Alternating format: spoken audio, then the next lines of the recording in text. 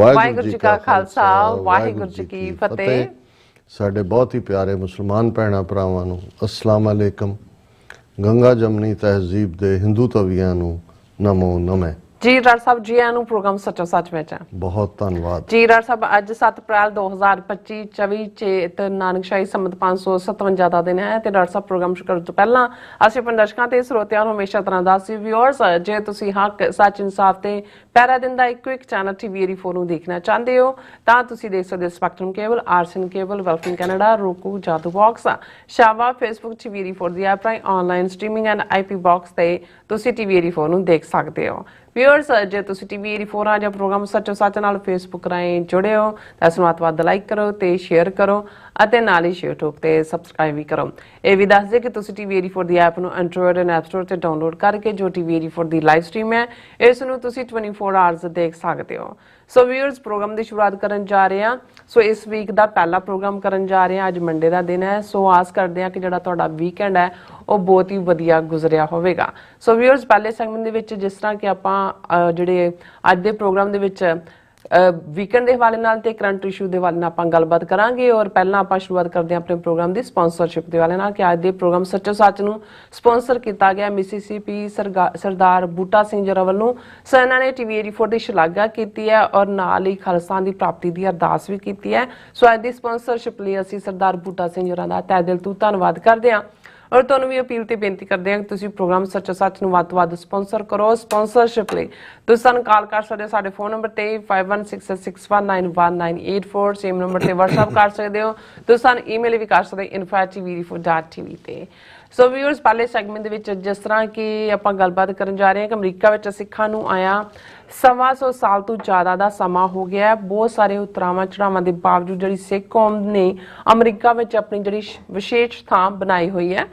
सो बीते 5 अप्रैल यानी कि शनिवार नूं वाशिंगटन DC के कंस्टीट्यूशन एवेन्यू तो लैके कैपिटल हिल तक हज़ारां ਸਿੰਘਾਂ ਸਿੰਘਣੀਆਂ ਦਾ ਜਿਹੜਾ फ्रीडम मार्च अपने आप विच एक अलौकिक नज़ारा सी।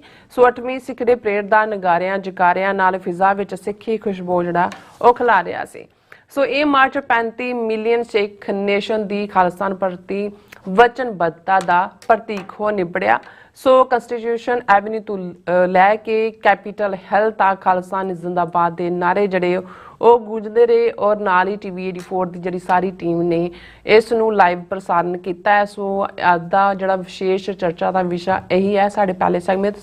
सो असीं चाहांगे कि तुसीं इस तरह बड़े रहना देखण सुणन लई तुहाडा सब दा बहुत बहुत शुक्रिया जी। डॉक्टर साहब की विचार ने? सब तो पहला तो अज के प्रोग्राम नूं स्पॉन्सर करन लई असीं मिसिसिपी तो साडे वीर बूटा सिंह उन्हां दी ਸਿੰਘਣੀ ਸਾਹਿਬਾ कमलजीत कौर उन्हां दा असीं शुक्रिया अदा करदे हां। मैं अक्सर ये दोहरांदा है कि जदों अननोन वीरां भैणां वल्लों सानू मदद आती है तो ये साडे लई बहुत वड्डी एक ट्रॉफी हुंदी है। क्योंकि बहुत बार जिहड़े जाणू ने जां जिहड़े लगातारता नाल साडे नाल जुड़े हुए ने कई दहाकियां तो वो तो काम नूं समझदे ने एप्रीशिएशन उन्हां दा जां कई बार जिहड़ा वो एक सत्कार प्रति सत्कार वजों भी वो जिहड़े ने इस पासे कंट्रीब्यूट करदे ने। पर जदों कॉमन जिहड़े गुरसिख वीर भैणां ने वो समझते हैं कि TV 84 वर्थ सपोर्ट है तो सानू लगता है कि भी साडे लई ये एक थापड़ा भी हुंदा है कि जो कुछ असी पिछले लगभग 12 सालों तो इस TV 84 के प्लेटफॉर्म राहीं जिहड़ा नैरेटिव सिरजण की कोशिश कर रहे हैं उसका एक अपना प्रभाव है। सो असीं सर बूटा सिंह भैन जी कमलजीत कौर उन्हां दा शुक्रिया अदा करते हैं। मैं हालां उन्हां दा मैसेज जानने के लिए भैन जी नूं कॉल कीता सी पर उन्होंने कहा जी कि मैं सर साहब नूं कहांगी वो तुहाडे नाल गल कर लैण। उन्हां दी हुण तक फिर गल हो नहीं सकी इसलिए असीं जिहड़ा भी उन्हां दा कोई कौम दे नाम मैसेज जां साडे दर्शकों तक पहुँचाण दा होया असीं जरूर कन्वे करांगे। पर असीं ये समझिआ कि भाई अज दा प्रोग्राम असीं उन्हां दे शुक्रिया दे नाल ही जिहड़े उसकी शुरुआत करिए। देखो बेशक लफज जदों असी नगर कीर्तन का इस्तेमाल करते हैं तो मेरे सामने सब तो पहला जदों गुरु अर्जन साहब ने आद बीड़ ਰਾਮਸਰ ਸਾਹਿਬ ਦੇ ਮੁਕਾਮ ਤੇ ਮੁਕੰਮਲ ਕੀਤੀ ਔਰ ਉੱਥੋਂ ਹਰਮੰਦਰ ਸਾਹਿਬ ਦੇ ਅੰਦਰ ਜਿਹੜਾ ਉਸ ਬੀੜ ਨੂੰ ਬਾਬਾ ਬੁੱਢਾ ਜੀ ਦੇ ਸੀਸ ਤੇ ਉਹ ਟਿਕਦੀ ਹੈ ਤੇ ਨੰਗੇ ਪੈਰੀ ਗੁਰੂ ਅਰਜਨ ਸਾਹਿਬ ਚੌਰ ਕਰ ਰਹੇ ਨੇ ਔਰ ਪਿੱਛੇ ਨਾਲ ਉਹਨਾਂ ਦੇ ਸੰਗਤ ਸ਼ਬਦ ਪੜ੍ਹਦਿਆਂ ਆਉਂਦੀ ਹੈ, ਉਹ ਸ਼ਾਇਦ ਜੇ ਅਸੀਂ ਗੁਰੂ ਗ੍ਰੰਥ ਸਾਹਿਬ ਦੇ ਹਵਾਲੇ ਨਾਲ ਇਹ ਕਹਿਣਾ ਹੋਏ ਉਹ ਸਾਡਾ ਪਹਿਲਾ ਨਗਰ ਕੀਰਤਨ ਹੈ। ਬਿਲਕੁਲ। ਔਰ ਰਾਮਸਰ ਸਾਹਿਬ ਤੋਂ ਹਰਮੰਦਰ ਸਾਹਿਬ ਆ ਕੇ ਬੀੜ ਦਾ ਪ੍ਰਕਾਸ਼ ਕਰਦੇ ਨੇ ਬਾਬਾ ਬੁੱਢਾ ਜੀ। ਔਰ ਜਿਵੇਂ ਸਾਡੇ ਪੁਰਾਤਨ ਸੋਰਸ ਕਹਿੰਦੇ ਨੇ, ਗੁਰੂ ਸਾਹਿਬ ਨੇ ਕਿਹਾ ਫਰਮਾਇਆ ਕਿ ਬਾਬਾ ਜੀ ਆਵਾਜ਼ਾਂ ਲਾਓ, ਜਿਹਨੂੰ ਅੱਜ ਅਸੀਂ ਹੁਕਮਨਾਮਾ ਕਹਿੰਦੇ ਹਾਂ, ਇਸ ਦੇ ਲਈ ਲਫ਼ਜ਼ ਆਵਾਜ਼ਾ ਜਾਂ ਕੱਲਾ ਹੁਕਮ ਵੀ ਇਸਤੇਮਾਲ ਹੁੰਦਾ ਰਿਹਾ, ਫਰਮਾਨ ਵੀ ਰਿਹਾ ਜਦੋਂ ਅਸੀਂ ਕਹਿੰਦੇ ਹਾਂ ਕਿ ਅੱਜ ਦਾ ਗੁਰੂ ਸਾਹਿਬ ਦਾ ਫਰਮਾਨ ਹੈ, ਕਿਉਂਕਿ ਇਹ ਸਾਰੇ ਬਾਦਸ਼ਾਹਤ ਨਾਲ ਸੋਵਰਨਿਟੀ ਨਾਲ ਸੰਬੰਧਿਤ ਲਫ਼ਜ਼ ਨੇ। ਬਾਦਸ਼ਾਹ ਦੇ ਹੀ ਹੁਕਮਨਾਮੇ ਹੁੰਦੇ ਨੇ, ਕਿਉਂਕਿ ਬਾਦਸ਼ਾਹ ਜੋ ਕਹਿੰਦਾ ਉਹ ਫਿਰ ਰਾਇਲ ਸਟੈਂਪ ਦੇ ਥੱਲੇ ਸਭ ਨੂੰ ਮੰਨਣਾ ਪੈਂਦਾ, ਹਾਂ ਓਬੇ ਕਰਨਾ ਪੈਂਦਾ। ਇਸੇ ਤਰ੍ਹਾਂ ਫਰਮਾਨ ਹੈ, ਇਹ ਹੁੰਦਾ ਸੀ ਜੀ ਸ਼ਾਹੀ ਫਰਮਾਨ ਜਾਰੀ ਹੋਇਆ। ਔਰ ਆਵਾਜ਼ਾ ਇਹ ਯੂਨੀਕ ਸਿੱਖੀ ਦਾ ਲਫ਼ਜ਼ ਰਿਹਾ ਕਿ ਭਾਈ ਤੁਸੀਂ ਆਵਾਜ਼ ਦਿੰਦੇ ਹੋ। ਇੱਕ ਜਦੋਂ ਤੁਸੀਂ ਚੁੱਪ ਕਰਕੇ ਵੀ ਬਾਣੀ ਪੜ੍ਹਦੇ ਹੋ, ਆਪਣੇ ਲਈ ਪੜ੍ਹਦੇ ਹੋ, ਪਰ ਜਦੋਂ ਤੁਸੀਂ ਉੱਚੀ ਆਵਾਜ਼ 'ਚ ਪੜ੍ਹਦੇ ਹੋ ਤੇ ਇਹ ਫਰਮਾਨ ਵਾਂਗ ਹੁੰਦਾ ਹੈ, ਕਿਉਂਕਿ ਜਿਵੇਂ ਰਾਇਲ ਅਸੈਂਬਲੀਜ਼ ਦੇ ਵਿੱਚ ਜਿਹੜਾ ਫਰਮਾਨ ਹੈ ਲਿਖਿਆ ਤਾਂ ਪਹਿਲਾਂ ਹੁੰਦਾ ਹੈ, ਉਸ ਤੇ ਮੋਹਰ ਵੀ ਉਹ ਪੜ੍ਹ ਕੇ ਸੁਣਾਇਆ ਜਾਂਦਾ ਦਰਬਾਰੀਆਂ ਨੂੰ ਔਰ ਉਸ ਦੇ ਉੱਤੇ ਫਿਰ ਜਿਹੜਾ ਅਮਲ ਦਰਾਮਦ ਹੁੰਦਾ ਹੈ। ਬਿਲਕੁਲ। ਸੋ ਇਹ ਸ਼ੁਰੂਆਤ ਤਾਂ ਇਸ ਦੀ ਇਸ ਨਾਲ ਹੀ ਜੁੜਦੀ ਹੈ, ਪਰ ਫਿਰ ਅਸੀਂ 10ਵੇਂ ਪਾਤਸ਼ਾਹ ਤੋਂ ਇੱਕਦਮ ਬਾਅਦ ਅਨੰਦਪੁਰ ਸਾਹਿਬ ਜਾਂ ਦੂਸਰੇ ਜਦੋਂ ਅਸੀਂ ਇਸ ਹਵਾਲੇ ਨਾਲ ਦੇਖਦੇ ਹਾਂ ਤਾਂ ਇੱਕ ਸਾਡੇ ਕੋਲ ਹੋਲੇ ਮਹੱਲੇ ਦੀ ਪਰੰਪਰਾ ਹੈ, ਜਿਸ ਨੂੰ ਅਸੀਂ ਸਾਡੇ ਹਿਸਟੋਰੀਅਨਸ ਇਹ ਕਹਿੰਦੇ ਨੇ ਕਿ 1699 'ਚ ਖਾਲਸਾ ਪੰਥ ਦੀ ਸਾਜਨਾ ਤੋਂ ਬਾਅਦ ਪਹਿਲਾ ਜਿਹੜਾ ਹੋਲਾ ਮਹੱਲਾ ਹੈ ਉਹ 1700 ਦੇ ਵਿੱਚ, ਕੁਛ ਨੇ 1701 ਵੀ ਕਿਹਾ, ਪਰ ਮੈਨੂੰ ਇਹ ਲੱਗਦਾ ਵੀ 1700 ਜ਼ਿਆਦਾ ਐਪਰੋਪਰੀਏਟ ਹੋਏਗਾ, ਕਿਉਂਕਿ 1699 ਦੀ ਵਿਸਾਖੀ ਨੂੰ ਇਹ ਹੁੰਦਾ ਹੈ ਔਰ ਖਾਲਸੇ ਦਾ। ਔਰ ਜਦੋਂ ਹੋਲਾ ਮਹੱਲਾ ਹੁੰਦਾ ਹੈ ਉਹ ਸਾਡਾ ਯੂਨੀਕ ਖਾਲਸੇ ਦਾ ਖਾਲਸਾਈ ਤਿਉਹਾਰ ਜਾਂ ਖਾਲਸਾਈ ਜਿਹੜਾ ਹੈ ਉਹ ਡੇ ਹੈ ਸੈਲੀਬ੍ਰੇਸ਼ਨ ਦਾ, ਜਿਹੜਾ ਹੁਣ ਤੱਕ ਤਾਂ ਅਨੰਦਪੁਰ ਸਾਹਿਬ ਵੀ ਬਹੁਤ ਵੱਡੇ ਜੋਸ਼ੋ ਖਰੋਸ਼ ਨਾਲ ਮਨਾਇਆ ਜਾਂਦਾ ਸੀ, ਪਰ ਹੁਣ ਮੈਂ ਇਹ ਦੇਖਦਾ ਇੱਕ ਚੰਗਾ ਰੁਝਾਨ ਹੈ ਕਿ ਗਲੋਬਲੀ ਵੀ ਉਹਨੂੰ ਉਸੇ ਸਪਿਰਿਟ ਦੇ ਵਿੱਚ ਹੀ ਜਿਹੜਾ ਉਹ ਸੈਲੀਬ੍ਰੇਟ ਕੀਤਾ ਜਾਂਦਾ ਹੈ।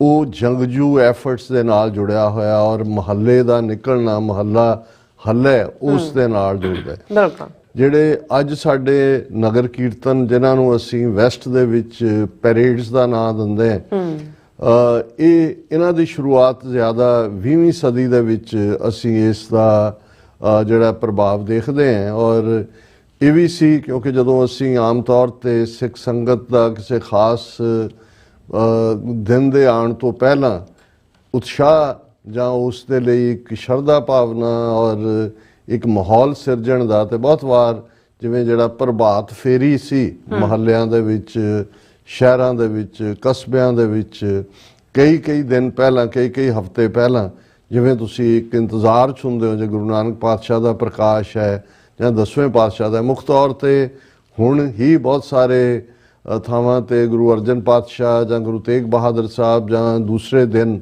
ਮਨਾਏ ਜਾਣਗੇ ਨੇ। ਮੁੱਖ ਤੌਰ 'ਤੇ ਜਿਹੜਾ ਇਹ ਪਹਿਲੀ ਸਟੇਜ 'ਤੇ ਗੁਰੂ ਨਾਨਕ ਪਾਤਸ਼ਾਹ ਦਾ ਬਹੁਤ ਵੱਡੇ ਪੈਮਾਨੇ 'ਤੇ 10ਵੇਂ ਪਾਤਸ਼ਾਹ ਦਾ।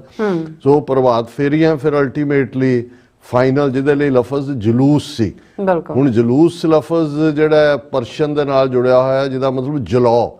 ਹੁਣ ਵੀ ਜਦੋਂ ਇਹ ਕਿਹਾ ਜਾਂਦਾ ਜੀ ਕਿ ਖਾਸ ਗੁਰਪੁਰਬਾਂ ਦੇ ਮੌਕੇ ਤੇ ਦਰਬਾਰ ਸਾਹਿਬ ਦੇ ਵਿੱਚ ਜਲੌ ਸਜਾਇਆ ਜਾਂਦਾ, ਜਲੌ ਜਿਹਦੇ 'ਚ ਸੋਨੇ ਦੇ ਦਰਵਾਜ਼ੇ, ਜਿਹੜੀਆਂ ਸੋਨੇ ਦੀਆਂ ਕਈਆਂ ਨੇ ਜਿਹਦੇ ਨਾਲ ਕਾਰ ਸੇਵਾ ਪਹਿਲੇ, ਇਹ ਸਾਰੀਆਂ ਜਾਂ ਜਿਵੇਂ ਬਾਕੀ ਜਿਹੜੀਆਂ ਤੋਸ਼ੇਖਾਨੇ ਦੇ ਵਿੱਚ ਪਈਆਂ ਹੋਈਆਂ ਸੁਨਹਿਰੀ ਚੀਜ਼ਾਂ ਨੇ ਉਹ ਡਿਸਪਲੇ ਕੀਤੀਆਂ। ਸੋ ਜਲੌ ਦਾ ਮਤਲਬ ਇਹ ਵੀ ਬਾਦਸ਼ਾਹਤ ਨਾਲ ਜੁੜਿਆ ਹੋਇਆ ਲਫ਼ਜ਼ ਹੈ ਕਿ ਵੀ ਅਸੀਂ ਹੁਣ ਵੀ ਕਹਿੰਦੇ ਵੀ ਬੜਾ ਤਾਮ ਝਾਮ ਬੜਾ ਜਲੌ ਸੀ। ਸੋ ਜਲੌ ਇਹ ਵੀ ਬਾਦਸ਼ਾਹਤ ਨਾਲ ਜੁੜਿਆ। ਸੋ ਮੈਂ ਇਸ ਲਈ ਐਮਫੇਸਾਈਜ਼ ਕਰ ਰਿਹਾ ਕਿ ਤੁਹਾਡੇ ਲਫ਼ਜ਼ ਹੀ ਤੁਹਾਨੂੰ ਬਾਦਸ਼ਾਹੀ ਵਾਲੇ ਦਿੱਤੇ ਹੋਏ ਨੇ। ਅਸੀਂ ਮੰਗਤ ਵਾਲੇ ਜਾਂ ਡਿਪੈਂਡੈਂਸ ਵਾਲੇ ਜਾਂ ਸਹਾਰੇ ਵਾਲੇ ਲਫ਼ਜ਼ਾਂ ਦੇ ਉੱਤੇ ਨਹੀਂ ਹੈ। ਔਰ ਸਾਡੀ ਸਾਰੀ ਜਦੋਂ ਆਮ ਇੱਕ ਸਿੰਘ ਕਿਤੇ ਆ ਕੇ ਇੱਕ ਥਾਂ ਤੇ ਪਹੁੰਚਦਾ ਸੀ ਤੇ ਜਿਹੜਾ ਮਿਲਣ ਵਾਲਾ ਉਹ ਪਹਿਲਾ ਸਵਾਲ ਪੁੱਛਦਾ ਸੀ ਫੌਜਾਂ ਕਿੱਥੋਂ ਆਈਆਂ। ਹੁਣ ਇਹ ਵੀ ਮਿਲਟਰੀ ਹੈ। ਫਿਰ ਦੂਸਰਾ ਉਹਨੇ ਆਮ ਤਾਂ ਹੁੰਦੇ ਸੀ ਜੀ ਜਿਹੜੇ ਕਾਮਨ ਲੋਕ ਜੀ ਤੁਹਾਡਾ ਦੌਲਤਖਾਨਾ ਕਿੱਥੇ, ਸਿੰਘਾਂ ਦਾ ਬੋਲਾ ਸੀ ਕਿੱਥੇ ਨੇ ਛਾਉਣੀਆਂ ਕਿ ਵੀ ਹੁਣ ਤੁਹਾਡੀ ਰਿਹਾਇਸ਼ ਔਰ ਈਵਨ ਜਿੱਥੇ ਠਹਿਰਾ ਹੈ ਉਹਨੂੰ ਬੁੰਗਾ ਵੀ ਮਿਲਟਰੀ ਕੰਟੋਨਮੈਂਟ। ਅਕਾਲ ਤਖਤ ਦਾ ਵੀ ਪਹਿਲਾ ਨਾਂ ਅਕਾਲ ਬੁੰਗਾ ਸੀ ਜਿਹੜਾ ਭਾਈ ਰਤਨ ਸਿੰਘ ਭੰਗੂ ਔਰ ਪੁਰਾਤਨ ਸਾਡੇ ਸੋਰਸ ਦੱਸਦੇ ਨੇ। ਸੋ ਬਾਕੀ ਸਾਰਾ ਜਿਹੜੀ ਜਦੋਂ ਅਸੀਂ ਗੁਰੂ ਗ੍ਰੰਥ ਸਾਹਿਬ ਦੀ ਗੁਰਗੱਦੀ ਦੀ ਗੱਲ ਕਰਦੇ ਤੇ ਫਿਰ ਅਸੀਂ ਗੁਰੂ ਗ੍ਰੰਥ ਸਾਹਿਬ ਨੂੰ ਆਪਣੀ ਅਰਦਾਸ ਦੇ ਲਫ਼ਜ਼ਾਂ ਦੇ ਵਿੱਚ ਵੀ ਚਵਰ ਛਤਰ ਤਖਤ ਦੇ ਮਾਲਕ ਕਹਿੰਦੇ, ਕਿਉਂਕਿ ਬਾਦਸ਼ਾਹ ਦੇ ਉੱਤੇ ਬਾਦਸ਼ਾਹ ਤਖਤ ਤੇ ਬੈਠਦਾ, ਬਾਦਸ਼ਾਹ ਦੇ ਉੱਤੇ ਕੈਨੋਪੀ ਹੁੰਦੀ ਹੈ ਜਿਸ ਨੂੰ ਅਸੀਂ ਧਾਰਮਿਕ ਜ਼ਬਾਨ ਦੇ ਵਿੱਚ ਚੰਦੋਆ ਕਹਿੰਦੇ ਕਿ ਵੀ ਉਸ ਦੇ ਉੱਤੇ, ਔਰ ਜਿਹੜਾ ਪਿੱਛੇ ਇੱਕ ਚੌਰਬਰਦਾਰ ਹੁੰਦਾ ਜਿਹੜਾ ਅਟੈਂਟਿਵ ਹੈ, ਤੁਹਾਨੂੰ ਪ੍ਰੋਟੈਕਟ ਵੀ ਕਰ ਰਿਹਾ ਔਰ ਪੂਰਾ ਅਲਰਟ ਹੈ, ਸਾਹਮਣੇ ਵੀ ਦੇਖ ਰਿਹਾ ਕੌਣ। ਸੋ ਇਹ ਜਦੋਂ ਅਸੀਂ ਗੁਰੂ ਗ੍ਰੰਥ ਸਾਹਿਬ ਚਵਰ ਛਤਰ ਤਖਤ ਦੇ ਮਾਲਕ ਨੇ, ਕਿਉਂਕਿ ਪੀਰੀ ਦੀ ਦੁਨੀਆ, ਰੂਹਾਨੀਅਤ ਦੀ ਦੁਨੀਆ, ਸਪਿਰਿਚੁਅਲਿਟੀ ਦੀ ਦੁਨੀਆ ਦੇ ਵਿੱਚ ਇਸ ਦੁਨੀਆ 'ਚ ਬਾਦਸ਼ਾਹਤ ਗੁਰੂ ਗ੍ਰੰਥ ਸਾਹਿਬ ਕੋਲ ਹੈ। ਇਸ ਲਈ ਕਿਉਂਕਿ ਗੁਰੂ ਕਲਗੀਧਰ ਪਾਤਸ਼ਾਹ ਨੇ ਫਰਮਾਇਆ ਸਭ ਸਿੱਖਨ ਕੋ ਹੁਕਮ ਹੈ ਗੁਰੂ ਮਾਨਿਓ ਗ੍ਰੰਥ। ਔਰ ਟੈਂਪੋਰਲ ਦੁਨਿਆਵੀ ਫੈਸਲੇ ਲੈਣ ਦੀ ਤਾਕਤ ਉਹ ਗੁਰੂ ਖਾਲਸੇ ਨੂੰ ਦਿੱਤੀ। ਇਸ ਲਈ ਜਦੋਂ ਅਸੀਂ ਐਡਰੈਸ ਕਰਦੇ ਹਾਂ ਸੰਗਤ ਨੂੰ, ਕੋਈ ਵੀ ਬੁਲਾਰਾ ਜਦੋਂ ਬੋਲਣ ਦੇ ਲਈ ਹੁੰਦਾ ਹੈ ਉਹ ਇਹ ਕਹਿੰਦਾ ਹੈ ਕਿ ਗੁਰੂ ਰੂਪ ਖਾਲਸਾ ਜੀ, ਗੁਰੂ ਰੂਪ, ਕਿਉਂਕਿ ਖਾਲਸਾ ਆਪਣੇ ਆਪ ਦੇ ਵਿੱਚ ਜਦੋਂ 10ਵੇਂ ਪਾਤਸ਼ਾਹ ਨੇ ਇਹ ਫਰਮਾਇਆ, ਪਹਿਲਾਂ ਤਾਂ 5 ਪਿਆਰਿਆਂ ਤੋਂ ਅੰਮ੍ਰਿਤ ਦੀ ਦਾਤ ਮੰਗੀ, ਨਤਮਸਤਕ ਹੋ ਕੇ ਸਰਬੰਸ ਕੁਰਬਾਨ ਕਰਨ ਦਾ ਇਕਰਾਰਨਾਮਾ ਦੇ ਕੇ ਫਿਰ ਅਸੀਂ ਚਮਕੌਰ ਦੀ ਗੜੀ ਦੇ ਵਿੱਚ ਦੇਖਦੇ ਹਾਂ 5 ਸਿੰਘਾਂ ਦੇ ਹੁਕਮ ਤੋਂ ਬਾਅਦ ਹੀ ਗੁਰੂ ਸਾਹਿਬ ਨੇ ਗੜੀ ਛੱਡੀ। ਤੇ ਫਿਰ ਅਸੀਂ ਜਦੋਂ ਅਬਚਲ ਨਗਰ ਗੋਬਿੰਦ ਗੁਰੂ ਕਾ ਨਾਮ ਜਪਤ ਸੁਖ ਪਾਇਆ, ਸਾਡੇ ਲਈ ਜਦੋਂ ਅਸੀਂ ਉਸ ਧਰਤੀ ਨੂੰ ਅਬਚਲ ਨਗਰ ਜਿਹੜਾ ਕਦੇ ਵਿਚਲਿਤ ਹੋਣ ਵਾਲਾ ਨਹੀਂ, ਤੇ ਉਸ ਥਾਂ ਨੂੰ ਹੀ ਅਸੀਂ ਹਜ਼ੂਰ ਸਾਹਿਬ ਇਸ ਲਈ ਕਹਿੰਦੇ ਹਾਂ ਕਿਉਂਕਿ ਇਹ ਵੀ ਬਾਦਸ਼ਾਹਤ ਹੈ। ਜਦੋਂ ਬਾਦਸ਼ਾਹ ਨੂੰ ਸੰਬੋਧਨ ਕੀਤਾ ਜਾਂਦਾ ਸੀ ਤੇ ਹਜ਼ੂਰ, ਔਰ ਅਸੀਂ ਇਹ ਮੰਨਦੇ ਹਾਂ ਕਿ ਗੁਰੂ ਕਲਗੀਧਰ ਪਾਤਸ਼ਾਹ ਕਿਤੇ ਨਹੀਂ ਗਏ, ਉਹ ਉਵੇਂ ਹੀ ਨੇ, ਜ਼ਾਇਰਾ ਜ਼ਹੂਰ ਹਾਜ਼ਰਾ ਹਜ਼ੂਰ, ਉਹ ਹਮੇਸ਼ਾ ਹਾਜ਼ਰ ਨੇ। ਆਮ ਬੰਦੇ ਦੀ ਹਾਜ਼ਰੀ ਹੁੰਦੀ ਹੈ, ਇੱਧਰ ਹਾਜ਼ਰ ਹਜ਼ੂਰ ਹੈ ਔਰ ਉਸ ਦਾ ਨਾਂ ਹੀ ਅਸੀਂ ਹਜ਼ੂਰ ਸਾਹਿਬ ਕਹਿੰਦੇ। ਔਰ ਉਸ ਮੁਕਾਮ ਦੇ ਉੱਤੇ ਗੁਰੂ ਕਲਗੀਧਰ ਪਾਤਸ਼ਾਹ ਨੇ 5 ਸਿੰਘ ਗੁਰੂ ਗ੍ਰੰਥ ਸਾਹਿਬ ਦੀ ਤਾਬਿਆ ਨੇ ਔਰ ਗੁਰੂ ਗ੍ਰੰਥ ਸਾਹਿਬ ਦੇ ਅੱਗੇ ਨਤਮਸਤਕ ਹੋ ਕੇ ਮੱਥਾ ਟੇਕ ਕੇ, ਇਹ ਇੱਕ ਪਾਸੇ ਗੁਰੂ ਗ੍ਰੰਥ ਸਾਹਿਬ ਦੀ ਗੁਰਤ ਹੈ, ਦੂਸਰੇ ਪਾਸੇ ਜਿਹੜਾ ਗੁਰੂ ਸਾਹਿਬ ਦਾ ਫਰਮਾਨ ਅਸੀਂ ਪੜ੍ਹਦੇ ਹਾਂ ਕਿ ਖਾਲਸਾ ਮੇਰੋ ਸਤਿਗੁਰ ਪੂਰਾ, ਖਾਲਸਾ ਮੇਰੋ ਸੱਜਣ ਸੂਰਾ, ਖਾਲਸਾ ਮੇਰੀ ਜਾਨ ਕੀ ਜਾਨ, ਖਾਲਸਾ ਮੇਰੋ प्राण को प्राण, खालसा मेरो मैं खालसे का ओत पोत सागर बुंदेरो। इस तो खूबसूरत कोई मैटाफर नहीं हो सकता। तुसी समुंदर दे विचों पानी दी एक लप भर के कड्डो, तुसी उस नूं जदों रखोगे वापस वो पानी तुहाडे कोल नहीं है, क्योंकि उहदा ही वो हिस्सा है। इसे लई जदों ये भी कहा जाता है कि भाई नदियां टोबे दूजे पानी जिहड़ा तुरदा है वो अल्टीमेटली उस दी मंजिल उस नूं पहला एक खौफ हुंदा है कि मेरी होंद गवाच जाएगी जदों नदी आ, पर अल्टीमेटली उहनूं हुंदा है भी मैं जिन्ना मर्जी वड्डा दरिया सां, जिन्नी मर्जी वड्डी नदी सां, अल्टीमेटली तो मैं हुण समुंदर बन गई है मेरे और किसी होर। ये है कि भी खालसा मेरो मैं खालसे का ओत पोत सागर बुंदेरो। जिवें समुंदर दे विच पानी दीयां बूंदां एक दूसरे च समाईयां हुंदियां ने, इवें मैं खालसे च है और अपना रूप ही खालसे नूं बख्श देना। खालसा मेरो रूप है खास, खालसे में हों करो निवास।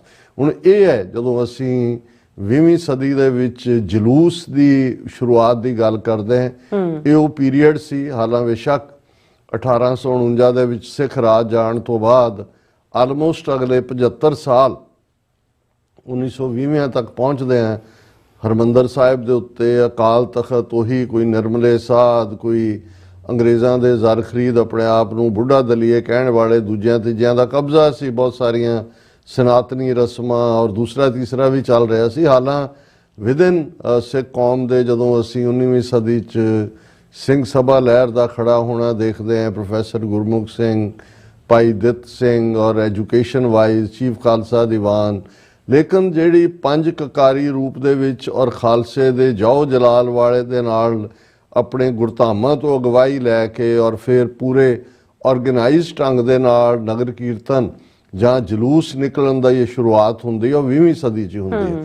ਫਿਰ ਇਹ ਜਲੂਸ ਕਿਉਂਕਿ ਸ਼ੋ ਆਫ ਸਟਰੈਂਥ ਵੀ ਹੁੰਦਾ ਔਰ ਇਸ ਦੇ ਵਿੱਚ ਇੱਕ ਪੂਰੀ ਰਾਇਲਟੀ ਸੀ, ਉਹਦੇ 'ਚ ਬੈਂਡ ਵੀ ਹੁੰਦੇ ਸਨ, ਗੱਤਕੇ ਵੀ ਨੇ, ਉਸ ਦੇ ਵਿੱਚ ਪੂਰੀ ਤਾਮ ਝਾਮ ਹੈ, ਪੂਰਾ ਜਲਾਓ ਤਾਂ ਕਿ ਤੁਹਾਡਾ ਔਰ ਗੁਰੂ ਗ੍ਰੰਥ ਸਾਹਿਬ ਦਾ ਸਰੂਪ ਜਿਵੇਂ ਸੱਜ ਤੱਜ ਕੇ ਪਾਲਕੀ ਦੇ ਵਿੱਚ, ਔਰ ਬਹੁਤ ਵਾਰ ਫਲੋਟਾਂ ਵਾਲਾ ਕੰਮ ਵੀ ਇਹ ਤਾਂ ਨਵਾਂ ਬਾਹਰ ਆ ਕੇ ਸ਼ੁਰੂ ਹੋਇਆ ਜਾਂ ਜਦੋਂ ਪੰਜਾਬ 'ਚ ਟਰਾਂਸਪੋਰਟੇਸ਼ਨ ਹੋਈ। ਕਿਉਂਕਿ ਜਦੋਂ ਅਸੀਂ ਦੇਖਦੇ ਹਾਂ ਕਿ ਵੀ ਸਿੰਪਲ ਇੱਕ ਜਿਹੜਾ ਹੁਣ ਵੀ ਜਿਵੇਂ ਅਕਾਲ ਤਖਤ ਸਾਹਿਬ ਤੋਂ ਜਿੱਥੇ ਮਹਾਰਾਜ ਦਾ ਸੁਖਾਸਨ ਹੁੰਦਾ ਹੈ, ਪਾਲਕੀ ਜਦੋਂ ਲਿਆਂਦੀ ਜਾਂਦੀ ਹੈ ਹਰਿਮੰਦਰ ਸਾਹਿਬ ਦੇ ਅੰਦਰ, ਤੇ ਉਹ ਆਪਣੇ ਆਪ ਦੇ ਵਿੱਚ ਇੱਕ ਅਲੌਕਿਕ ਨਜ਼ਾਰਾ ਹੁੰਦਾ ਹੈ। ਔਰ ਮੈਂ ਇਹ ਇਸ ਲਈ ਜਿਹੜਾ ਖਾਸ ਤੌਰ 'ਤੇ ਪਾਲਕੀ ਦੇ ਵਿੱਚ ਗੁਰੂ ਗ੍ਰੰਥ ਸਾਹਿਬ ਦਾ ਇਵੇਂ ਜਿਹੜਾ ਮੋਢਿਆਂ ਦੇ ਉੱਤੇ ਸਤਿਕਾਰ ਪਿਆਰ ਨਾਲ ਔਰ ਬਾਣੀ ਪੜ੍ਹਦੇ ਆ, ਸੰਗਤ ਦਾ ਪਿੱਛੇ ਜਾਣਾ ਔਰ ਨਾਲ ਦੀ ਨਾਲ ਤੁਹਾਡੀ ਇਹ ਇਸ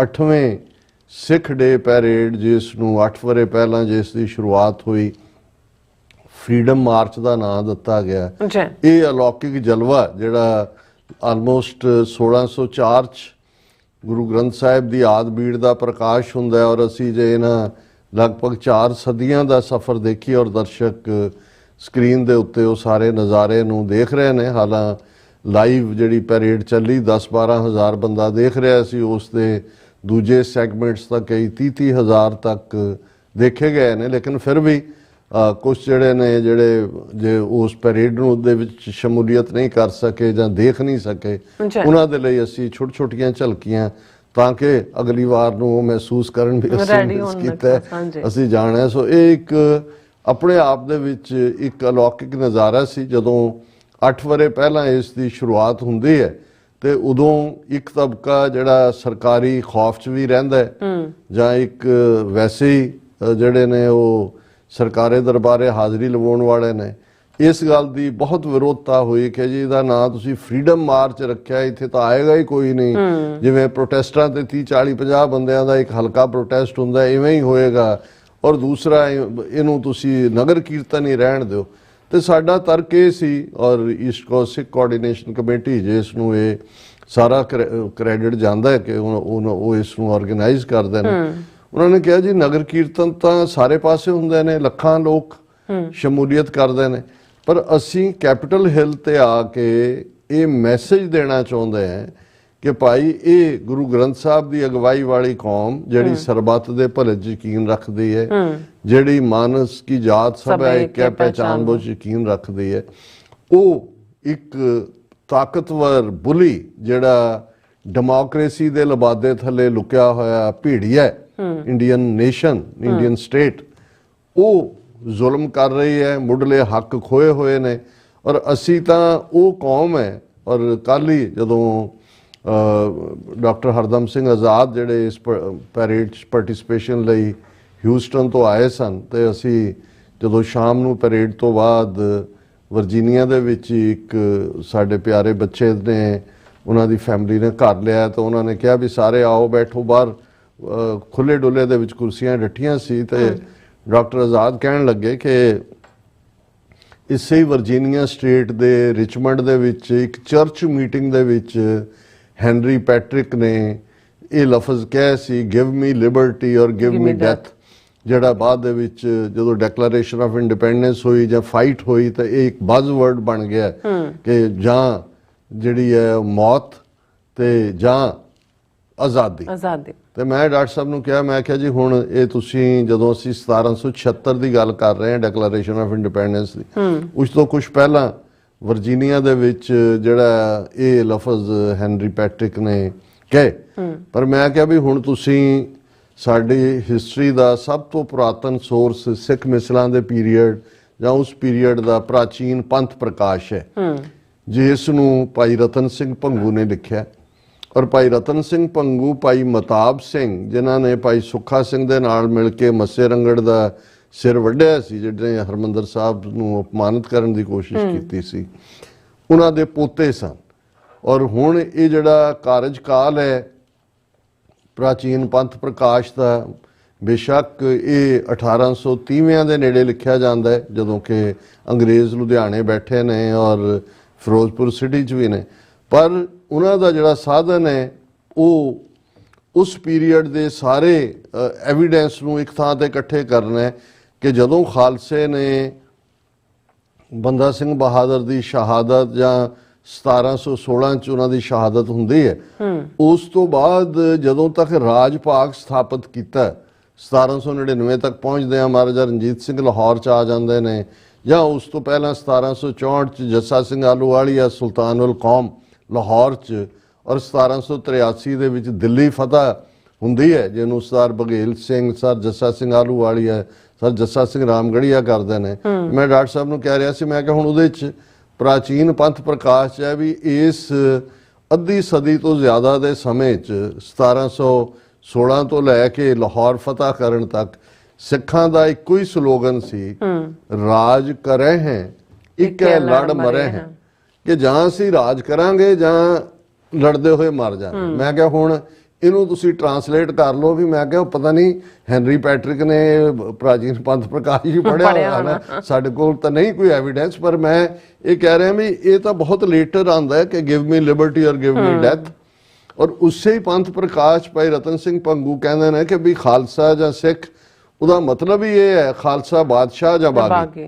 ਹੁਣ ਇਹ ਹੈ ਜੇ ਤੁਸੀਂ ਬਾਦਸ਼ਾਹ ਹੋ, ਬੌਰਨ ਬਾਦਸ਼ਾਹ ਹੋ, ਔਰ ਮੈਨੂੰ ਕੁਦਰਤੀ ਖਿਆਲ ਆਇਆ ਕਿ ਵੀ ਪ੍ਰੋਫੈਸਰ ਪੂਰਨ ਸਿੰਘ ਇੱਕ ਸਟੇਜ ਦੇ ਉੱਤੇ ਉਹ ਸਵਾਮੀ ਰਾਮ ਤੀਰਥ ਦੀ ਸਪੈਲ ਥੱਲੇ ਵੀ ਡਿਗੇ, ਜਦੋਂ ਜਾਪਾਨ 'ਚੋਂ ਪੜ੍ਹਦੇ ਸੀ ਸਵਾਮੀ ਵੀ ਬਣ ਗਏ। ਬਾਅਦ 'ਚ ਭਾਈ ਵੀਰ ਸਿੰਘ ਹੋਰਾਂ ਦੇ ਪ੍ਰਭਾਵ ਦੇ ਨਾਲ ਜਿਹੜੇ ਨੇ ਉਹ ਵਾਪਸ ਪੰਥਕ ਮੰਡਲ 'ਚ ਆਏ, ਔਰ ਉਹਨਾਂ ਨੇ ਜੋ ਕੁਝ ਫਿਰ ਕਿਹਾ ਉਹਦਾ ਕੀ ਕਹਿਣਾ।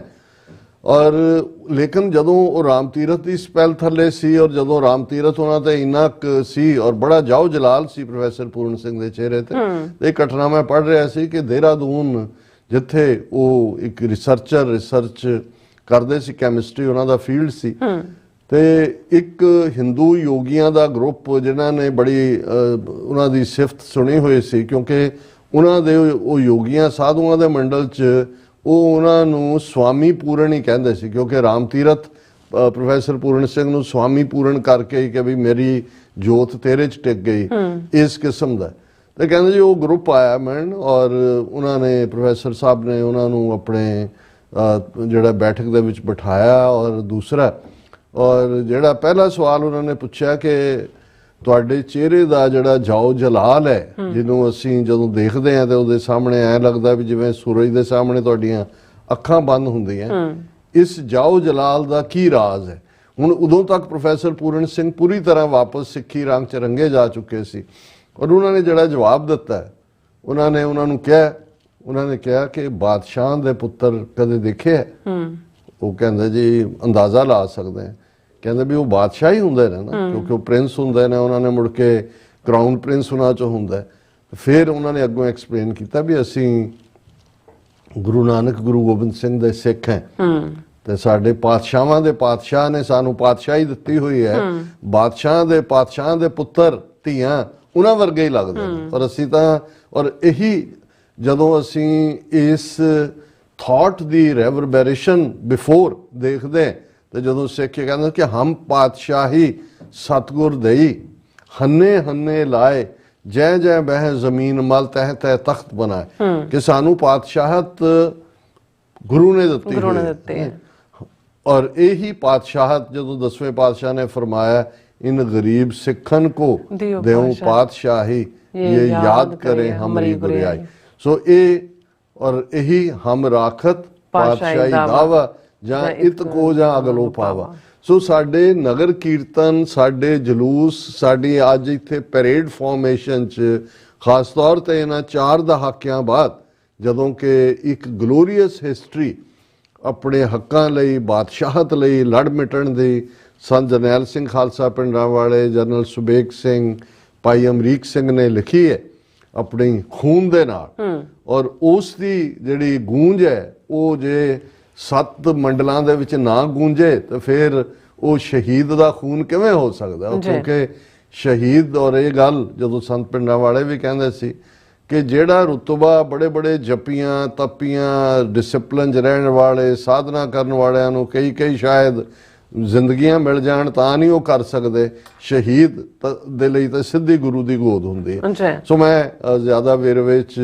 ਜਦੋਂ ਮੈਂ ਕਨਸੈਪਟ ਦੀ ਗੱਲ ਕਰਦਾ ਸੋ ਮੇਰਾ ਹੁੰਦਾ ਵੀ ਬਾਕੀ ਤਾਂ ਖਬਰ ਹੁੰਦੀ ਹੈ ਕਿ ਜੀ ਹਜ਼ਾਰਾਂ ਲੋਕ ਆਏ, ਈਸਟ ਕੋਸਟ ਤੋਂ ਬੱਸਾਂ ਦੂਰ ਦਰਾਡਿਓਂ ਆਈਆਂ, ਕਿੰਨੇ ਪਾਸਿਓਂ ਸਾਡੇ ਇੰਡੀਆਨਾ ਸਟੇਟ ਤੋਂ, ਮਿਸ਼ੀਗਨ ਸਟੇਟ ਤੋਂ ਔਰ ਕੈਲੀਫੋਰਨੀਆ ਤੋਂ ਕਿੰਨੇ ਸਪੀਕਰਸ, ਕਿੰਨੇ ਕੀ ਉਹ ਬਹੁਤਿਆਂ ਨੇ ਦੇਖ ਲਿਆ। ਨਹੀਂ ਹੈ ਤਾਂ ਤੁਸੀਂ ਜਾ ਕੇ ਵੈਬ ਤੇ ਜਿਹੜਾ ਉਸ ਪੈਰੇਡਸ ਨੂੰ ਦੇਖ ਸਕਦੇ ਹੋ।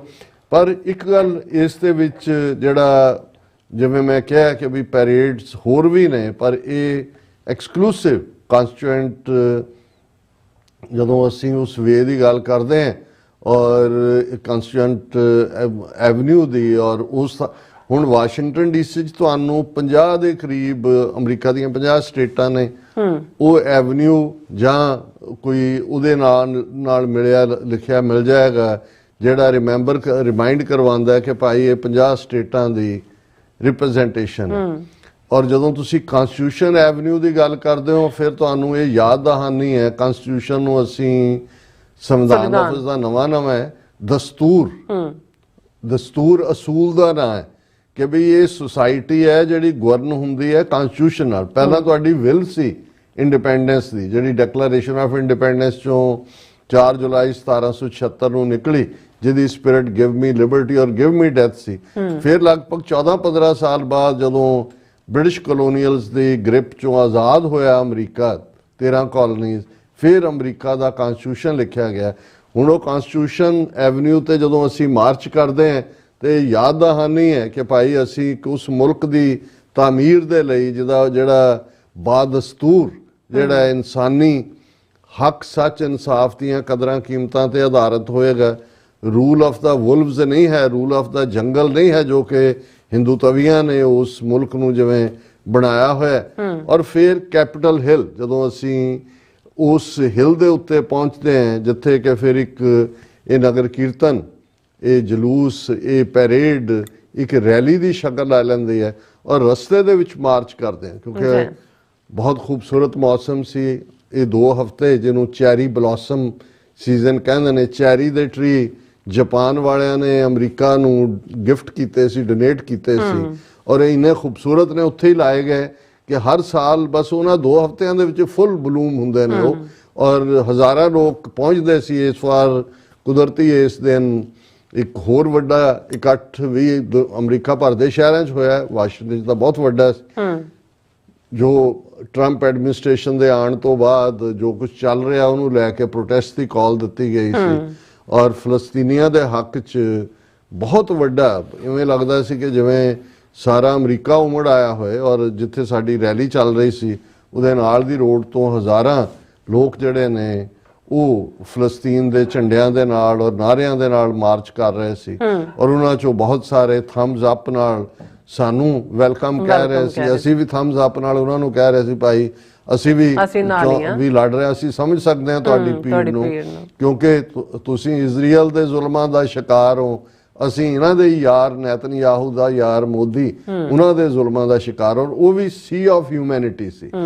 ਔਰ ਜਦੋਂ ਸਾਡਾ ਇਹ ਮਾਰਚ ਕਨਸਟੀਟਿਊਸ਼ਨ ਐਵਨਿਊ ਤੇ ਫਰੀडम ਮਾਰਚ ਚੱਲ ਰਿਹਾ ਸੀ, ਆਲੇ ਦੁਆਲੇ ਹਜ਼ਾਰਾਂ ਲੋਕ, ਕਿਉਂਕਿ ਇਹਨਾਂ 2-3 ਇਵੈਂਟਸ ਲਈ ਵੀ ਆਏ ਹੋਏ ਸੀ ਔਰ ਉਹਨਾਂ ਦੇ ਲਈ ਇੱਕ ਬਹੁਤ ਇੱਕ ਤਾਂ ਵੈਸੇ ਵੀ ਖਾਲਸਾ ਹੀ ਬਾਣਾ ਜਿਹੜਾ ਉਹ ਹੈ, ਫਿਰ ਜਦੋਂ ਔਰ ਬੜੀ ਖੂਬਸੂਰਤ ਪਾਲਕੀ ਗੁਰੂ ਗ੍ਰੰਥ ਸਾਹਿਬ ਦੀ ਮੋਢਿਆਂ ਦੇ ਉੱਤੇ ਚੁੱਕੀ ਹੋਈ ਔਰ ਜਦੋਂ ਅਨਸ਼ੀਥਡ ਸਵੋਰਡਸ ਦੇ ਨਾਲ ਔਰ ਬਹੁਤ ਸਾਰਾ ਜਿਹੜਾ ਜਥਾ ਹੁੰਦਾ ਪੈਦਲ, ਹਾਲਾ ਮੌਸਮ ਠੀਕ ਸੀ ਫਿਰ ਵੀ ਠੰਡ ਤਾਂ ਹੁੰਦਾ ਉਹਨਾਂ ਦੇ ਲਈ। ਔਰ ਜਦੋਂ ਆਲਾ ਦੁਆਲਾ ਜਦੋਂ ਸਾਡੀਆਂ ਭੈਣਾਂ ਮਾਤਾਵਾਂ ਉਹ ਵੀ ਆਪਣੇ ਪੂਰੇ ਜਿਹੜਾ ਉਹ ਟ੍ਰੈਡੀਸ਼ਨਲ ਜਿਹੜਾ ਪਹਿਰਾਵੇ ਦੇ ਵਿੱਚ ਸ਼ਬਦ ਪੜ੍ਹਦੇ ਆ ਔਰ ਯੰਗਸਟਰਸ ਔਰ ਗੱਤਕਾ ਔਰ ਨਗਾਰਾ ਔਰ ਹਾਂਜੀ। ਜੈਕਾਰਾ ਨਾਲ ਦੀ ਨਾਲ ਉਹੀ 5 ਸਿੱਖ 5000 ਵਰਗੇ ਲੱਗਦੇ ਨੇ ਤੇ ਜੇ ਉਹੀ ਹਜ਼ਾਰਾਂ ਦੀ ਗਿਣਤੀ 'ਚ ਨੇ। ਸੋ ਇਵੇਂ ਲੱਗਦਾ ਸੀ ਕਿ ਜਿਵੇਂ ਤੁਸੀਂ ਈਵਨ ਅਨੰਦਪੁਰ ਸਾਹਿਬ ਦੀ ਧਰਤੀ ਦੇ ਉੱਤੇ ਜਿਵੇਂ ਤੁਸੀਂ ਵਿਚਰ ਰਹੇ ਹੋ,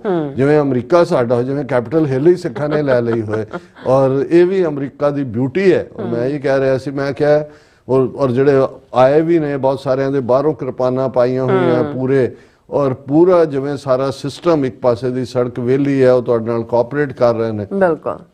ਔਰ ਖਾਲਿਸਤਾਨ ਦੀ ਸੁਰਾਹਾਵੀ ਸੀ। ਇਸ ਵਾਰ ਇੱਕ ਐਡੀਸ਼ਨ ਇਹ ਸੀ ਕਿ ਜਿੱਥੋਂ ਸ਼ੁਰੂ ਹੋਇਆ ਕਾਂਸਟੀਟਿਊਸ਼ਨ ਐਵਨਿਊ ਤੋਂ ਉੱਥੇ ਇੱਕ ਵੱਡਾ ਟੈਂਟ ਲਾ ਕੇ 10 ਵਜੇ ਦੀਵਾਨ ਉੱਥੇ ਸ਼ੁਰੂ ਹੋ ਗਿਆ ਸੀ ਮਹਾਰਾਜ ਦਾ ਪ੍ਰਕਾਸ਼ ਕਰਕੇ, ਔਰ 10 ਤੋਂ 12 12:30 ਤੱਕ ਦੀਵਾਨ ਚੱਲਿਆ, ਜਿਹਦੇ ਚ ਕੀਰਤਨੀ ਜਥੇ, ਢਾਡੀ ਜਥੇ 2-2.5 ਘੰਟੇ ਸੰਗਤ ਦੇ ਲਈ ਜਿਹੜਾ ਸੀ। ਔਰ ਜਿਵੇਂ ਵਾਸ਼ਿੰਗਟਨ ਡੀਸੀ ਦੀ ਸਿੱਖ ਸੰਗਤ ਨੇ ਖਾਸ ਤੌਰ ਤੇ ਆਲਮੋਸਟ ਸਾਰੇ ਹੀ ਗੁਰਦੁਆਰਾ ਸਾਹਿਬਾਨ ਇਸ ਵਾਰ ਸੇਵਾ ਦੇ ਵਿੱਚ ਤਤਪਰ ਸੀ। ਉਹਦਾ ਦਾ ਪੂਰਾ ਚਾਹ ਦਾ ਪ੍ਰਬੰਧ ਵਿੱਚ ਬਹੁਤ ਵਧੀਆ ਸੀ ਤੇ ਮੌਕੇ ਤੇ ਪਹੁੰਚ ਕੇ ਤਾਂ ਮੇਰਾ ਖਿਆਲ ਹੈ ਖਾਣ ਵਾਲਿਆਂ ਨੂੰ ਇਹ ਨਹੀਂ ਪਤਾ ਲੱਗਦਾ ਹੁੰਦਾ ਵੀ ਪਹਿਲਾਂ ਇਹ ਖਾਵਾਂ ਕਿ ਇਹ ਖਾਵਾਂ।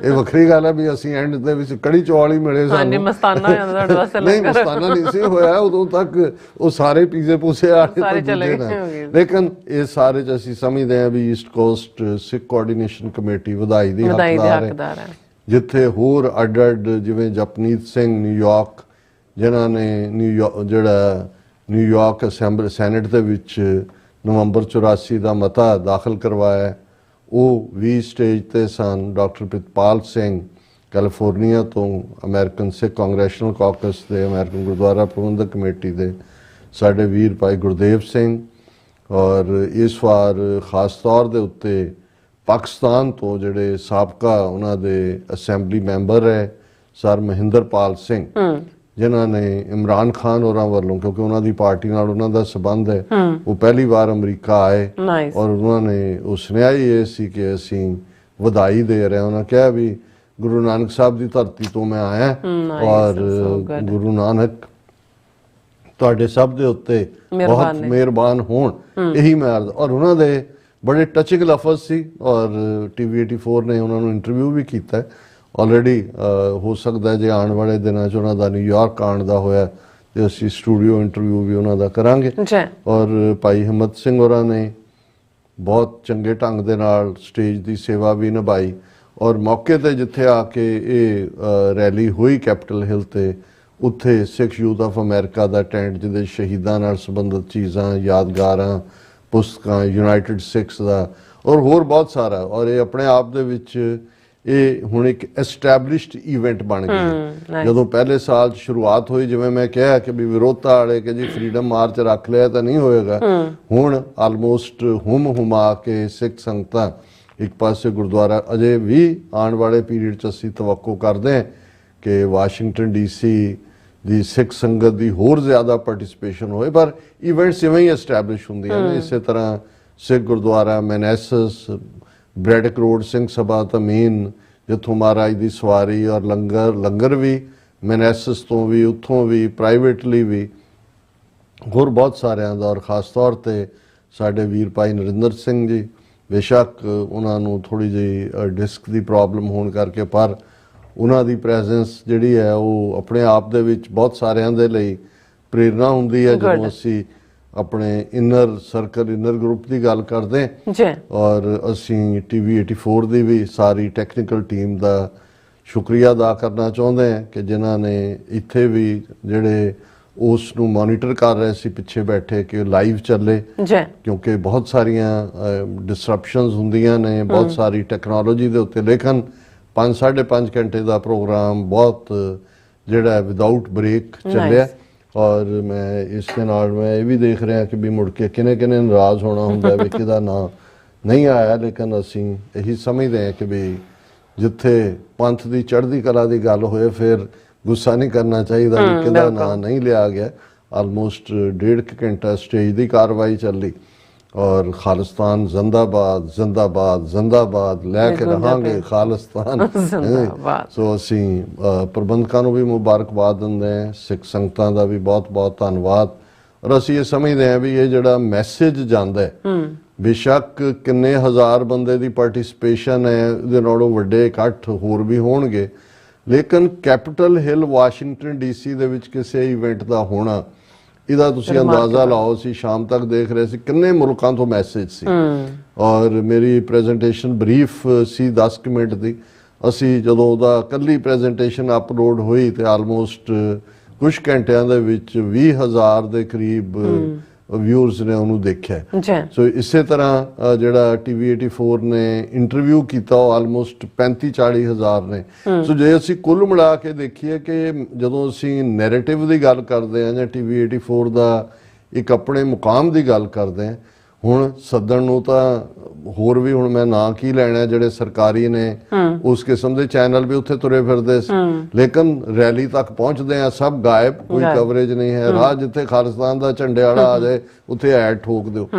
ਸੋ ਇਹ ਵੀ ਨਾਲ ਹੀ ਰਹਿਣੇ ਨੇ, ਕਿਉਂਕਿ ਇਹ ਮੀਣੇ ਮਸੰਦ ਧੀਰ ਮਲੀਏ ਰਾਮ ਰਾਈਏ ਇਹ ਭਾਵੇਂ ਸਿੱਖੀ ਬਾਣੇ ਜੀ ਹੋਣਗੇ, ਇਹ ਵੀ ਨਾਲ ਹੀ ਨੇ, ਪਰ ਖਾਲਸੇ ਦੀ ਪਤਾਕਾ, ਖਾਲਸੇ ਦਾ ਝੰਡਾ, ਖਾਲਸੇ ਦਾ ਪਰਚਮ ਝੂਲ ਤੇ ਨਿਸ਼ਾਨ ਰਹੇ ਪੰਥ ਮਹਾਰਾਜ ਕੇ, ਇਹ ਬੁਲੰਦੀਆਂ ਦੇ ਨਾਲ ਉਸ ਕੈਪੀਟਲ ਹਿੱਲ ਤੋਂ ਇਹ ਮੈਸੇਜ ਚਾਰ ਫੇਰੇ ਦੁਨੀਆ ਦੇ ਵਿੱਚ ਗਿਆ ਜੀ। ਡਾਕਟਰ ਸਾਹਿਬ ਤੁਹਾਡਾ ਬਹੁਤ ਬਹੁਤ ਸ਼ੁਕਰੀਆ। ਸੋ ਇੱਥੇ ਲੈਣੇ ਬ੍ਰੇਕ, ਔਰ ਬ੍ਰੇਕ ਤੇ ਜਾਣ ਤੋਂ ਪਹਿਲਾਂ ਅਸੀਂ ਆਪਣੇ ਦਰਸ਼ਕਾਂ ਤੇ ਸਰੋਤਿਆਂ ਨੂੰ ਅਪੀਲ ਤੇ ਬੇਨਤੀ ਕਰਦੇ ਹਾਂ, ਵਿਊਅਰਸ, ਜਿਸ ਤਰ੍ਹਾਂ ਤੁਸੀਂ ਜਾਣਦੇ ਹੋ ਕਿ TV 84 ਇੱਕ ਪੰਥਕ ਚੈਨਲ ਹੈ, ਔਰ TV 84 ਦੀ ਚੜ੍ਹਦੀ ਕਲਾ ਲਈ ਵੱਧ ਤੋਂ ਵੱਧ ਡੋਨੇਟ ਕਰੋ। ਡੋਨੇਟ ਕਰਨ ਲਈ ਸਾਡੀ ਵੈਬਸਾਈਟ TV84.tv ਤੇ ਜਾ ਕੇ ਪੇਪਲ ਦੀ ਵਰਤੋਂ ਕਰਕੇ ਵਨ ਟਾਈਮ ਡੋਨੇਟ ਕਰ ਸਕਦੇ ਹੋ, ਮੰਥਲੀ ਡੋਨੇਟ ਵੀ ਕਰ ਸਕਦੇ ਹੋ।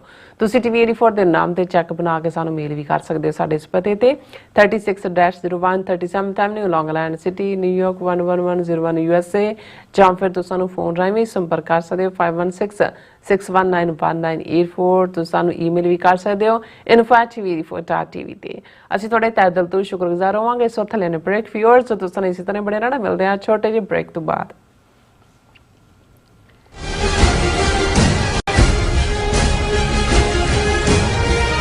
प्रगटे ओ खालसा परमात्मा की मौज।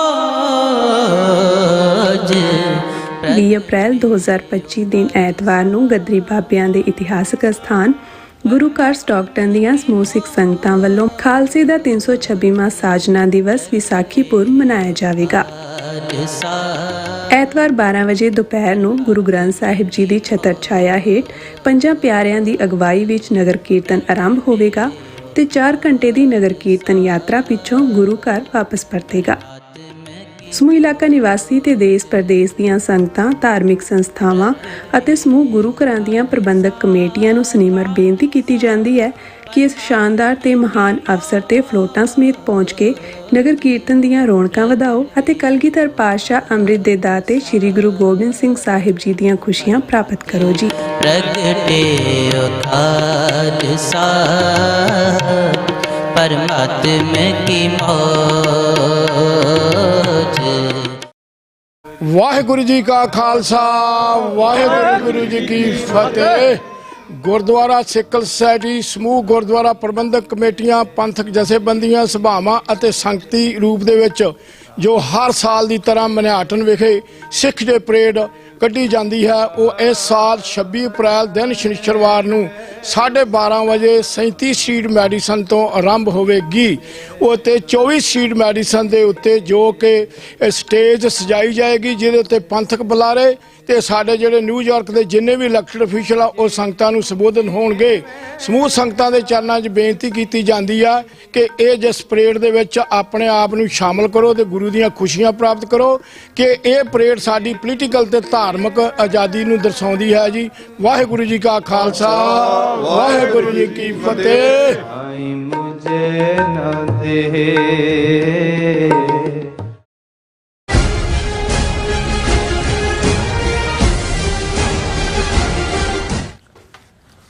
Viewers, welcome back to programme. So ਵੀ ਇਸ ਗੱਲਬਾਤ ਕਰਨ ਜਾ ਰਹੇ ਹਾਂ ਕਿ ਪਿਛਲੇ ਦਿਨੀ ਪ੍ਰੈਜ਼ੀਡੈਂਟ ਟਰੰਪ ਵੱਲੋਂ 90 ਤੋਂ ਜ਼ਿਆਦਾ ਦੇਸ਼ਾਂ ਤੇ ਲਾਈ ਗਈ ਟੈਰਿਫ ਨੇ ਆਪਣਾ ਰੰਗ ਵਿਖਾਉਣਾ ਸ਼ੁਰੂ ਕਰ ਦਿੱਤਾ ਹੈ।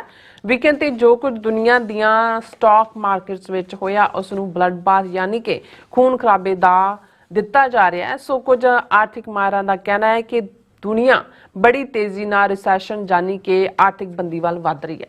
ਸੋ ਇਸ ਬਾਰੇ ਆਪਾਂ ਗੱਲਬਾਤ ਕਰਨ ਜਾ ਰਹੇ ਹਾਂ। ਸੋ ਅਸੀਂ ਚਾਹਾਂਗੇ ਕਿ ਤੁਸੀਂ ਇਸੇ ਤਰ੍ਹਾਂ ਬੜੇ ਰਹਿਣਾ, ਦੇਖਣ ਸੁਣਨ ਲਈ, ਲਿਖਣ ਲਈ। ਤੁਹਾਡਾ ਸਭ ਦਾ ਬਹੁਤ ਬਹੁਤ ਧੰਨਵਾਦ ਜੀ। ਡਾਕਟਰ ਸਾਹਿਬ ਕੀ ਕਹਿਣਾ ਚਾਹੋਗੇ? ਦੇਖੋ, ਅਸੀਂ ਜਦੋਂ ਅਮਰੀਕਨ ਹਿਸਟਰੀ 'ਚ 20ਵੀਂ ਸਦੀ ਦਾ 1930ਵਿਆਂ ਦਾ ਦੌਰ ਦੇਖਦੇ ਹਾਂ, ਜਿਸ ਨੂੰ ਗ੍ਰੇਟ ਡਿਪਰੈਸ਼ਨ ਦਾ ਨਾਂ ਦਿੱਤਾ ਜਾਂਦਾ ਹੈ ਜੀ, ਕਿਉਂਕਿ ਗ੍ਰੇਟ ਡਿਪਰੈਸ਼ਨ ਇਕਨੋਮਿਕਲ ਰਿਸੈਸ਼ਨ ਦੇ ਨਾਲ ਹੀ ਜੁੜਿਆ ਹੋਇਆ ਪਾਰਟ ਸੀ। ਔਰ ਉਦੋਂ ਦੀਆਂ ਪਿਕਚਰ ਜਦੋਂ ਕਿਤੇ ਕੋਈ ਪ੍ਰਦਰਸ਼ਨੀ ਲੱਗਦੀ ਹੈ, ਐਗਜ਼ੀਬਿਸ਼ਨ ਲੱਗਦੀ ਹੈ, ਅਮਰੀਕਾ 'ਚ ਬਹੁਤ ਤਰਥਲੀ ਮੱਚੀ ਸੀ। ਸਟੇਟਾਂ ਵਾਲੇ ਲੋਕ ਛੜਾ ਕੇ ਸੁੱਕੀਆਂ ਹੱਡੀਆਂ ਵਰਗੇ ਕਈ ਬਣੇ ਹੋਏ ਸੀ। ਭੁੱਖ ਪਿਆਸ, ਚਾਰ ਚਫੇਰੇ ਇਲਾਕੇ ਛੱਡ ਮਾਰ ਕੁੱਟ ਇੱਧਰ ਉੱਧਰ, ਔਰ ਬਿਲਕੁਲ ਐਂ ਲੱਗਦਾ ਸੀ ਕਿ ਨੇਸ਼ਨ ਬਰਬਾਦੀ ਵੱਲ ਜਾ ਰਿਹਾ। ਔਰ ਇਹ ਵੱਖਰੀ ਕਹਾਣੀ ਹੈ ਕਿ ਫਿਰ ਜਦੋਂ ਜਿਹੜੇ ਨੇ ਪ੍ਰੈਜ਼ੀਡੈਂਟ ਫਰੈਂਕਲਿਨ ਰੂਜ਼ਵੈਲਟ ਜਿਹੜੇ 4 ਟਰਮ ਪ੍ਰੈਜ਼ੀਡੈਂਟ ਚੁਣੇ ਗਏ, ਉਹਨਾਂ ਤੋਂ ਬਾਅਦ ਹੀ ਜਿਹੜੀ ਹੈ ਉਹ ਚੌਥੀ ਟਰਮ ਵੇਲੇ 3 ਮਹੀਨੇ ਹੀ ਗੁਜ਼ਰੇ ਸੀ ਜਦੋਂ ਉਹਨਾਂ ਦੀ ਡੈਥ ਹੋਈ। ਔਰ ਬਾਅਦ ਦੇ ਵਿੱਚ ਫਿਰ ਪ੍ਰੈਜ਼ੀਡੈਂਟ ਟਰੂਮੈਨ ਜਿਹੜਾ ਵਾਈਸ ਪ੍ਰੈਜ਼ੀਡੈਂਟ ਸੀ ਉਹ ਪ੍ਰੈਜ਼ੀਡੈਂਟ ਬਣੇ।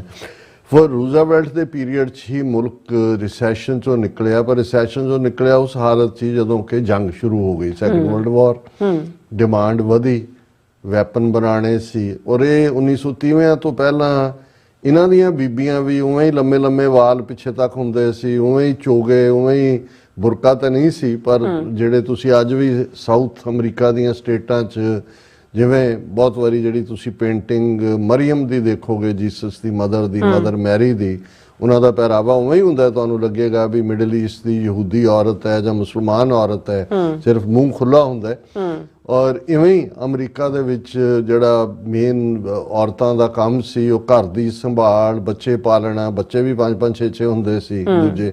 ਲੇਕਿਨ 1930ਵਿਆਂ ਤੋਂ ਬਾਅਦ ਜਦੋਂ ਫਿਰ ਜੰਗ ਵੀ ਸ਼ੁਰੂ ਹੋਈ, ਰਿਸੈਸ਼ਨ ਬਹੁਤ ਜ਼ਿਆਦਾ ਸੀ, ਪਹਿਲੀ ਵਾਰੀ ਔਰਤਾਂ ਕੰਮ ਕਰਨ ਲਈ ਬਾਹਰ ਨਿਕਲੀਆਂ। ਫਿਰ ਇਹ ਸਾਰਾ ਜੋ ਅਸੀਂ ਦੇਖਦੇ ਹਾਂ ਵੀ ਲੇਟਰ ਔਨ ਹੁੰਦਾ ਹੈ, ਅੱਜ ਤਾਂ ਬਰਾਬਰ ਦੀ ਵਰਕ ਫੋਰਸ ਹੈ ਹਰ ਫੀਲਡ ਦੇ ਵਿੱਚ। ਔਰ ਫਿਰ ਅਮਰੀਕਨ ਉਸ ਮੰਦੀ ਚੋਂ ਅਮਰੀਕਾ ਨਿਕਲਿਆ। ਔਰ ਜਦੋਂ ਤੱਕ ਸੈਕੰਡ ਵਰਲਡ ਵਾਰ ਖਤਮ ਹੋਇਆ, ਅਸੀਂ ਦੇਖਦੇ ਹਾਂ ਵੀ ਅਮਰੀਕਾ ਦੇ ਕੋਲ ਐਟਮ ਬੰਬ ਵੀ ਸੀ ਜਿਹੜਾ ਉਹਨੇ ਚਲਾਇਆ ਹਿਰੋਸ਼ੀਮਾ ਨਾਗਾਸਾਕੀ 'ਚ। ਆਰਥਿਕ ਤੌਰ ਤੇ ਵੀ ਇੰਨਾ ਸੀ ਕਿ ਵੀ ਇਮੀਡੀਏਟ ਬਾਅਦ ਇੱਕ ਮਾਰਸ਼ਲ ਪਲਾਨ ਸ਼ੁਰੂ ਕੀਤੀ 1950ਵਿਆਂ 'ਚ। ਔਰ ਜੇ ਅਮਰੀਕਾ ਦੇ ਉਸ ਸਾਰੇ ਤੇ ਬੇਸਡ ਫਿਰ ਅਗਲੀ ਜਨਰੇਸ਼ਨ ਜਿਹੜੀ ਪੋਸਟ ਸੈਕੰਡ ਵਰਲਡ ਵਾਰ ਆਈ, ਜਿਨ੍ਹਾਂ ਨੂੰ ਬੇਬੀ ਬੂਮਰ ਕਹਿੰਦੇ ਸੀ, ਬੇਬੀ ਬੂਮਰ ਜਨਰੇਸ਼ਨ। ਔਰ ਇਹਨਾਂ ਨੇ ਅਮਰੀਕਾ ਨੇ ਫਿਰ ਆਦਰ ਜਿਹੜੇ ਤਬਾਹ ਕੀਤੇ ਮੁਲਕ ਵੀ, ਜਿਵੇਂ ਜਰਮਨੀ ਡਿਵਾਈਡ ਹੋਇਆ, ਵੈਸਟ ਜਰਮਨੀ ਇਹਨਾਂ ਦੇ ਪ੍ਰਭਾਵ ਥੱਲੇ ਆਇਆ, ਜਾਪਾਨ ਇਹਨਾਂ ਦੇ ਕੋਲ ਆਇਆ ਦੂਜੇ। ਉਹਨਾਂ ਦੀ ਇਕਨੋਮੀ ਅਗਲੇ 15, 20, 25, 30 ਸਾਲ 'ਚ ਕਿਵੇਂ ਖੜੀ ਹੋਈ, ਭਾਵੇਂ ਫੌਜੀ ਅੰਬਰੇਲਾ ਅਮਰੀਕਾ ਨੇ ਦਿੱਤਾ ਹੈ, ਉਹ ਅੱਜ ਵੀ ਅਸੀਂ ਦੇਖ ਸਕਦੇ ਹਾਂ ਕਿ ਜਾਪਾਨ ਹੋਏ, ਵੈਸਟ ਜਰਮਨੀ ਹੋਏ, ਔਰ ਲੇਟਰ ਔਨ ਕੋਰੀਅਨ ਵਾਰ ਦਾ ਵੀ ਜਿਹੜਾ ਪ੍ਰਭਾਵ, ਕੋਰੀਆ ਵਾਰ, ਵਿਤਨਾਮ ਵਾਰ, ਇਹ ਬਾਅਦ ਦੇ ਵਿੱਚ ਹੁੰਦੀਆਂ ਨੇ ਸੈਕੰਡ ਵਰਲਡ ਵਾਰ ਤੋਂ। ਲੇਕਿਨ ਮੈਂ ਇਹ ਜਦੋਂ ਰਿਲੇਟ ਕਰ ਰਿਹਾ ਇਹ ਇਸ ਲਈ ਕਿ ਬਹੁਤ ਸਾਰੇ ਜਿਹੜੇ ਸਾਡੇ ਵਿਊਅਰ ਖਬਰਾਂ ਪੜ੍ਹਨਗੇ ਉਹ ਇਹ ਉਹਨਾਂ 'ਚ ਹੋਏਗਾ ਕਿ ਇਹ 1930ਵਿਆਂ ਵਾਂਗ ਮੰਦੀ ਵੱਲ ਜਾ ਸਕਦਾ ਹੈ।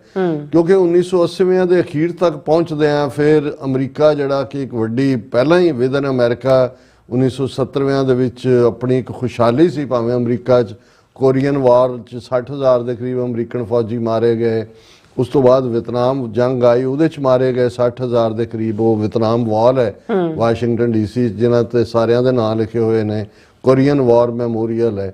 ਲੇਕਿਨ ਇਸ ਸਭ ਦੇ ਬਾਵਜੂਦ ਆਰਥਿਕ ਤੌਰ ਤੇ ਔਰ ਪੋਸਟ ਸੈਕੰਡ ਵਰਲਡ ਵਾਰ ਹੁਣ ਅੱਜ ਅਸੀਂ ਅਮਰੀਕਾ ਦੀਆਂ 50 ਸਟੇਟਾਂ ਨੇ ਸਾਰੀਆਂ, ਇਹ ਜਿਹੜੇ ਹਾਈਵੇ ਵਗੈਰਾ ਨੇ ਅਸੀਂ ਸਮਝਦੇ ਹਾਂ ਵੀ ਪਤਾ ਨਹੀਂ 400 ਸਾਲ ਤੋਂ ਇਵੇਂ ਹੀ ਸੀ, ਇਹ ਸਾਰੇ 50-60 ਸਾਲ ਪਹਿਲਾਂ ਹੀ ਬਣੇ ਨੇ, ਇੱਕ ਤੋਂ ਬਾਅਦ ਇੱਕ। ਹੁਣ ਤਾਂ ਤੁਸੀਂ 3000 ਮੀਲ ਅਮਰੀਕਾ ਇੱਕ ਸਿਰੇ ਤੋਂ ਦੂਜੇ ਸਿਰੇ ਤੱਕ ਤੁਸੀਂ ਆਰਾਮ ਨਾਲ ਰਾਜ, ਰੈਸਟ ਏਰੀਏ ਨੇ, ਮੋਟਲ ਨੇ, ਹੋਟਲ ਨੇ, ਇਹ ਸਾਰੀ ਕਨੈਕਟੀਵਿਟੀ ਜਿਹੜੀ ਹੈ, ਰੇਲ ਰੋਡ, ਬੱਸਿਸ ਔਰ ਇਹ ਹਾਈਵੇਜ਼, ਇਹ ਸਾਰੀ ਇਹ ਡਿਵੈਲਪਮੈਂਟ ਚੋਂ ਨਿਕਲਦੀ। ਔਰ ਇਹ ਸਾਰੇ ਦਾ ਨਤੀਜਾ ਸੀ ਕਿ ਅਮਰੀਕਾ ਇੱਕ ਰੋਲ ਮਾਡਲ ਬਣਿਆ, ਆਈਡੀਅਲ ਬਣਿਆ।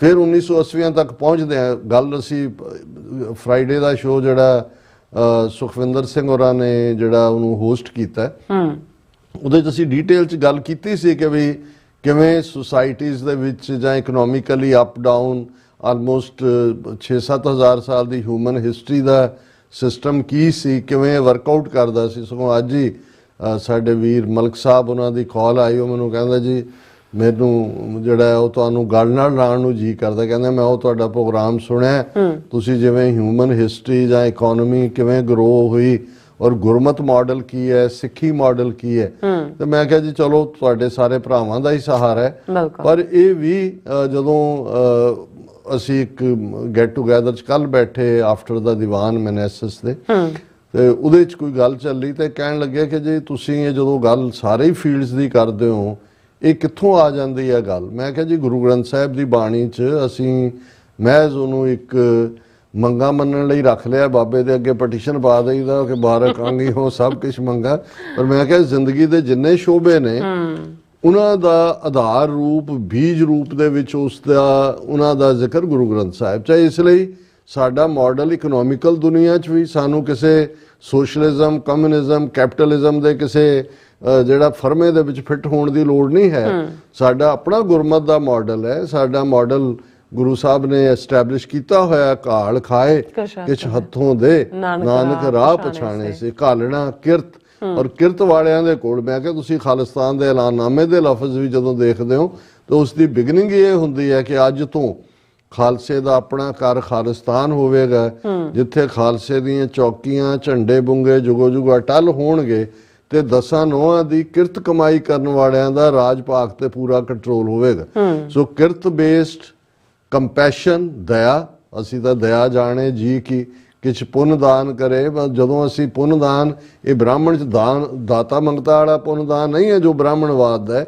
ਕੰਪੈਸ਼ਨ ਅਸੀਂ ਤਾਂ ਪੜ੍ਹਦੇ ਹਾਂ ਕਿ ਧੌਲ ਧਰਮ ਦਇਆ ਕਾ ਪੂਤ।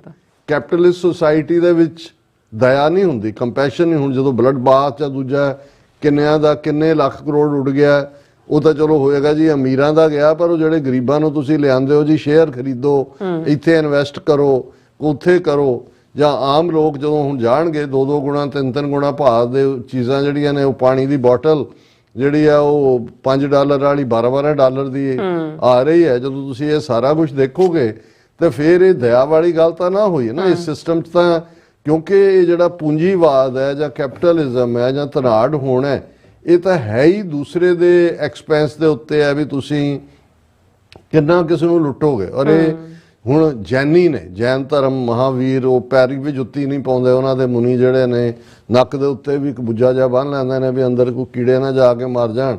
ਪਰ ਸਾਰੀ ਧਨ ਜਾਂ ਦੌਲਤ ਜਿਹਨੇ ਮਾਰਵਾੜੀ ਨੇ, ਦੂਜੇ ਨੇ ਜੈਨ ਨੇ।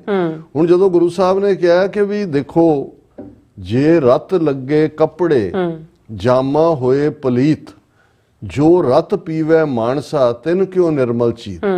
ਕਿ ਜੇ ਇੱਕ ਖੂਨ ਦਾ ਤੁਪਕਾ ਕਿਤੇ ਲੱਗ ਜਾਏ ਤਾਂ ਅਸੀਂ ਤਾਂ ਕੱਪੜੇ ਲਾ ਕੇ ਉਹ ਮਾਰਦੇ ਆ, ਜਾਮਾ ਪਹਿਰਾਵੇ ਨੂੰ, ਕੱਪੜਿਆਂ ਨੂੰ ਕਹਿੰਦੇ ਨੇ ਕਿ ਵੀ ਇਹ ਪਲੀਤ ਹੋ ਗਿਆ। ਪਰ ਜਿਹੜੇ ਇਨਸਾਨਾਂ ਦਾ ਖੂਨ ਪੀ ਜਾਂਦੇ ਨੇ, ਜੋ ਰਤ ਪੀਵੇ ਮਾਨਸਾ, ਇਹ ਐਕਸਪਲੋਇਟਡ ਲੇਬਰ। ਜੋ ਤੁਸੀਂ 10-10 ਗੁਣਾ ਪ੍ਰੋਫਿਟ ਲੈਂਦੇ ਹੋ, ਧੱਕਾ ਕਰਦੇ ਹੋ, ਮਿਲਾਵਟਾਂ ਕਰਦੇ ਹੋ, ਉਹ ਸਾਰਿਆਂ ਨੂੰ ਜੋ ਰਤ ਪੀਵੇ ਮਾਨਸਾ, ਤੁਹਾਡੀ ਕਮਾਈ ਜਿਹੜੀ ਹੈ ਉਹ ਇਨਸਾਨਾਂ ਦਾ ਖੂਨ ਹੈ। ਤਿੰਨ ਕਿਉਂ ਨਿਰਮਲ ਚੀਤ। ਫਿਰ ਤੁਸੀਂ ਕਹਿੰਦੇ ਤੁਸੀਂ ਧਰਮੀ ਲੋਕ ਹੋ, ਤੁਹਾਡਾ ਜਿਹੜਾ ਚਿੱਤ ਹੈ, ਮਨ ਹੈ, ਬੜਾ ਸਾਫ਼ ਕਿਵੇਂ ਹੋਏਗਾ। ਬਿਲਕੁਲ। ਸੋ ਗੁਰਮਤ ਦਾ ਮਾਡਲ, ਸਿੱਖੀ ਦਾ ਮਾਡਲ, ਚਲੋ ਸਤਿਗੁਰੂ ਰਹਿਮਤ ਕਰਨ, ਖਾਲਸੇ ਨੂੰ ਦਰਕਾਰ ਖਾਲਿਸਤਾਨ ਬਖਸ਼ਿਸ਼ ਹੋਏ ਔਰ ਦੁਨੀਆ ਦੇ ਸਾਹਮਣੇ ਉਹ ਰੋਲ ਮਾਡਲ ਜਿਹੜਾ ਇਕਨੋਮਿਕਲ ਮਾਡਲ ਵੀ ਬਣ ਕੇ ਜਿਹੜਾ ਅਸੀਂ ਉਹਦਾ ਜ਼ਿਕਰ ਵੀ ਕਰਾਂਗੇ ਆਉਣ ਵਾਲੇ ਦਿਨਾਂ ਦੇ ਵਿੱਚ ਕਿ ਕੀ ਜਿਹੜੇ ਨੇ ਉਸ ਦੇ ਡਿਫਰੈਂਟ ਜੁਜ਼ ਹੋਣਗੇ। ਪਰ ਅਸੀਂ ਪਹਿਲਾਂ ਵੀਕਐਂਡ ਔਰ ਬਲੱਡ ਬਾਥ ਦੀ ਗੱਲ ਕਰੀਏ ਵੀ ਕੱਲਾ ਇਹ ਨਹੀਂ ਕਿ ਅਮਰੀਕਾ ਦੇ ਵਿੱਚ ਵੀ ਆਲਮੋਸਟ ਜਦੋਂ 1930 ਦੀ ਰਿਸੈਸ਼ਨ ਦੀ ਗੱਲ ਹੋ ਰਹੀ ਵੀ ਇੰਨੀ ਤੇਜ਼ੀ ਨਾਲ ਸ਼ੇਅਰ ਉੱਡੇ ਨੇ। ਏਸ਼ੀਅਨ ਮਾਰਕੀਟ ਵਿਦਨ ਇੰਡੀਆ ਵਿੱਚ ਹੀ ਟਾਟੇ ਬਿਰਲੇ ਸਭ ਜਿਹੜੇ ਨੇ ਉਹਨਾਂ ਦਾ ਉੜਿਆ ਕੰਮ। ਉਹਨਾਂ ਤੋਂ ਵਿਚਾਰਿਆਂ ਨੂੰ ਪਤਾ ਹੀ ਨਹੀਂ ਲੱਗ ਰਿਹਾ ਇੰਡੀਆ ਵਾਲਿਆਂ ਨੂੰ ਕਿ ਹਨੇਰਾ ਕੀ ਹੈ, ਕਿੱਥੇ ਹੈ ਤੇ ਚਾਨਣ ਕਿੱਥੇ ਹੈ। ਔਰ ਜੇ ਤੁਸੀਂ ਈਵਨ ਇਹਨਾਂ ਸਾਰੀਆਂ ਹੈਡਲਾਈਨਸ ਨੂੰ ਦੇਖੋ ਤੇ ਉਸ ਤੋਂ ਇਹ ਲੱਗਦਾ ਹੈ, ਹਾਲਾਂਕਿ ਜਨਾਬੇ ਆਲਾ ਟਰੰਪ ਨੇ ਇਹ ਕਿਹਾ ਕਿ ਵੀ ਦੇਖੋ Trump says not banking down on tariffs, calls them medicine as markets reel. ਜਦੋਂ ਮਾਰਕੀਟਸ ਟੰਬਲ ਹੋ ਰਹੀਆਂ ਨੇ, ਉੱਡ ਰਹੀਆਂ, ਟਰੰਪ ਜਨਾਬ ਕਹਿੰਦੇ ਨੇ ਕਿ ਵੀ ਇਹ ਬਿਮਾਰੀ ਹੈ ਤੇ ਇਹ ਟੈਰਿਫ ਜਿਹੜੀ ਦਵਾਈ ਹੈ, ਤੁਸੀਂ ਦਵਾਈ ਖਾਓ, ਥੋੜੇ ਜਿਹੇ ਚੱਕਰ ਆਣਗੇ, ਦੂਜਾ ਹੋਏਗਾ ਫਿਰ ਤੁਸੀਂ ਠੀਕ ਹੋ ਫਿਰ ਤੁਸੀਂ ਟਿਕ ਕੇ ਬਹਿ ਜਾਓਗੇ। ਫਿਰ ਅਮਰੀਕਾ 'ਚ ਬਹੁਤ ਨੌਕਰੀਆਂ ਆਉਣਗੀਆਂ। ਉਹਨਾਂ ਨੇ ਕਿਹਾ ਵੀ ਉਹ ਨੌਕਰੀਆਂ ਆਉਣ ਤੱਕ ਜੇ ਭੁੱਖੇ ਮਰ ਗਏ ਸਾਰੇ, ਕਦੋਂ ਫੈਕਟਰੀਆਂ ਲੱਗਣਗੀਆਂ, ਕਦੋਂ ਨੌਕਰੀਆਂ ਆਉਣਗੀਆਂ, ਇੱਥੇ ਆਉਣਗੀਆਂ, ਕੋਈ ਹੋਰ ਕਿਤੇ ਭੁੱਖੇ ਮਰਨਗੇ ਵੀ ਕੋਈ ਤਾਂ ਬੈਲੈਂਸ ਜਿਹਾ ਰਹਿੰਦਾ।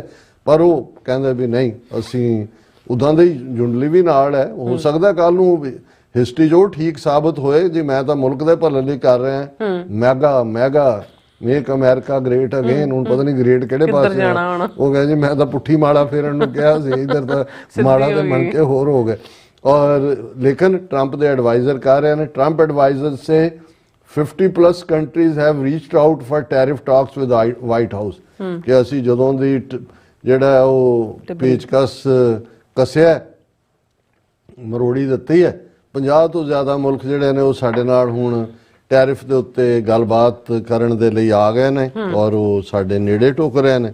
ਪਰ BBC ਦੀ ਸਟੋਰੀ ਜਿਹੜੀ ਹੈ ਉਹ ਕਈ ਕੁਛ ਹੀ ਬਿਆਨ, ਸਾਰੀ ਮੀਡੀਆ ਤਾਂ ਇਹੀ ਬਿਆਨ ਕਰ ਰਿਹਾ ਕਿ ਭਾਈ ਇਹ ਜਿਹੜਾ ਹੈ ਇਸ ਨੇ ਇੱਕ ਬੜਾ ਬਲੱਡ ਬਾਥ ਕੀਤਾ ਹੈ ਔਰ ਇਹਦੇ 'ਚ ਇਸ ਵੇਲੇ ਲੰਡਨ FTSE ਉਹ ਵੀ ਟਰੰਬਲ ਡਾਊਨ ਹੋਈ ਹੈ, ਬਿਗ ਸਵਿੰਗਿੰਗ ਥਰੂ ਆਊਟ ਦਾ ਡੇ US ਮਾਰਕੀਟ ਦੇ ਵਿੱਚ। ਔਰ ਟੈਕ ਸੈਵੀ ਨਸਦਾਕ ਥੋੜਾ ਬਹੁਤ ਪੋਜ਼ਿਟਿਵ ਰਹੀ ਹੈ। ਡਾਓ ਜੋਨਸ 0.91% ਤੇ ਕਲੋਜ਼ ਹੋਇਆ, ਕਿਉਂਕਿ ਮੈਂ ਬਹੁਤਾ ਟੈਕਨੀਕਲ ਨਹੀਂ ਹਾਂ, ਪਰ ਇਹ ਸਾਰੇ ਪੈਰਾਮੀਟਰ ਨੇ ਜਿਹੜੇ ਦੱਸਦੇ ਨੇ ਵੀ ਕੀ ਲੜਖੜਾ ਰਿਹਾ। ਔਰ ਇਹ ਜਿਹੜਾ ਇਹ ਸਾਰੇ ਦੇ ਚਲਦੇ ਆ ਚਾਈਨਾ ਨੂੰ ਟਰੰਪ ਨੇ ਕਿਹਾ, ਕਿਉਂਕਿ ਜਦੋਂ ਅਮਰੀਕਾ ਨੇ ਟੈਰਿਫ ਲਾਈ ਚਾਈਨਾ ਨੇ ਜਵਾਬੀ ਲਾਈ ਤੇ ਅਮਰੀਕਾ ਟਰੰਪ ਨੇ ਕਿਹਾ ਵੀ ਜੇ ਤੁਸੀਂ ਜਿਹੜੀਆਂ ਜਵਾਬੀ ਟੈਰਿਫ ਲਾਈਆਂ ਨੇ 32% ਕੇ ਕਿੰਨੇ ਉਹ ਵਾਪਸ ਨਾ ਲਈਆਂ ਤਾਂ ਮੈਂ 50% ਹੋਰ ਠੋਕ ਦਿਆਂਗੇ। ਦਾ ਮਤਲਬ ਹੋਏਗਾ 50 32 10 ਕਰਕੇ ਅਗੇਨ 100% ਉਹਦਾ ਅਜੇ ਚਾਈਨਾ ਵੱਲੋਂ ਰਿਸਪੌਂਸ ਨਹੀਂ ਆਇਆ। ਪਰ ਚਾਈਨਾ ਇਹ ਕਹਿ ਰਿਹਾ ਕਿ ਵੀ ਉਹਨਾਂ ਨੇ ਕਿਹਾ ਵੀ China will formally safeguard its legitimate rights and interest ਕਿ ਅਸੀਂ ਆਪਣੇ ਹੱਕ ਉਹਨਾਂ ਨੂੰ ਸੁਰੱਖਿਅਤ ਕਰਾਂਗੇ। ਔਰ ਇਹ ਜਿਹੜਾ ਉਹਨਾਂ ਨੇ ਕਿਹਾ ਕਿ US markets are mostly lower at closing after a volatile trading session. ਔਰ ਇੱਕ ਪਾਸੇ ਟਰੰਪ ਇਹ ਵੀ ਕਹਿ ਰਿਹਾ ਕਿ ਜੀ ਅਸੀਂ ਆਪਣੇ ਦੋਸਤਾਂ ਦਾ ਧਿਆਨ ਰੱਖਾਂਗੇ। ਪਤਾ ਨਹੀਂ ਹੁਣ ਧਿਆਨ ਰੱਖਣ ਦਾ ਮਤਲਬ ਕੀ ਹੈ। ਔਰ ਪਰ ਇਹ ਉਹਨੇ ਟਰੰਪ ਨੇ ਕਿਹਾ ਵੀ I am not considering pause on new tariffs ਕਿ ਕੋਈ ਉਹਨਾਂ ਦੇ ਉੱਤੇ ਰੁਕਾਵਟ ਨਹੀਂ ਹੋਏਗੀ। ਔਰ ਅਸੀਂ ਇਹ ਸਾਰੇ ਨੂੰ ਇਸ ਨੂੰ ਜਿਹੜਾ ਬਹੁਤ ਸਾਰੇ ਮੀਡੀਆ ਚੈਨਲਸ ਨੇ ਜਾਂ ਇਕਨੋਮਿਕਲ ਐਕਸਪਰਟਸ ਨੇ ਬਲੈਕ ਮੰਡੇ ਵੀ ਕਿਹਾ, ਕਿਉਂਕਿ ਵੀਕਐਂਡ ਤਾਂ ਚਲੋ ਬਹੁਤ ਵਾਰੀ ਬੰਦ ਹੁੰਦੇ ਨੇ, ਜ਼ਾਹਰ ਉਹਦੇ ਨਤੀਜੇ ਤਾਂ ਮੰਡੇ ਹੀ ਆਏ। Black Monday haunts stock markets, indices fall 3% ਔਰ ਕਈ ਹਜ਼ਾਰ ਕਰੋੜ ਦੇ ਸ਼ੇਅਰ ਹੁੰਦੇ 30 ਸ਼ੇਅਰ BSE ਸੈਂਸੈਕਸ ਕ੍ਰੈਸ਼ਿਸ। ਅੱਗੇ ਫਿਗਰਸ ਦਿੱਤੀਆਂ ਨੇ ਜਿਹੜੀਆਂ ਸਾਡੇ ਦਰਸ਼ਕਾਂ ਦੇ ਲਈ ਕੋਈ ਬਹੁਤੀਆਂ ਜਿਹੜੀਆਂ ਨੇ ਉਹ ਲਾਹੇਵੰਦ ਨਹੀਂ ਹੋਣਗੀਆਂ ਅਦਰ ਦੈਨ ਕਿ ਬਲੱਡ ਬਾਥ ਸਮਝੋ, ਖੂਨ ਖਰਾਬਾ, ਜੇਬ ਚੋਂ ਪੈਸੇ ਜੋ ਸੀ ਉਹ ਵੀ ਨਿਕਲ ਗਏ।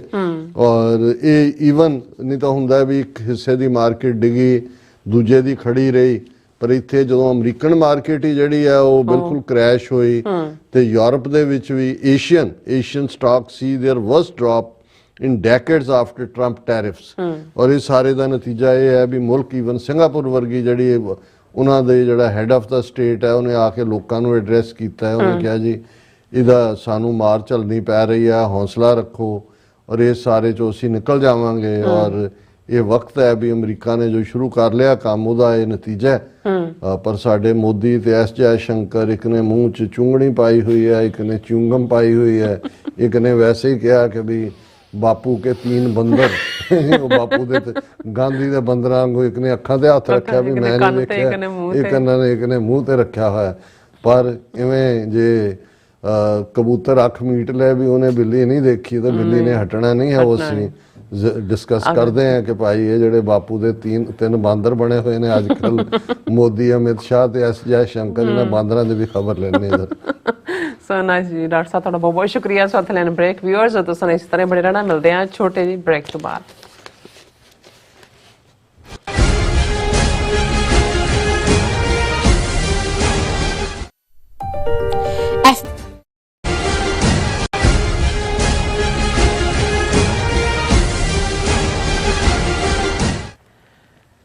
ਦਰਸ਼ਕੋ ਬ੍ਰੇਕ ਤੋਂ ਬਾਅਦ ਫਿਰ ਦੁਬਾਰਾ ਤੁਹਾਡਾ ਸਵਾਗਤ ਹੈ। ਸੋ ਵੀ ਇਸ ਗੱਲਬਾਤ ਕਰਨ ਜਾ ਰਹੇ ਹਾਂ ਕਿ ਆਪਣੇ ਆਪ ਨੂੰ ਵਿਸ਼ਵ ਗੁਰੂ ਦੱਸਣ ਵਾਲਾ ਭਾਰਤ ਇਸ ਟੈਰਿਫ ਯੁੱਧ ਵਿੱਚ ਮੂਕ ਦਰਸ਼ਕ ਬਣਿਆ ਬੈਠਾ ਹੈ ਔਰ ਭਾਰਤ ਦਾ ਵਿਦੇਸ਼ ਮੰਤਰੀ ਅਮਰੀਕੀ ਵਿਦੇਸ਼ ਮੰਤਰੀ ਤੋਂ ਰਹਿਮ ਦੀ ਜਿਹੜੀ ਭੀਖ ਉਹ ਮੰਗ ਰਿਹਾ ਹੈ। ਸੋ ਜਦੋਂ ਕਿ ਚੀਨ ਵੱਲੋਂ ਅਮਰੀਕਾ ਤੇ ਜਵਾਬੀ ਟੈਰਿਫ ਲਗਾਈ ਗਈ ਹੈ ਔਰ ਟਰੰਪ ਨੇ ਧਮਕੀ ਦਿੱਤੀ ਹੈ ਕਿ ਜੇ ਚੀਨ ਨੇ ਟੈਰਿਫ ਵਾਪਸ ਨਾ ਲਈ ਤਾਂ ਉਹ ਚੀਨੀ ਚੀਜ਼ਾਂ ਤੇ 50% ਹੋਰ ਟੈਰਿਫ ਲਗਾਏਗਾ। ਸੋ ਇਸ ਬਾਰੇ ਆਪਾਂ ਗੱਲਬਾਤ ਕਰਨ ਜਾ ਰਹੇ ਹਾਂ। ਸੋ ਅਸੀਂ ਚਾਹਾਂਗੇ ਕਿ ਤੁਸੀਂ ਇਸੇ ਤਰ੍ਹਾਂ ਬਣੇ ਰਹਿਣਾ, ਦੇਖਣ ਸੁਣਨ ਲਈ ਜਾਂ ਲਿਖਣ ਲਈ। ਤੁਹਾਡਾ ਸਭ ਦਾ ਬਹੁਤ ਬਹੁਤ ਧੰਨਵਾਦ।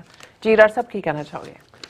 ਦੇਖੋ, ਅਸੀਂ ਪਿਛਲੇ ਸੈਗਮੈਂਟ 'ਚ ਡਿਸਕਸ ਕੀਤਾ ਹੈ ਕਿ ਵੀ ਓਵਰਆਲ ਜਿਹੜਾ ਅਮਰੀਕਨ ਟੈਰਿਫਸ ਨੇ ਉਹਨਾਂ ਨੇ ਕਿਵੇਂ global blood bath share markets ਦੇ ਵਿੱਚ ਔਰ ਓਵਰਆਲ 3% ਦੇ ਕਰੀਬ ਬਹੁਤ ਸਾਰੀਆਂ ਥਾਵਾਂ ਤੋਂ ਮਨੀ ਐਵੈਪੋਰੇਟ ਹੋ ਗਈ ਜੀ ਔਰ ਇੱਕ ਅਨਸਰਟਨਟੀ ਹੈ ਔਰ ਪ੍ਰੈਡਿਕਸ਼ਨ ਕੋਈ ਤਾਂ ਆਲਰੇਡੀ ਜਿਹੜੇ ਇਹਨਾਂ ਦੇ ਇੰਟਰਨੈਸ਼ਨਲ ਟ੍ਰੇਡਮਾਰਕ ਲੋਕ ਨੇ ਜਾਂ ਇੰਟਰਨੈਸ਼ਨਲ ਟ੍ਰੈਂਡ ਸੈਟਰ ਨੇ ਕਿ ਜੀ ਰਿਸੈਸ਼ਨ ਕਿੰਨੇ % ਹੋਏਗੀ, ਕਿੰਨੇ % ਦੇ ਚਾਂਸਸ ਨੇ, ਉਹ ਜਿਹੜੇ ਨੇ ਹੁਣ 30 ਤੋਂ 45% ਤੱਕ ਲੈ ਗਏ। ਇੱਕ ਜਿਹੜੇ ਨੇ ਉਹ ਤਾਂ ਈਵਨ 60% ਤੱਕ ਕਿ ਵੀ ਦੁਨੀਆ ਇਨ ਜਨਰਲ ਔਰ ਅਮਰੀਕਾ ਵੀ ਇਨ ਪਾਰਟਿਕੂਲਰ ਰਿਸੈਸ਼ਨ ਵੱਲ ਜਾ ਰਿਹਾ। ਕਿਉਂਕਿ ਜਦੋਂ ਅਸੀਂ ਵੱਡੀਆਂ ਇਕੋਨਮੀਜ਼ ਦੀ ਗੱਲ ਕਰਦੇ ਹਾਂ ਜਾਂ ਅਮਰੀਕਨ 28-29 ਟ੍ਰਿਲੀਅਨ ਡਾਲਰ ਦੀ ਇਕੋਨਮੀ ਤੋਂ ਬਾਅਦ ਚਾਈਨਾ ਦੀ 23-24 ਟ੍ਰਿਲੀਅਨ ਡਾਲਰ ਦੀ ਇਕੋਨਮੀ ਹੈ।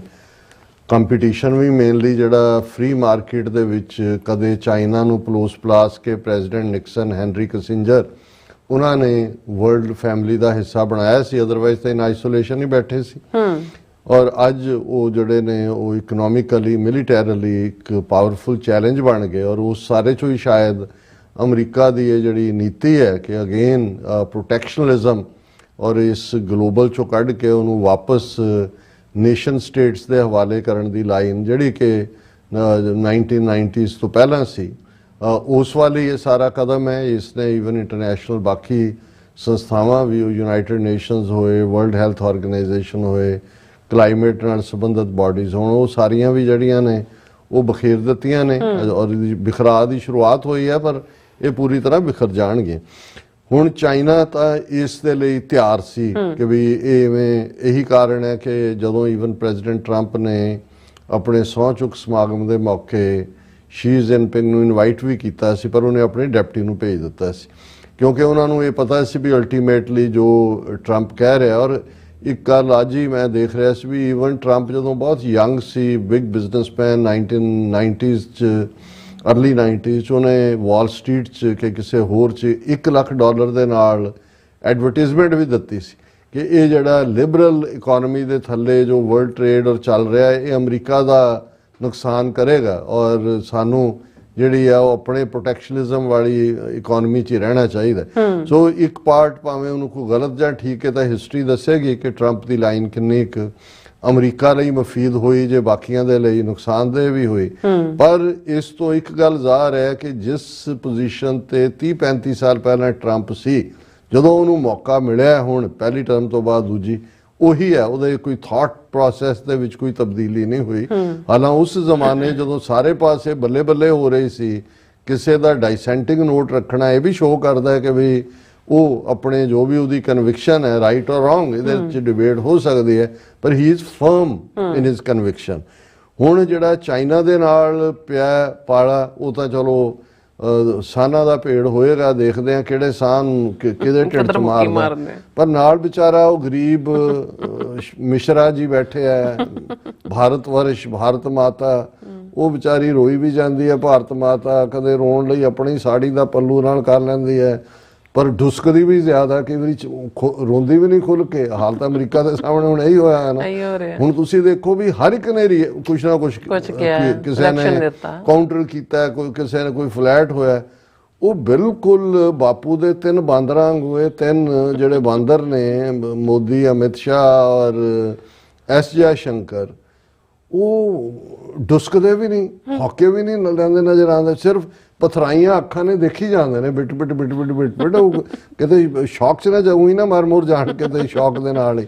ਹੁਣ ਇਸ ਸਾਰੇ ਦੇ ਚੱਲਦੇ ਆ ਇੱਕ ਨੇ ਇਹਦੇ ਤੇ ਕੰਪੈਰੀਟਿਵ ਚਾਰਟ ਵੀ ਕਿਸੇ ਨੇ ਬਣਾਇਆ ਕਿ ਵੀ ਇੰਡੀਆ ਬਿਲਕੁਲ ਕਿਉਂ ਨਹੀਂ, ਔਰ ਅੱਜ ਹੀ ਸੁਬਰਾਮਨੀਅਮ ਸਵਾਮੀ RSS ਆਈਡੀਆਲੋਗ, ਉਹਨੇ ਇੱਕ ਬੀਬੀ ਜਿਹਨੂੰ ਅਕਸਰ ਉਹ ਇੰਟਰਵਿਊ ਦਿੰਦਾ ਹੈ ਔਰ ਖੁੱਲ੍ਹ ਕੇ, ਹਾਲਾਂ ਸਾਊਥ ਇੰਡੀਅਨ ਹੈ, ਤਾਮਿਲ, ਲੇਕਿਨ ਹਿੰਦੀ ਵੀ ਸੋਹਣੀ ਬੋਲਦਾ, ਉਹਨੇ ਤਾਂ ਕਿਹਾ ਵੀ ਇਹ ਜਿੱਥੇ ਆ ਗਏ ਔਰ ਇਹਨਾਂ ਨੇ ਪਹੁੰਚਾਤਾ, ਮੋਦੀ ਤੋਂ ਤਾਂ ਅਸਤੀਫੇ ਤੋਂ ਬਿਨਾਂ ਹੋਰ ਕੋਈ ਚਾਰਾ ਨਹੀਂ। ਉਹਨੇ ਕਿਹਾ ਅਦਰਵਾਈਜ਼ ਇਹ ਬੇੜਾ ਗਰਕ ਕਰੇਗਾ, ਇਸ ਨੂੰ ਹੁਣ ਜਾਣ ਦਾ ਇਹਦਾ ਵੇੜਾ ਆ ਗਿਆ। ਔਰ ਉਹਨੇ ਕਿਹਾ ਵੀ ਸਾਰੇ ਪ੍ਰਬੰਧ ਕਰ ਰਹੇ ਸੀ ਇਹ ਬਿਲਕੁਲ ਹੀ, ਔਰ ਕੰਪੈਰੀਜ਼ਨ 'ਚ ਹੈ ਇੰਡੀਆ ਵਰਸਸ ਚਾਈਨਾ।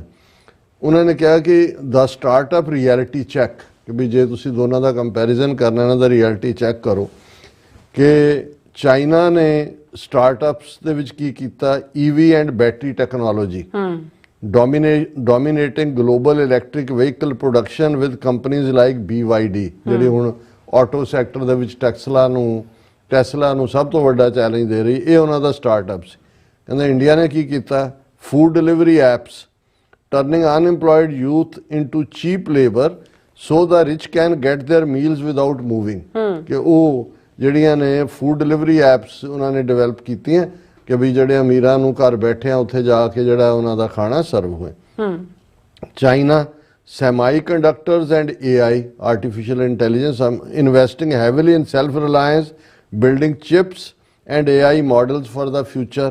ਭਾਰਤ ਕੀ ਕਰ ਰਿਹਾ ਹੈ, fancy ice cream and cookies, marketed as healthy, while everyone knows ice cream will never be healthy.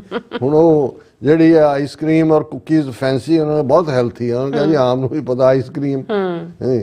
ਫਿਰ China robotics and automation, creating next generation factories that produce more efficiently than anywhere in the world. Bharat, instant grocery delivery, making people impatient and lazy while wasting resources on hype fast logistics. Grocery ਤੁਹਾਡੇ ਘਰਾਂ ਚ ਆਏਗੀ। China, global logistics and trade, building supply chain giant like Shein, DJI, Alibaba that dictate global commerce, global logistics chain. India, betting and fantasy sports apps, encouraging gambling and addiction instead of real economical productivity. India the development. Deep tech and infrastructure, China, investing in space tech, high speed rail and renewable energy at massive scales. Or Bharat, reels and influencer economy, creating a culture of mindless entertainment instead of real knowledge or skills. Reels ਬਣਾ ਰਹੇ ਨੇ। ਹੁਣ ਇਹ ਮੁਕਾਬਲਾ, ਔਰ ਇਹਦੇ ਤੋਂ ਹੀ ਤੁਸੀਂ ਅੰਦਾਜ਼ਾ ਲਾ ਲਓ ਵੀ ਉਹੀ ਪੀਰੀਅਡ 'ਚ ਚਾਈਨਾ ਫ੍ਰੀ ਹੁੰਦਾ ਹੈ ਤੇ ਉਹਦੀ ਇਕੋਨਮੀ ਕਿੱਥੇ ਆਬਾਦੀ ਅਗਲੇ 10 ਸਾਲ 'ਚ ਇੰਡੀਆ ਦੀ ਚਾਈਨਾ ਤੋਂ ਵੱਧ ਜਾਣੀ ਹੈ।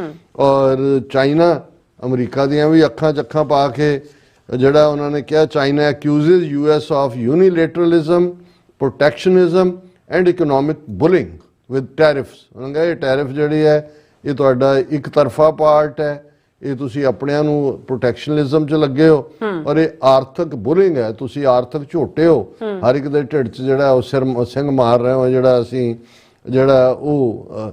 ਲੇਕਿਨ ਹੁਣ ਇੰਡੀਆ ਅਮਰੀਕਾ ਨੂੰ ਤਾਂ ਕੋਈ ਬੋਲਣ ਜੋਗਾ ਨਹੀਂ।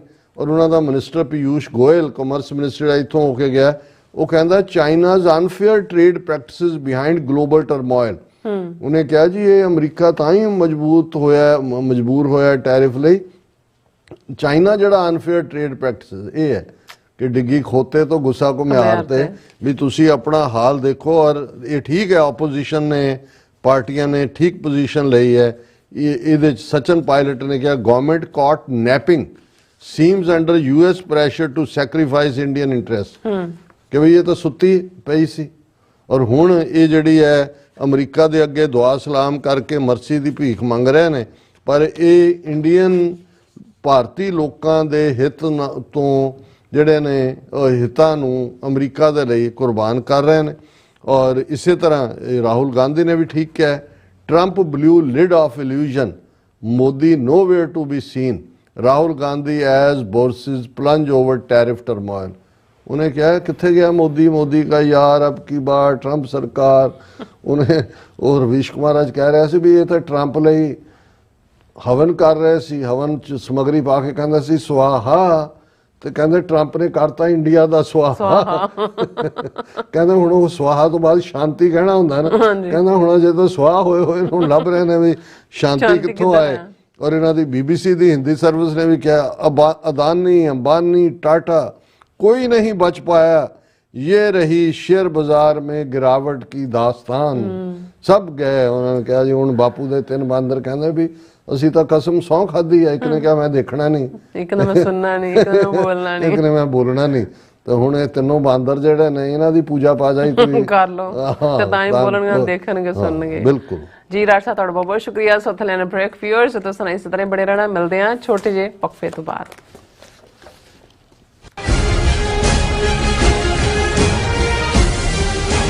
ਵਾਹਿਗੁਰੂ ਜੀ ਕਾ ਖਾਲਸਾ, ਵਾਹਿਗੁਰੂ ਜੀ ਕੀ ਫਤਿਹ। ਗੁਰਦੁਆਰਾ ਸਿੱਕਲ ਸੁਸਾਇਟੀ, ਸਮੂਹ ਗੁਰਦੁਆਰਾ ਪ੍ਰਬੰਧਕ ਕਮੇਟੀਆਂ, ਪੰਥਕ ਜਥੇਬੰਦੀਆਂ, ਸਭਾਵਾਂ ਅਤੇ ਸੰਗਤੀ ਰੂਪ ਦੇ ਵਿੱਚ ਜੋ ਹਰ ਸਾਲ ਦੀ ਤਰ੍ਹਾਂ ਮਨਿਆਟਨ ਵਿਖੇ ਸਿੱਖ ਡੇ ਪਰੇਡ ਕੱਢੀ ਜਾਂਦੀ ਹੈ, ਉਹ ਇਸ ਸਾਲ 26 ਅਪ੍ਰੈਲ ਦਿਨ ਸ਼ਨੀਚਰਵਾਰ ਨੂੰ 12:30 ਵਜੇ 37 ਸੀਟ ਮੈਡੀਸਨ ਤੋਂ ਆਰੰਭ ਹੋਵੇਗੀ। ਉਹ ਤੇ 24 ਸੀਟ ਮੈਡੀਸਨ ਦੇ ਉੱਤੇ ਜੋ ਕਿ ਸਟੇਜ ਸਜਾਈ ਜਾਏਗੀ, ਜਿਹਦੇ ਉੱਤੇ ਪੰਥਕ ਬੁਲਾਰੇ ਤੇ ਸਾਡੇ ਜਿਹੜੇ ਨਿਊਯਾਰਕ ਦੇ ਜਿੰਨੇ ਵੀ ਇਲੈਕਟਡ ਅਫੀਸ਼ਲ ਆ ਉਹ ਸੰਗਤਾਂ ਨੂੰ ਸੰਬੋਧਨ ਹੋਣਗੇ। ਸਮੂਹ ਸੰਗਤਾਂ ਦੇ ਚਰਨਾਂ 'ਚ ਬੇਨਤੀ ਕੀਤੀ ਜਾਂਦੀ ਆ ਕਿ ਇਹ ਜਿਸ ਪਰੇਡ ਦੇ ਵਿੱਚ ਆਪਣੇ ਆਪ ਨੂੰ ਸ਼ਾਮਲ ਕਰੋ ਤੇ ਗੁਰੂ ਦੀਆਂ ਖੁਸ਼ੀਆਂ ਪ੍ਰਾਪਤ ਕਰੋ ਕਿ ਇਹ ਪਰੇਡ ਸਾਡੀ ਪੋਲੀਟੀਕਲ ਤੇ ਧਾਰਮਿਕ ਆਜ਼ਾਦੀ ਨੂੰ ਦਰਸਾਉਂਦੀ ਹੈ ਜੀ। ਵਾਹਿਗੁਰੂ ਜੀ ਕਾ ਖਾਲਸਾ, ਵਾਹਿਗੁਰੂ ਜੀ ਕੀ ਫਤਿਹ। ਆਈ ਮੁਝੇ ਨ ਦੇ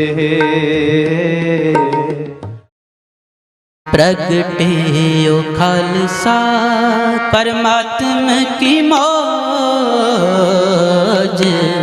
20 ਅਪ੍ਰੈਲ 2025 ਦਿਨ ਐਤਵਾਰ ਨੂੰ ਗੱਦਰੀ ਬਾਬਿਆਂ ਦੇ ਇਤਿਹਾਸਕ ਅਸਥਾਨ ਗੁਰੂ ਘਰ ਸਟਾਕਟਨ ਦੀਆਂ ਸਮੂਹ ਸਿੱਖ ਸੰਗਤਾਂ ਵੱਲੋਂ ਖਾਲਸੇ ਦਾ 326ਵਾਂ ਸਾਜਨਾ ਦਿਵਸ ਵਿਸਾਖੀ ਪੁਰਬ ਮਨਾਇਆ ਜਾਵੇਗਾ।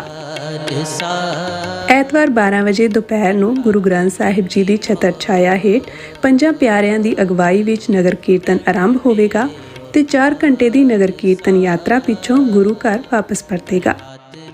ਸਮੂਹ ਇਲਾਕਾ ਨਿਵਾਸੀ ਤੇ ਦੇਸ਼ ਪ੍ਰਦੇਸ਼ ਦੀਆਂ ਸੰਗਤਾਂ, ਧਾਰਮਿਕ ਸੰਸਥਾਵਾਂ ਅਤੇ ਸਮੂਹ ਗੁਰੂ ਘਰਾਂ ਦੀਆਂ ਪ੍ਰਬੰਧਕ ਕਮੇਟੀਆਂ ਨੂੰ ਸਨਿਮਰ ਬੇਨਤੀ ਕੀਤੀ ਜਾਂਦੀ ਹੈ ਕਿ ਇਸ ਸ਼ਾਨਦਾਰ ਤੇ ਮਹਾਨ ਅਵਸਰ ਤੇ ਫਲੋਟਾਂ ਸਮੇਤ ਪਹੁੰਚ ਕੇ ਨਗਰ ਕੀਰਤਨ ਦੀਆਂ ਰੌਣਕਾਂ ਵਧਾਓ ਅਤੇ ਕਲਗੀਧਰ ਪਾਤਸ਼ਾਹ ਅੰਮ੍ਰਿਤ ਦੇ ਦਾਤੇ ਸ੍ਰੀ ਗੁਰੂ ਗੋਬਿੰਦ ਸਿੰਘ ਸਾਹਿਬ ਜੀ ਦੀਆਂ ਖੁਸ਼ੀਆਂ ਪ੍ਰਾਪਤ ਕਰੋ ਜੀ। प्रगटे ओ खालसा परमात्मा की मौज।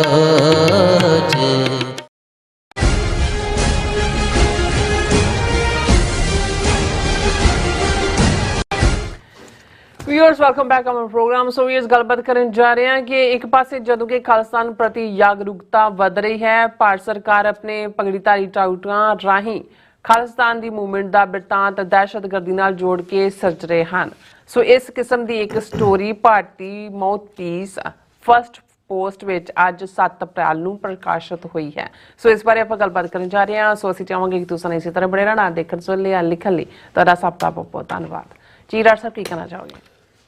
ਦੇਖੋ, ਰਿਪੀਟਡਲੀ ਜਦੋਂ ਅਸੀਂ ਇਹ ਗੱਲ ਕਹਿੰਦੇ ਹਾਂ ਔਰ ਸਾਡੇ ਵੀਰ ਹਿਰਦੇਪਾਲ ਸਿੰਘ ਨੇ ਇੱਥੇ ਨਿਊਯਾਰਕ 'ਚ ਤੇ ਜਦੋਂ ਮਿਲੇ, ਬੜੀ ਦੇਰ ਬਾਅਦ ਮਿਲੇ ਡੀਸੀ ਦੀ ਇਸ ਪਰੇਡ ਤੇ ਮੈਂ ਉਹਨਾਂ ਨੂੰ ਕਿਹਾ ਜੀ ਨਾ ਤਾਂ ਤੁਹਾਡਾ ਹਿਰਦੇਪਾਲ ਹੈ, ਤੁਸੀਂ ਹਿਰਦੇ ਨੂੰ ਪਾਲਦੇ ਹੋ, ਮਿਲਦੇ ਗਿਲਦੇ ਨਹੀਂ ਕਦੇ, ਸਾਡੇ ਹਿਰਦੇ ਦਾ ਵੀ ਹਾਲ ਚਾਲ ਪੁੱਛ ਲਿਆ ਕਰੋ।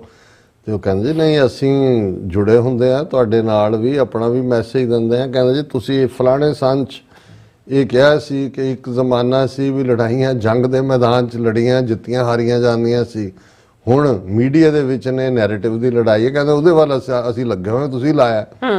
ਮੈਂ ਇਹ ਦੇਖ ਰਿਹਾ ਕਿ ਵੀ ਜਿਉਂ-ਜਿਉਂ ਖਾਲਿਸਤਾਨ ਦਾ ਨੈਰੇਟਿਵ ਇੰਡੀਆ ਦੇ ਟਰਾਂਸਨੈਸ਼ਨਲ ਰਿਪਰੈਸ਼ਨ ਕ੍ਰਾਈਮ ਤੋਂ ਬਾਅਦ ਦੁਨੀਆ ਦੇ ਸਾਹਮਣੇ ਆਉਣਾ ਸ਼ੁਰੂ ਹੋਇਆ, ਅਸੀਂ ਤਾਂ ਵਿਰਲੇ ਟਾਵੇਂ ਰੂਪ ਦੇ ਵਿੱਚ ਸਾਡੇ ਵੀਰ ਭੈਣਾਂ ਜਿਹੜੇ ਵੀ ਪੰਥਕ ਜਾਂ ਖਾਲਿਸਤਾਨੀ ਨੈਰੇਟਿਵ ਦੇ ਰਹੇ ਨੇ, ਉਹਨਾਂ 'ਚੋਂ ਵੀ ਕਈ ਵਾਰ ਕਈ ਉਹਨਾਂ ਇਸ਼ੂਜ਼ ਦੇ ਵਿੱਚ ਜਾ ਵੜਦੇ ਨੇ ਜਿਨ੍ਹਾਂ ਦੀ ਲੋੜ ਨਹੀਂ ਹੈ, ਜਿਹੜੀ ਕਿ ਤੁਹਾਨੂੰ ਡਿਵੀਏਟ ਕਰਦੇ ਨੇ, ਤੁਹਾਡਾ ਫੋਕਸ ਵੀ ਖਰਾਬ ਕਰਦੇ ਨੇ, ਤੁਹਾਨੂੰ ਉਲਝਾਉਂਦੇ ਵੀ ਨੇ ਔਰ ਤੁਹਾਡੇ ਦੁਸ਼ਮਣ ਵੀ ਜ਼ਿਆਦਾ ਬਣਾਉਂਦੇ ਨੇ। ਅਸੀਂ ਕਈ ਵਾਰ ਇਸ ਗੱਲ ਦਾ ਧਿਆਨ ਰੱਖਦੇ ਹਾਂ ਕਿ ਦੁਸ਼ਮਣ ਦਾ ਖੈਮਾ ਇਸ ਦਾ ਫਾਇਦਾ ਨਾ ਉਠਾਏ ਕਿ ਦੇਖੋ ਜੀ ਇਹ ਧਿਰਾਂ ਆਪਸ ਦੇ ਵਿੱਚ ਹੀ ਉਲਝੀਆਂ ਹੋਈਆਂ ਔਰ ਉਹਨਾਂ ਨੂੰ ਜਿਹੜਾ ਉਹ ਮੈਗਨੀਫਾਈ ਕਰੇ। ਅਸੀਂ ਉਸ ਦੇ ਉੱਤੇ ਅੰਦਰੂਨੀ ਤੌਰ ਤੇ ਸਮਝਾਉਣ ਦੀ ਕੋਸ਼ਿਸ਼ ਕਰਦੇ ਹਾਂ, ਆਪਣੀ ਗੱਲ ਅਸੀਂ ਕਹਿ ਦਿੰਦੇ ਹਾਂ, ਲੇਕਿਨ ਪਬਲਿਕਲੀ ਅਸੀਂ ਅਵੋਇਡ ਕਰਦੇ ਹਾਂ ਕਹਿਣਾ। ਪਰ ਇਹ ਜਨਰਲ ਵੀ ਉਹ ਵੀਰ ਭੈਣਾਂ ਜਿਹੜੇ ਐਕਟਿਵਿਸਟ ਨੇ ਹਰ ਥਾਂ ਤੇ ਜੁੜੇ ਹੋਏ, ਸਾਨੂੰ ਅਸੀਂ ਇਹ ਕਹਿਣਾ ਚਾਹੁੰਦੇ ਕਿ ਇੱਕ ਗੱਲ ਦਾ ਧਿਆਨ ਰੱਖੀਏ, ਜਦੋਂ ਤੁਸੀਂ ਨਿਸ਼ਾਨਾ ਸਾਧਣਾ ਹੈ। ਤੇ ਉਹ ਜਿਵੇਂ ਇੱਕ ਟੀਚਰ ਨੇ ਕਿਹਾ ਸੀ ਕਿ ਵੀ ਇਹ ਬੈਠੀ ਹੈ ਜਿਹੜੀ ਇਹਦੀ ਅੱਖ 'ਚ ਨਿਸ਼ਾਨਾ ਲਾਣਾ ਹੈ, ਤੇ ਕਈ ਤੀਰਅੰਦਾਜ਼ ਆਏ, ਉਹਨਾਂ ਨੂੰ ਪੁੱਛਿਆ ਵੀ ਕੀ ਹੈਗਾ, ਕਿਸੇ ਨੇ ਕਿਹਾ ਜੀ ਦਰਖਤ ਹੈ, ਦਰਖਤ ਦੀ ਸ਼ਾਖ ਹੈ, ਸ਼ਾਖ ਤੇ ਪੰਛੀ ਹੈ, ਔਰ ਅਖੀਰ ਜਿਹਨੇ ਸੱਚਮੁੱਚ ਸਟੀਕ ਨਿਸ਼ਾਨਾ ਲਾਇਆ, ਉਹਨੇ ਜਦੋਂ ਆਪਣਾ ਨਿਸ਼ਾਨਾ ਬੰਨਿਆ ਤੇ ਉਹਦਾ ਉਸਤਾਦ ਉਹਨੂੰ ਪੁੱਛਦਾ, ਦੱਸ ਤੁਹਾਨੂੰ ਕੀ ਨਜ਼ਰ ਆ ਰਿਹਾ? ਉਹਨੇ ਕਿਹਾ ਚਿੜੀ ਦੀ ਅੱਖ।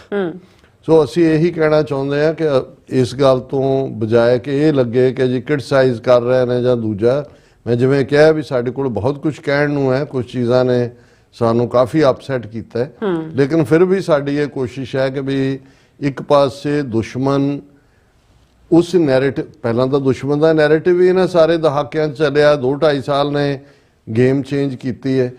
ਹੁਣ ਉਹਨਾਂ ਨੇ ਸਾਡੇ ਵਰਗੀਆਂ ਸ਼ਕਲੋ ਸੂਰਤਾਂ ਵਾਲੇ ਜਿਹੜੇ ਇੱਕ ਸਟੇਜ ਦੇ ਉੱਤੇ ਜਿਹੜੇ ਨੇ ਕੁਛ ਉਹਨਾਂ 'ਚੋਂ ਈਵਨ ਪੰਥਕ ਖੈਮੇ ਦਾ ਵੀ ਸੀ, ਉਹ ਉਹਨਾਂ ਨੇ ਕਿਵੇਂ ਬੌਟ ਓਵਰ ਕੀਤੇ ਨੇ, ਕੀ ਉਹਨਾਂ ਤੋਂ ਉਹਨਾਂ ਨੂੰ ਕਿੱਥੇ ਬਲੈਕਮੇਲ, ਉਹਨਾਂ 'ਚ ਬਹੁਤ ਸਾਰੇ ਵਪਾਰੀ ਕਲਾਸ ਹੈ, ਜ਼ਾਹਰ ਹੈ ਜਿਨ੍ਹਾਂ ਦਾ ਇੰਟਰਸਟ ਪਿੱਛੇ ਵੀ ਜੁੜੇ ਹੋਏ ਨੇ, ਉੱਥੇ ਵੀ ਕਾਰੋਬਾਰ ਨੇ, ਔਰ ਉਹਨਾਂ 'ਚ ਇੱਕ ਜਸਦੀਪ ਜੱਸੀ ਨਾਂ ਦਾ ਬੰਦਾ ਜਿਹੜਾ ਕਿਸੇ ਵੇਲੇ 1999 ਤੱਕ ਪਹੁੰਚਦੇ ਆ, ਜੇ ਇਸ ਬਾਰੇ ਇਹ ਸੀ ਕਿ ਜੀ ਉਹਨੇ ਗ੍ਰੰਥੀ ਸਿੰਘ ਨੂੰ ਕਿਹਾ ਵੀ ਜਿਹੜੀ ਤੁਸੀਂ ਅਰਦਾਸ ਕਰਨੀ ਹੈ ਉਹਦੇ 'ਚ ਸੰਤ ਪਿੰਡਾਂ ਵਾਲਿਆਂ ਦਾ ਨਾਂ ਵੀ ਲੈਣਾ ਹੈ, ਕੌਮੀ ਘਰ ਖਾਲਿਸਤਾਨ ਦਾ ਵੀ ਲੈਣਾ, ਕਦੇ ਖੁਦ ਨਵੰਬਰ 84 ਦੀ ਸਿੱਖ ਨਸਲਕੁਸ਼ੀ ਦੇ ਵਿਕਟਮ ਦੇ ਤੌਰ ਦੇ ਉੱਤੇ, ਔਰ ਉਹ ਜੈਨੂਇਨ ਉਦੋਂ ਬਹੁਤਿਆਂ ਨੂੰ ਇਹ ਲੱਗਦਾ ਸੀ। ਪਰ ਜਿਸ ਕਦਰ ਇਸ ਕਿਸਮ ਦੇ ਬੰਦੇ ਔਰ ਇਹਨਾਂ ਦੇ ਨਾਲ ਹੋਰ ਪੱਗਾਂ ਵਾਲੇ, ਕਿਉਂਕਿ ਜਦੋਂ ਇੱਥੇ ਮੋਦੀ ਆਇਆ, ਉਸ ਤੋਂ ਪਹਿਲਾਂ ਸੁਸ਼ਮਾ ਸਵਰਾਜ ਆਈ, ਉਸ ਤੋਂ ਬਾਅਦ ਐਸ ਜੈ ਸ਼ੰਕਰ ਔਰ ਹਿਊਸਟਨ ਰੈਲੀ ਵੇਲੇ, ਔਰ ਦਰਸ਼ਕ ਨਾਲ ਦੀ ਨਾਲ ਪਿਕਚਰਸ ਦੇਖ ਸਕਦੇ ਨੇ ਕਿ ਵੀ ਇਹ ਕਿਹੜੀ ਕਲਾਸ ਹੈ ਜਿਨ੍ਹਾਂ ਦਾ ਮੈਂ ਜ਼ਿਕਰ ਕਰ ਰਿਹਾ, ਔਰ ਕਿਵੇਂ ਉਹਨਾਂ ਚੋਂ ਹੁਣ ਇਹ ਜਿਹੜਾ ਜਸਦੀਪ ਜੱਸੀ ਨਾਂ ਦਾ ਬੰਦਾ ਹੈ, ਇਹ ਕਿਉਂਕਿ ਰਿਪਬਲਿਕਨ ਹੈ, ਉਹਨਾਂ ਦੇ ਵਿੱਚ ਵੀ ਇੱਕ ਅੱਧਾ ਹੋਰ ਉਹ ਪਾਕਿਸਤਾਨੀ ਜਿਹੜਾ ਆਪਣੀ ਮੂਲ ਕਹਿੰਦਾ ਹੈ, ਹਾਲਾਂਕਿ ਉਹ ਵੀ ਉਸ ਕਿਸਮ ਦਾ, ਇਹਨਾਂ ਦੇ ਕਾਰੋਬਾਰ ਕੀ ਨੇ ਕੀ ਨਹੀਂ ਮੈਂ ਇਹ ਨਹੀਂ ਕਹਿਣਾ ਚਾਹੁੰਦਾ ਕਿ ਭਾਈ ਕੀ ਹੈ, ਲੇਕਿਨ ਇਹ ਅਬਵ ਬੋਰਡ ਨਹੀਂ ਹੈਗੇ। ਇਹ ਸਾਰੇ ਜਿਹੜੇ ਨੇ ਇਹਨਾਂ ਦੇ ਰਾਹੀਂ ਇੱਕ ਪਾਸੇ ਮੋਦੀ ਦੀ ਸ਼ਲਾਘਾ ਦੀ ਲਾਈਨ ਕਿ ਜੀ ਦੇਖੋ RSS, ਔਰ ਦੂਜੇ ਨੇ ਚਲੋ ਨਵੰਬਰ 84 ਹੋਇਆ ਉਹ ਤਾਂ ਕਾਂਗਰਸ ਨੇ ਕੀਤਾ ਸੀ, ਦੇਖੋ ਜੀ RSS ਸਿੱਖਾਂ ਲਈ ਕੀ ਕਰ ਰਹੇ, ਔਰ ਕਿਵੇਂ ਹਰ ਥਾਂ ਜਦੋਂ ਵੀ ਇਹਨਾਂ ਦੀਆਂ ਵਿਜ਼ਿਟਸ ਹੁੰਦੀਆਂ ਨੇ ਇਸ ਕਿਸਮ ਦੀ ਟਾਊਟ ਕਲਾਸ ਜਿਹੜੀ ਹੈ ਉਹ ਪਹੁੰਚ ਜਾਂਦੀ ਹੈ। ਔਰ ਹੁਣ ਜਦੋਂ ਕਿ ਖਾਲਿਸਤਾਨ ਦਾ ਨੈਰੇਟਿਵ ਇਮੈਜੀਨੇਸ਼ਨ 'ਚ ਆ ਜੇ, ਸਾਡੇ ਬਹੁਤਿਆਂ ਨੂੰ, ਸਾਡੇ 'ਚੋਂ ਕੁਛ ਉਹ ਵੀ ਨੇ ਜਿਨ੍ਹਾਂ ਨੂੰ ਇਹ ਲੱਗਦਾ ਹੁੰਦਾ ਹੈ ਕਿ ਵੀ ਬਸ ਇਹ ਤਾਂ ਅੱਜ ਦੀ ਗੱਲ ਹੈ, ਕੱਲ੍ਹ ਦੀ, ਇਹ ਪੋਜ਼ਿਟਿਵਿਟੀ ਰਹਿਣਾ ਬਹੁਤ ਜ਼ਰੂਰੀ ਹੈ, ਪਰ ਇਸ ਗੱਲ ਦਾ ਵੀ ਧਿਆਨ ਰਹੇ ਕਿ ਜੇ ਦੁਸ਼ਮਣ ਦੇ ਨਾਲ ਬਰਾਬਰ ਦੀ ਨਹੀਂ, ਰਾਦਰ ਅਜੇ ਬੜੀ ਅਸਾਮੀ ਟੱਕਰ ਹੈ। ਜਦੋਂ ਮੁਲਕ ਡੀਲ ਕਰਦੇ ਨੇ ਇੱਕ ਦੂਜੇ ਦੇ ਨਾਲ, ਉਹਨਾਂ ਦੇ ਆਪਣੇ ਹਿੱਤ, ਵਪਾਰਕ ਹਿੱਤ, ਸਿੱਖ ਕੌਮ ਦੇ ਕੋਲ ਸੱਚ ਦੇ ਪੱਲੇ ਤੋਂ ਬਿਨਾ ਤੇ ਗੁਰੂ ਦਾ ਆਸਰੇ ਪਰਨੇ ਤੋਂ ਬਿਨਾ ਹੋਰ ਕੀ ਹੈ। ਸੋ ਅਸੀਂ ਬੜੀ ਜਿਹੜੀ ਹੈ ਡੈਲੀਕੇਟ ਪਾਥ ਦੇ ਉੱਤੇ ਚੱਲ ਰਹੇ ਹਾਂ। ਕੋਈ ਵੀ ਡਿਵੀਏਸ਼ਨ, ਕੋਈ ਵੀ ਗਲਤੀ, ਕੋਈ ਵੀ ਆਪਸੀ ਘਰੇਲੂ ਖਾਨਾ ਜੰਗੀ ਦਾ ਜਿਹੜਾ ਕੋਈ ਵੀ ਏਜੰਡਾ ਹੈ, ਉਹ ਸਾਨੂੰ ਅਗੇਨ ਉੱਥੇ ਹੀ ਫਿੱਟ ਕਰ ਦੇਗਾ ਲਿਜਾ ਕੇ ਜਿਹੜਾ ਦੁਸ਼ਮਣ ਚਾਹੁੰਦਾ ਹੈ। ਔਰ ਮੈਂ ਅੱਜ ਹੀ ਜਿਹੜੀ ਅੱਜ ਇਹ ਪੋਸਟ, ਫਸਟ ਪੋਸਟ ਪਬਲੀਕੇਸ਼ਨ ਵੀ ਹੈ, TV ਵੀ ਹੈ, ਜਿਹੜੀ ਬੀਬੀ ਪਲਕੀ ਸ਼ਰਮਾ ਨਾਂ ਦੀ ਜਿਹੜੀ ਹੈ ਉਹ ਉਸ ਦੇ ਉੱਤੇ ਪ੍ਰੋਗਰਾਮ ਕਰਦੀ ਹੈ, ਉਹ ਵੀ ਫਸਟ ਪੋਸਟ ਦੀ ਰਿਪਰੈਜ਼ੈਂਟੇਟਿਵ ਹੈ, ਵੈਂਟੇਜ ਵਿਦ ਪਲਕੀ ਸ਼ਰਮਾ ਦੇ ਨਾਂ ਥੱਲੇ, ਔਰ ਇਹਨਾਂ ਦੀ ਆਪਣੀ ਪਬਲੀਕੇਸ਼ਨ। ਔਰ ਅੱਜ ਇਹ ਆਰਟੀਕਲ ਜਿਹੜਾ ਮਾਈਕਲ ਰੂਬਿਨ ਨਾਂ ਦਾ ਗੋਰਾ, ਕਿਉਂਕਿ ਇਹ ਜਦੋਂ ਨੈਰੇਟਿਵ ਸਿਰਜਣ ਦੀ ਲਾਈਨ ਹੁੰਦੀ ਹੈ, ਇਹ ਨਹੀਂ ਹੁੰਦਾ ਵੀ ਉਹਨਾਂ ਨੇ ਉਹੀ ਰੱਖਣੇ ਨੇ, ਉਹਨਾਂ ਨੇ ਅੱਗੋਂ ਕੁਛ ਨਾ ਕੁਛ ਸਕਾਲਰ ਅੱਡ ਥਿੰਕ ਟੈਂਕਾਂ ਜਾਂ ਦੂਜਿਆਂ 'ਚ ਵਾੜੇ ਹੁੰਦੇ ਨੇ। ਇਹ ਮਾਈਕਲ ਰੂਬਨ ਜਿਹੜਾ ਇਹਦੀ ਸੀਨੀਅਰ ਫੈਲੋ ਹੈ ਅਮਰੀਕਨ ਐਂਟਰਪ੍ਰਾਈਜ਼ ਇੰਸਟੀਚਿਊਟ 'ਚ, director of policy analysis at the Middle East Forum, ਔਰ ਇਸ ਨੇ ਅੱਜ ਇੱਕ ਬੜਾ ਡੈਮੇਜਿੰਗ, ਜਿਹਦਾ ਕੋਈ ਸਿਰ ਮੂੰਹ ਨਹੀਂ ਹੈ, ਪਰ ਇਹ ਵੀ ਸਾਨੂੰ ਇਹ ਪਤਾ ਲੱਗਿਆ ਵੀ ਇਹ ਸਾਰਾ ਇਹ ਜਿਹੜੇ ਪਗੜੀਧਾਰੀ ਟਰਾਊਟ ਨੇ ਜਿਨ੍ਹਾਂ ਦੇ ਅਸੀਂ ਟਰਮ ਰੈਂਟਾ ਸਿੱਖ ਵੀ ਇਸਤੇਮਾਲ ਕਰਦੇ ਰਹੇ, ਔਰ ਉਹਦੇ 'ਚ ਉਹਨਾਂ ਨੇ, ਹਾਲਾਂ ਅਮਰੀਕਾ ਦੇ ਵਿੱਚ 3-4 ਉਹ ਆਰਗੇਨਾਈਜੇਸ਼ਨਸ ਨੇ ਜਿਹੜੀਆਂ ਪੋਲੀਟੀਕਲ ਸਿਸਟਮ ਖਾਲਿਸਤਾਨ ਬਾਰੇ ਕੋਈ ਉਹਨਾਂ ਦੀ ਲੌਬੀ ਨਹੀਂ ਹੈ, ਨਾ ਹੀ ਉਹਨਾਂ ਦੀ ਕੋਈ ਟੇਕ ਹੈ, ਕਿਉਂਕਿ ਇਹ non profit organisations advocacy group ਨੇ। ਉਹਨਾਂ 'ਚ ਯੂਨਾਈਟਿਡ ਸਿੱਖਸ ਹੈ, ਉਹਨਾਂ 'ਚ ਸਿੱਖ ਕੋਲੀਸ਼ਨ ਹੈ, ਉਹਨਾਂ 'ਚ ਸੈਲਡੈਫ ਹੈ। ਪਰ ਕਿਉਂਕਿ ਜਿਵੇਂ ਸਿੱਖ ਕੋਲੀਸ਼ਨ ਹੈ, ਇਹ ਇਹਨੇ ਕੈਲੀਫੋਰਨੀਆ 'ਚ ਇਸ ਤੋਂ ਪਹਿਲਾਂ ਨਿਊਯਾਰਕ 'ਚ ਫਿਰ ਸ਼ਾਇਦ ਅਰੀਜ਼ੋਨਾ 'ਚ ਜਿਹੜੇ ਸਕੂਲ ਸਿਲੇਬਸ ਨੇ ਉਹਨਾਂ 'ਚ ਹਿੰਦੂਤਵਾ ਵਾਲੇ ਆਪਣੀ ਜਿਹੜੀ ਬਾੜਨ ਦੀ ਕੋਸ਼ਿਸ਼ ਕਰਦੇ ਸੀ ਉਹਨੂੰ ਚੈੱਕ ਕਰਦੇ ਆ ਸਿੱਖ ਨੈਰੇਟਿਵ ਦਿੱਤਾ ਹੈ ਤਾਂ ਕਿ ਸਿੱਖ ਹਿਸਟਰੀ ਬਾਰੇ ਜਿਹੜਾ ਠੀਕ ਜਾਣਕਾਰੀ ਹੋਏ। ਇਸੇ ਤਰ੍ਹਾਂ ਜਦੋਂ ਇਹਨਾਂ ਦੇ ਹਿੰਦੂਤਵੀਆਂ ਦੇ ਇਨਫਲੂਐਂਸ ਥੱਲੇ ਕਿਉਂਕਿ ਅਮਰੀਕਨਸ ਤਾਂ ਬਹੁਤ ਸਾਰੇ ਹਿਸਟਰੀ ਲੈਵਲ ਤੇ ਵੀ ਸਾਊਥ ਏਸ਼ੀਆ ਤੋਂ ਨਾ ਵਾਕਿਫ ਨੇ ਸੋ ਉਹ ਜੇ ਟੈਰਰਿਜ਼ਮ ਕਹਿਣਗੇ ਇਸਲਾਮਿਕ ਟੈਰਰਿਜ਼ਮ ਸਿੱਖ ਟੈਰਰਿਜ਼ਮ ਤਾਮਿਲ ਟੈਰਰ ਉਹਨੂੰ ਹਿੰਦੂਤਵੀਆਂ ਨੇ ਜਿਹੜਾ ਉਹ ਪੂਰਾ ਪ੍ਰਮੋਟ ਕੀਤਾ ਹੁੰਦਾ। ਤੇ ਜੇ ਹੁਣ ਇੰਗਲੈਂਡ ਦੀ ਇੱਕ ਰਿਪੋਰਟ ਆਈ ਹੈ ਕਿ ਜਿਹੜਾ ਹਿੰਦੂ ਫੈਨੈਟਿਕਸ ਔਰ ਹਿੰਦੂ ਫੈਨੈਟਿਸਿਜ਼ਮ ਔਰ ਹਿੰਦੂ ਟੈਰਰਿਜ਼ਮ ਐਕਸਟ੍ਰੀਮਿਜ਼ਮ ਤੇ ਚੀਕਾ ਮਾਰ ਰਹੇ ਨੇ ਜੀ ਕਿ ਧਰਮ ਥੋੜੀ ਹੋ ਸਕਦਾ ਦੂਜਾ।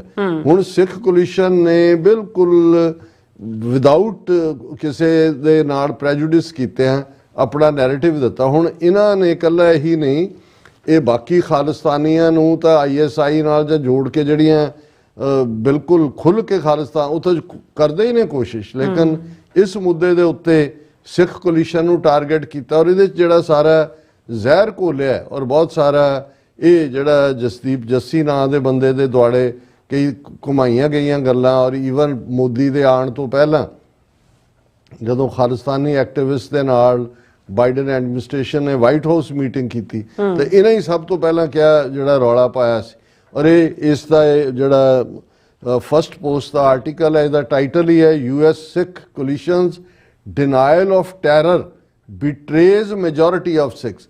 ਹੁਣ ਇਹ ਅਮਰੀਕਨ ਮੀਡੀਆ ਕਿਉਂਕਿ ਅੰਗਰੇਜ਼ੀ ਦੀ ਪਬਲੀਕੇਸ਼ਨ ਹੈ ਇਹ ਕਹਿਣਾ ਚਾਹੁੰਦੇ ਨੇ ਕਿ ਜਿਹੜੇ ਈਵਨ ਸਿੱਖ ਕੋਲੀਸ਼ਨ ਜਾਂ NGOs ਜਿਹੜੀਆਂ ਸਿੱਖਾਂ ਦੀਆਂ ਕੰਮ ਕਰਦੀਆਂ ਨੇ ਇਹ ਹੈਂਡਫੁਲ ਮੈਜੋਰਿਟੀ ਸਿੱਖ ਤਾਂ ਉਸ ਨੈਰੇਸ਼ਨ ਨੂੰ ਹੀ ਮੰਨਦੇ ਨੇ ਜਿਹੜਾ ਇੰਡੀਆ ਦੀ ਰਾਹ ਦਿੰਦੀ ਹੈ। ਇਹ ਇਹਦੇ ਟਾਈਟਲ ਦਾ ਮਤਲਬ ਹੈ। ਲਿਖਵਾਉਣ ਲਈ ਇਹਨਾਂ ਨੇ ਮਾਈਕਲ ਰੂਬਿਨ ਗੋਰਾ ਜਿਹੜਾ ਜਿਹਨੂੰ ਤਨਖਾਹ ਦਿੰਦੇ ਹੋਣੇ ਨੇ ਉਹਨੂੰ ਰੱਖਿਆ ਹੋਇਆ ਔਰ ਉਹਨੇ ਕਿਹਾ ਕਿ ਜੀ ਇਹ 6 ਮਹੀਨੇ ਪਹਿਲਾਂ ਜੋ ਬਾਈਡਨ ਨੇ ਜਦੋਂ ਮੋਦੀ ਨੂੰ ਵੈਲਕਮ ਕੀਤਾ ਉਸ ਵੇਲੇ ਜਿਹੜਾ ਉਹਨਾਂ ਨੇ ਜਿਹੜਾ ਉਹਨਾਂ ਸਿੱਖ ਟੈਰਰਿਜ਼ਮ ਨੂੰ ਜਿਹੜੇ ਜਸਟੀਫਾਈ ਕਰਨ ਵਾਲੇ ਲੋਕ ਨੇ ਉਹਨਾਂ ਦੇ ਨਾਲ ਮੀਟਿੰਗ ਵੀ ਕੀਤੀ ਔਰ ਇਹ ਦਾ White House officials met a group of Sikh civil society activists, including some that include or provide cover for Khalistani extremists. ਹੁਣ ਇਹ ਈਵਨ ਜਿਹੜੀਆਂ ਵਿਦਨ NGOs ਨੇ ਉਹਨਾਂ ਦੇ ਉੱਤੇ ਲੇਬਲ ਆਉਣਾ ਚਾਹੁੰਦੇ ਨੇ ਕਿ ਜੀ ਇਹ ਤਾਂ ਉਹਨਾਂ ਨੂੰ ਖਾਲਿਸਤਾਨੀਆਂ ਨੂੰ ਕਵਰ ਪ੍ਰੋਵਾਈਡ ਕਰ ਰਹੇ ਨੇ। ਫਿਰ ਉਹਨਾਂ ਨੇ ਕਿਹਾ ਜੀ ਇਹ ਜਿਹੜਾ ਮਾਈਕਲ ਹੈ ਉਹ ਕਹਿੰਦਾ ਜੀ ਮੈਂ ਉਦੋਂ ਵੀ ਬਾਈਡਨ ਐਡਮਿਨਿਸਟ੍ਰੇਸ਼ਨ ਨੂੰ ਕ੍ਰਿਟਿਸਾਈਜ਼ ਕੀਤਾ ਸੀ ਕਿ ਕਿਉਂ ਤੁਸੀਂ ਇਹਨਾਂ ਨੂੰ ਲੈਜੀਟੀਮੇਸੀ ਦੇ ਰਹੇ ਹੋ ਖਾਲਿਸਤਾਨੀਆਂ ਨੂੰ ਔਰ ਇਸ ਵੇਲੇ ਖਾਲਿਸਤਾਨੀ ਐਕਸਟ੍ਰੀਮਿਸਟ ਤਾਂ ਅੱਡ ਸਟੇਟ ਮੰਗਦੇ ਨੇ ਇੰਡੀਆ ਨੂੰ ਤੋੜਨਾ ਚਾਹੁੰਦੇ ਨੇ।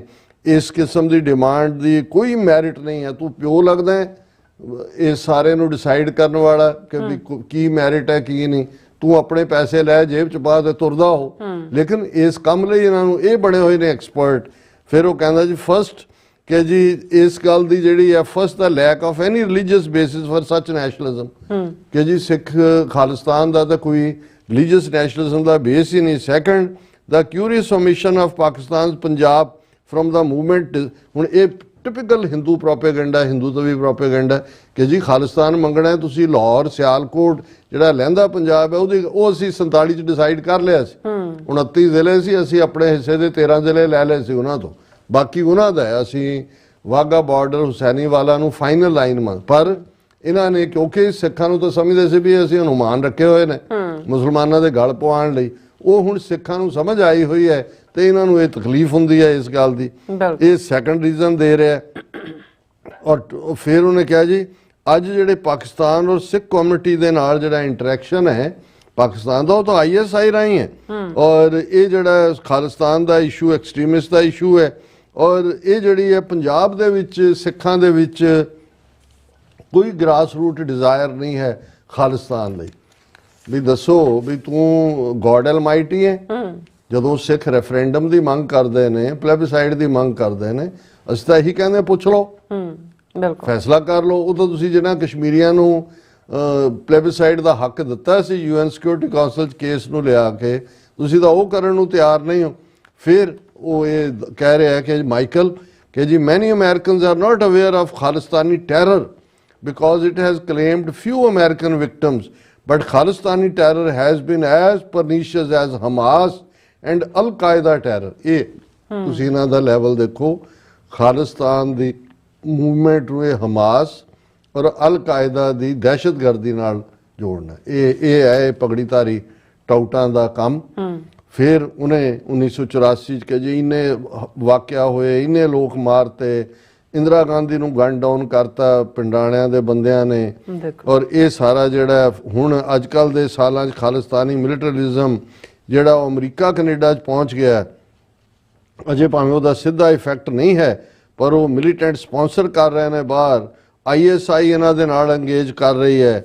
ਔਰ ਜਦੋਂ ਦਾ ਆਰਟੀਕਲ 370 ਤੋੜਿਆ ਉਸ ਤੋਂ ਬਾਅਦ ਬਹੁਤ ਤੇਜ਼ੀ ਨਾਲ ISI ਨੇ ਖਾਲਿਸਤਾਨੀਆਂ ਨੂੰ ਉਕਸਾ ਕੇ ਜਿਹੜਾ ਬਾਹਰਲੇ ਮੁਲਕਾਂ 'ਚ ਕਈ ਕੁਝ ਸ਼ੁਰੂ ਕੀਤਾ ਹੋਇਆ ਹੈ।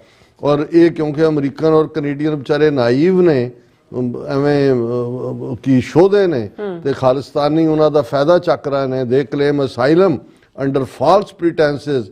ਪਹਿਲਾਂ ਇਹਨੂੰ ਪੁੱਛੋ ਕਿ ਇਹ ਜੱਸੀ ਦਾ ਆਪਣਾ ਕਾਰੋਬਾਰ ਕੀ ਹੈ, ਇਹਨੇ ਕੀ ਕੀਤਾ ਹੈ ਤੇ ਇਹ ਕੀ ਕਰਦਾ ਹੈ। ਅਸੀਂ ਪਰਸਨਲ 'ਚ ਨਹੀਂ ਜਾਣਾ ਚਾਹੁੰਦੇ, ਫਿਰ ਤੁਹਾਨੂੰ ਹਰ ਇੱਕ ਦੀ ਹਕੀਕਤ ਲੱਗੇਗੀ ਕਿ ਜਿਹੜਾ ਮੂੰਹ ਖਾਂਦਾ ਹੈ ਅੱਖਾਂ ਸ਼ਰਮਾਉਂਦੀਆਂ। ਜਿਹੜੇ ਤੁਸੀਂ ਟਾਊਟ ਹੋ ਇਹਨਾਂ ਦੇ ਇੰਡੀਅਨ ਟੁਕੜਿਆਂ ਦੇ ਪਲ ਰਹੇ ਹੋ ਤੇ ਤੁਸੀਂ ਖਾਲਿਸਤਾਨੀਆਂ ਨੂੰ ਔਰ ਇੱਥੇ ਕਿਰਤ ਕਰਕੇ ਆਪਣੇ ਪੈਰ ਜਮਾਨ ਵਾਲਿਆਂ ਨੂੰ ਜਿਹੜਾ ਉਹ ਤੁਸੀਂ ISI ਨਾਲ ਜੋੜਦੇ ਹੋ। ਸ਼ਰਮ ਆਉਣੀ ਚਾਹੀਦੀ ਹੈ ਤੁਹਾਨੂੰ। ਫਿਰ ਉਹਨੇ ਕਿਹਾ ਜੀ ਇਹ all the while laundering money to fund terrorism, ਕਿ ਇੱਥੇ ਬੈਠੇ ਮਨੀ ਲਾਂਡਰਿੰਗ ਕਰਦੇ ਨੇ। ਫਿਰ ਉਹਨੇ ਕਿਹਾ ਜੀ ਡੇ ਟੂ ਡੇ ਲੈਵਲ ਤੇ ਖਾਲਿਸਤਾਨੀ ਜਿਹੜੀ ਮਿਲੀਟੈਂਸੀ ਉਹਦਾ ਸ਼ਿਕਾਰ ਸਿੱਖ ਨੇ ਤੇ ਤੇਰੇ ਚਲੂਣੇ ਲੜਦੇ ਨੇ। ਮਾਈਕਲ ਤੂੰ ਜਾ ਆਪਣੇ ਚਰਚ ਜਾ ਕੇ ਪ੍ਰੇ ਕਰ ਜੇ ਤੈਨੂੰ ਲੱਗਦਾ ਕਿ ਵੀ ਇਹ ਨਾ ਅਮਰੀਕਾ ਕੈਨੇਡਾ ਦੇ ਖਿਲਾਫ ਹੈ। ਫਿਰ ਉਹਨੇ ਕਿਹਾ ਜੀ ਇਹ ਉਹ UK 'ਚ ਜਿਹੜੇ ਇਸ ਕਿਸਮ ਦੀ ਉਹ ਰਿਸ਼ੀ ਸੋਨਕ ਤੇ ਪ੍ਰੀਤੀ ਪਟੇਲ ਨੇ ਕਿਹਾ, ਉਹਨੂੰ ਕੋਟ ਕਰ ਰਿਹਾ ਜੀ ਉਹਨਾਂ ਨੇ। ਫਿਰ ਸਿੱਖ ਕੋਲੀਸ਼ਨ ਦੇ ਦਿਵਾਲੇ ਹੋਏ ਕਿ ਜੀ ਇਹਨਾਂ ਨੇ 2001 ਦੇ ਵਿੱਚ ਐਡਵੋਕੇਸੀ ਗਰੁੱਪ ਬਣਾਇਆ ਸੀ ਸਿਵਲ ਰਾਈਟਸ ਲਈ, ਔਰ ਇਹ ਬੜਾ ਜਿਹੜਾ ਹੈ ਇਹ ਸਿੱਖਾਂ ਨੂੰ ਇਹਨਾਂ ਨੇ ਬਿਲਕੁਲ ਨਿਰਾਸ਼ ਕੀਤਾ ਹੈ ਕਿਉਂਕਿ ਇਹ ਜਿਹੜੀ ਹੈ ਲੈਜੀਟੀਮੇਟ ਕ੍ਰਿਟਿਸਿਜ਼ਮ ਜਦੋਂ ਸਿੱਖ ਮਿਲੀਟੈਂਸੀ ਦਾ ਹੁੰਦਾ ਹੈ ਉਹਦੇ ਤੇ ਚੁੱਪ ਰਹਿੰਦੇ ਨੇ। ਫਿਰ ਉਹਨੇ ਕਿਹਾ ਜੀ ਇਹ ਮੇਰੇ ਨਾਲ ਹੀ ਇਹ ਹੋਇਆ ਕਿ ਵੀ ਮੈਂ ਜਦੋਂ ਫਸਟ ਪੋਸਟ ਦੇ ਵਿੱਚ ਇੱਕ ਕਾਲਮ ਲਿਖਿਆ ਸੀ ਕਿ ਵਾਈਟ ਹਾਊਸ ਰਿਸੈਪਸ਼ਨ 'ਚ ਖਾਲਿਸਤਾਨੀ ਕਿਉਂ ਆਏ, ਤੇ ਮੈਨੂੰ ਉਹਨਾਂ ਨੇ ਕਿਹਾ ਸੀ ਕਿ ਵੀ ਇਹ ਤੂੰ ਗਲਤ ਲਿਖਿਆ ਹੈ, ਡੇਂਜਰਸ ਇੰਪਲੀਕੇਸ਼ਨਸ ਹੋਣਗੀਆਂ ਇਹਦੀਆਂ ਔਰ ਤੂੰ ਮਾਫੀ ਮੰਗ। ਮੈਂ to demand retraction of article is to treat the US Constitution's First Amendment guarantees of free speech with disdain।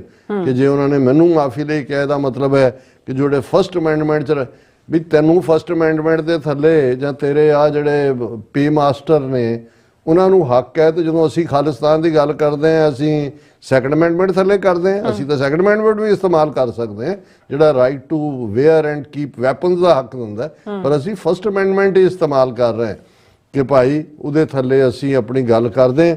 ਔਰ ਇਸ ਸਾਰੇ ਦੇ ਵਿੱਚ ਫਿਰ ਉਹਨੇ ਸਿੱਖ ਕੋਲੀਸ਼ਨ ਨੂੰ ਕਿਹਾ ਜੀ civics alliance social study standard American grade schools ਦੇ ਮੁੱਦੇ ਤੇ ਜਿਹੜਾ ਇਹਨਾਂ ਨੇ ਉਹਨਾਂ ਦਾ ਵਿਰੋਧ ਕੀਤਾ ਕਿ ਜੀ ਮੁਸਲਿਮ ਸਿੱਖ ਐਂਡ ਤਮਿਲ ਟੈਰਰ।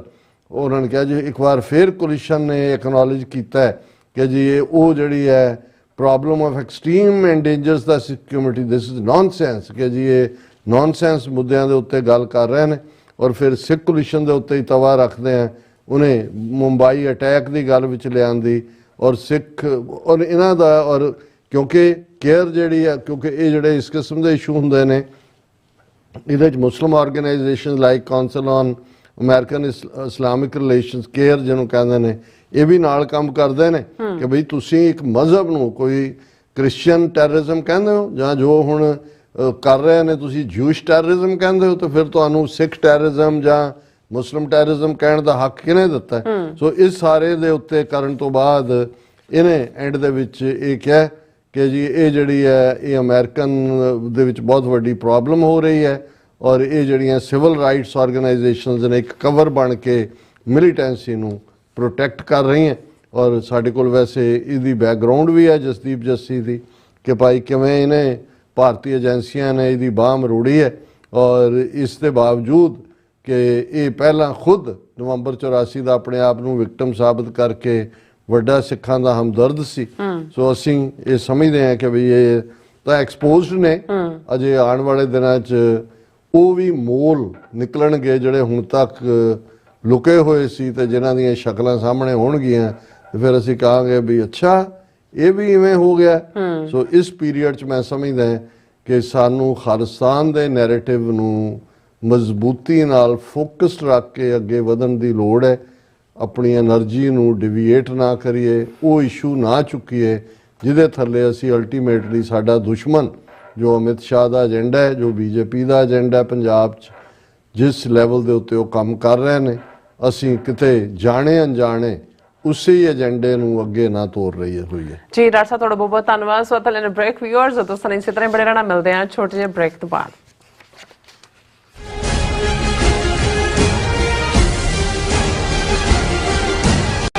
प्रगटे ओ खालसा परमात्मा की मौज। 20 ਅਪ੍ਰੈਲ 2025 ਦਿਨ ਐਤਵਾਰ ਨੂੰ ਗੱਦਰੀ ਬਾਬਿਆਂ ਦੇ ਇਤਿਹਾਸਕ ਅਸਥਾਨ ਗੁਰੂ ਘਰ ਸਟਾਕਟਨ ਦੀਆਂ ਸਮੂਹ ਸਿੱਖ ਸੰਗਤਾਂ ਵੱਲੋਂ ਖਾਲਸੇ ਦਾ 326ਵਾਂ ਸਾਜਨਾ ਦਿਵਸ ਵਿਸਾਖੀ ਪੁਰਬ ਮਨਾਇਆ ਜਾਵੇਗਾ। ਐਤਵਾਰ 12 ਵਜੇ ਦੁਪਹਿਰ ਨੂੰ ਗੁਰੂ ਗ੍ਰੰਥ ਸਾਹਿਬ ਜੀ ਦੀ ਛਤਰ ਛਾਇਆ ਹੇਠ ਪੰਜਾਂ ਪਿਆਰਿਆਂ ਦੀ ਅਗਵਾਈ ਵਿੱਚ ਨਗਰ ਕੀਰਤਨ ਆਰੰਭ ਹੋਵੇਗਾ ਤੇ 4 ਘੰਟੇ ਦੀ ਨਗਰ ਕੀਰਤਨ ਯਾਤਰਾ ਪਿੱਛੋਂ ਗੁਰੂ ਘਰ ਵਾਪਸ ਪਰਤੇਗਾ। ਸਮੂਹ ਇਲਾਕਾ ਨਿਵਾਸੀ ਤੇ ਦੇਸ਼ ਪ੍ਰਦੇਸ਼ ਦੀਆਂ ਸੰਗਤਾਂ, ਧਾਰਮਿਕ ਸੰਸਥਾਵਾਂ ਅਤੇ ਸਮੂਹ ਗੁਰੂ ਘਰਾਂ ਦੀਆਂ ਪ੍ਰਬੰਧਕ ਕਮੇਟੀਆਂ ਨੂੰ ਸਨਿਮਰ ਬੇਨਤੀ ਕੀਤੀ ਜਾਂਦੀ ਹੈ ਕਿ ਇਸ ਸ਼ਾਨਦਾਰ ਤੇ ਮਹਾਨ ਅਵਸਰ ਤੇ ਫਲੋਟਾਂ ਸਮੇਤ ਪਹੁੰਚ ਕੇ ਨਗਰ ਕੀਰਤਨ ਦੀਆਂ ਰੌਣਕਾਂ ਵਧਾਓ ਅਤੇ ਕਲਗੀਧਰ ਪਾਤਸ਼ਾਹ ਅੰਮ੍ਰਿਤ ਦੇ ਦਾਤੇ ਸ੍ਰੀ ਗੁਰੂ ਗੋਬਿੰਦ ਸਿੰਘ ਸਾਹਿਬ ਜੀ ਦੀਆਂ ਖੁਸ਼ੀਆਂ ਪ੍ਰਾਪਤ ਕਰੋ ਜੀ। प्रगटे ओ खालसा परमात्मा की मौज।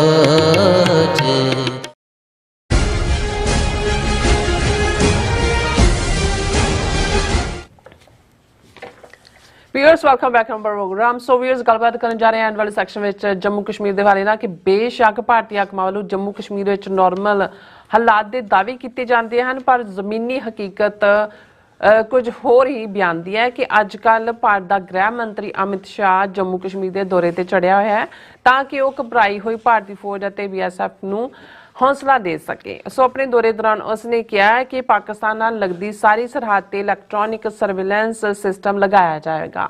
ਵਾਹ ਜੀ ਵਾਹ। ਸੋ ਇਸ ਬਾਰੇ ਆਪਾਂ ਗੱਲਬਾਤ ਕਰਨ ਜਾ ਰਹੇ ਹਾਂ ਔਰ ਨਾਲ ਜਿਹੜੇ ਤੁਹਾਡੇ ਲਾਈਵ ਮੈਸੇਜ ਨੇ ਉਹ ਵੀ ਆਪਾਂ ਸਾਂਝੇ ਕਰਨ ਜਾ ਰਹੇ ਹਾਂ। ਸੋ ਅਸੀਂ ਚਾਹਾਂਗੇ ਕਿ ਤੁਸੀਂ ਇਸੇ ਤਰ੍ਹਾਂ ਬੜੇ ਰਹਿਣਾ, ਦੇਖਣ ਸੁਣ ਲਈ ਜਾਂ ਲਿਖਣ ਲਈ ਤੁਹਾਡਾ ਸਭ ਦਾ ਬਹੁਤ ਬਹੁਤ ਧੰਨਵਾਦ ਜੀ। ਡਾਕਟਰ ਸਾਹਿਬ ਕੀ ਕਹਿਣਾ ਚਾਹੋਗੇ? ਦੇਖੋ, ਪਿਛਲੇ ਦਿਨਾਂ 'ਚ ਪਾਕਿਸਤਾਨ ਦੇ ਫੌਜੀ ਮੁਖੀ ਨੇ ਐਲਾਨੀਆ ਇਹ ਕਿਹਾ ਸੀ ਕਿ enough is enough, the rules of the game have now changed। ਜੀ ਭਾਰਤ ਨੂੰ ਸਿੱਧੇ ਤੌਰ ਦੇ ਉੱਤੇ ਇਹ ਵੰਗਾਰ ਸੀ ਕਿਉਂਕਿ ਜੋ ਕੁਝ ਭਾਰਤ ਨੇ ਟ੍ਰੇਨ ਹਾਈਜੈਕਿੰਗ ਰਾਹੀਂ ਔਰ ਇਹ so called Balochistan liberation army ਨੂੰ ਇਸਤੇਮਾਲ ਕਰਕੇ ਜਿਸ ਕਿਸਮ ਦੀਆਂ ਦਹਿਸ਼ਤਗਰਦੀ ਦੀਆਂ ਘਟਨਾਵਾਂ ਕਰਵਾਈਆਂ ਮੇਨਲੈਂਡ 'ਚ ਵੀ, ਔਰ 2 ਜਿਹੜੇ ਇਸ ਵੇਲੇ ਭਾਰਤੀ ਏਜੰਸੀਆਂ ਦੇ ਨਿਸ਼ਾਨੇ ਤੇ ਨੇ, ਖੈਬਰ ਪਖਤੂਨਖਵਾ ਸੂਬਾ ਔਰ ਬਲੋਚਿਸਤਾਨ। ਸੋ ਜ਼ਾਹਰ ਹੈ ਪਾਕਿਸਤਾਨ ਨੇ ਜੇ ਕੋਈ ਜਵਾਬ ਵੀ ਦੇਣਾ ਹੈ ਜਾਂ ਕੋਈ ਹੈ ਉਹਨਾਂ ਦੇ ਲਈ ਤਾਂ LOC ਲਾਈਨ ਆਫ ਕੰਟਰੋਲ ਜਿਹੜੀ ਭਾਰਤ ਦੇ ਨਾਲ ਲੱਗਦੀ ਸਰਹੱਦ ਹੈ, ਪਰ ਉਹਨਾਂ ਨੂੰ ਅਜੇ ਡਾਇਰੈਕਟ ਕੋਈ ਫੌਜੀ ਕਾਰਵਾਈ ਦੀ ਲੋੜ ਵੀ ਨਹੀਂ। ਕਸ਼ਮੀਰ ਦੇ ਵਿੱਚ ਆਪਣੇ ਇੰਡੀਜਨਸ ਸੋਚ ਵਾਲੇ ਜਿਹੜੇ ਕਦੇ ਬੁਰਹਾਨ ਵਾਨੀ ਔਰ ਦੂਸਰੇ ਉਹਨਾਂ ਦੀ ਮੋਟੀਵੇਸ਼ਨ ਸੀ ਉਸ ਤੋਂ ਬਹੁਤ ਪਹਿਲਾਂ ਕਦੇ ਮਕਬੂਲ ਪੱਟ ਔਰ ਕਿਸ ਕਿਸਮ ਦੇ ਲੋਕਾਂ ਨੇ ਬਹੁਤ ਵੱਡੀਆਂ ਕੁਰਬਾਨੀਆਂ ਕਸ਼ਮੀਰੀਆਂ ਨੇ ਕੀਤੀਆਂ ਹੋਈਆਂ। ਉਹਨਾਂ ਨੂੰ ਇੰਨਾ ਕੁ ਹੌਸਲਾ ਹੀ ਚਾਹੀਦਾ ਸੀ ਕਿ ਭਾਈ ਇਹ ਮੁਲਕ ਸਾਡੇ ਨਾਲ ਪਾਕਿਸਤਾਨ ਖਲੋਤਾ ਹੈ ਔਰ ਜੋ ਕੁਛ ਇਹਨਾਂ ਨੇ ਖੁਦ 5 ਅਗਸਤ 2019 ਨੂੰ ਜੰਮੂ ਕਸ਼ਮੀਰ 'ਚ ਕੀਤਾ ਔਰ ਉਹਦੀ ਯੂਨੀਅਨ ਟੈਰੀਟਰੀ ਬਣਾਤੀ, ਆਰਟੀਕਲ 370 ਖਤਮ ਕੀਤਾ ਤੇ ਹੁਣ ਉੱਥੋਂ ਦੇ ਜਿਹੜੇ ਕਸ਼ਮੀਰੀ ਨੇ ਵਾਦੀ ਦੇ ਹੋਣ, ਪੁੰਛ ਦੇ ਹੋਣ, ਜੰਮੂ ਦੇ ਹੋਣ, ਉਹਨਾਂ ਨੂੰ ਤਾਂ ਨਜ਼ਰ ਆ ਰਿਹਾ ਹੈ ਵੀ ਸਾਡੇ ਬੱਚਿਆਂ ਲਈ ਨਾ ਨੌਕਰੀਆਂ ਨੇ, ਨਾ ਸਾਡੀਆਂ ਬੱਚੀਆਂ ਮਹਿਫੂਜ਼ ਨੇ, ਨਾ ਅਸੀਂ ਮਸੀਤਾਂ 'ਚ ਜਾ ਕੇ ਪ੍ਰੇ ਕਰ ਸਕਦੇ ਹਾਂ। ਈਦ ਦੇ ਮੌਕੇ ਲਾਲ ਮਸੀਤ ਜਿਹੜੀ ਆ ਉਹਨੂੰ ਲੋਕ ਲਾ ਦਿੱਤਾ, ਮੀਰਵਾਇਜ਼ ਉਮਰ ਫਾਰੂਕ ਨੂੰ ਘਰ 'ਚ ਨਜ਼ਰਬੰਦ ਕੀਤਾ ਹੋਇਆ। ਹੁਣ ਇਸ ਸਾਰੇ ਦੇ ਚੱਲਦਿਆਂ ਇਹ ਸਮਝਦੇ ਸੀ ਜੀ ਅਸੀਂ ਤਾਂ ਕਸ਼ਮੀਰ ਵਾਦੀ 'ਚ ਹੀ ਹੈ, ਬਾਕੀ ਤਾਂ ਮੁਸਲਮਾਨ ਜਿਹੜੇ ਨੇ ਜੰਮੂ ਔਰ ਪੁੰਛ ਵਗੈਰਾ 'ਚ ਜਿਹੜੇ ਨੇ ਉਹਨਾਂ ਨੂੰ ਅਸੀਂ ਉੱਠਣ ਨਹੀਂ ਦਿੰਦੇ। ਲੇਕਿਨ ਹੁਣ ਇਹਨਾਂ ਦੀ ਆਪਣੀ ਐਡਮਿਸ਼ਨ ਹੈ ਕਿ ਇਸ ਸਾਰੇ ਪੀਰੀਅਡ ਦੇ ਵਿੱਚ 2021 ਤੋਂ ਲੈ ਕੇ ਹਾਲਾਂ ਬਹੁਤੀਆਂ ਘਟਨਾਵਾਂ ਤਾਜ਼ਾ ਹੀ ਹੋਈਆਂ ਪਿਛਲੇ ਮਹੀਨਿਆਂ 'ਚ 30 ਜਿਹੜੀਆਂ ਘਟਨਾਵਾਂ ਨੇ ਦਹਿਸ਼ਤਗਰਦੀ ਨਾਲ ਰਿਲੇਟਡ ਜੰਮੂ ਰੀਜਨ 'ਚ ਹੋਈਆਂ ਨੇ।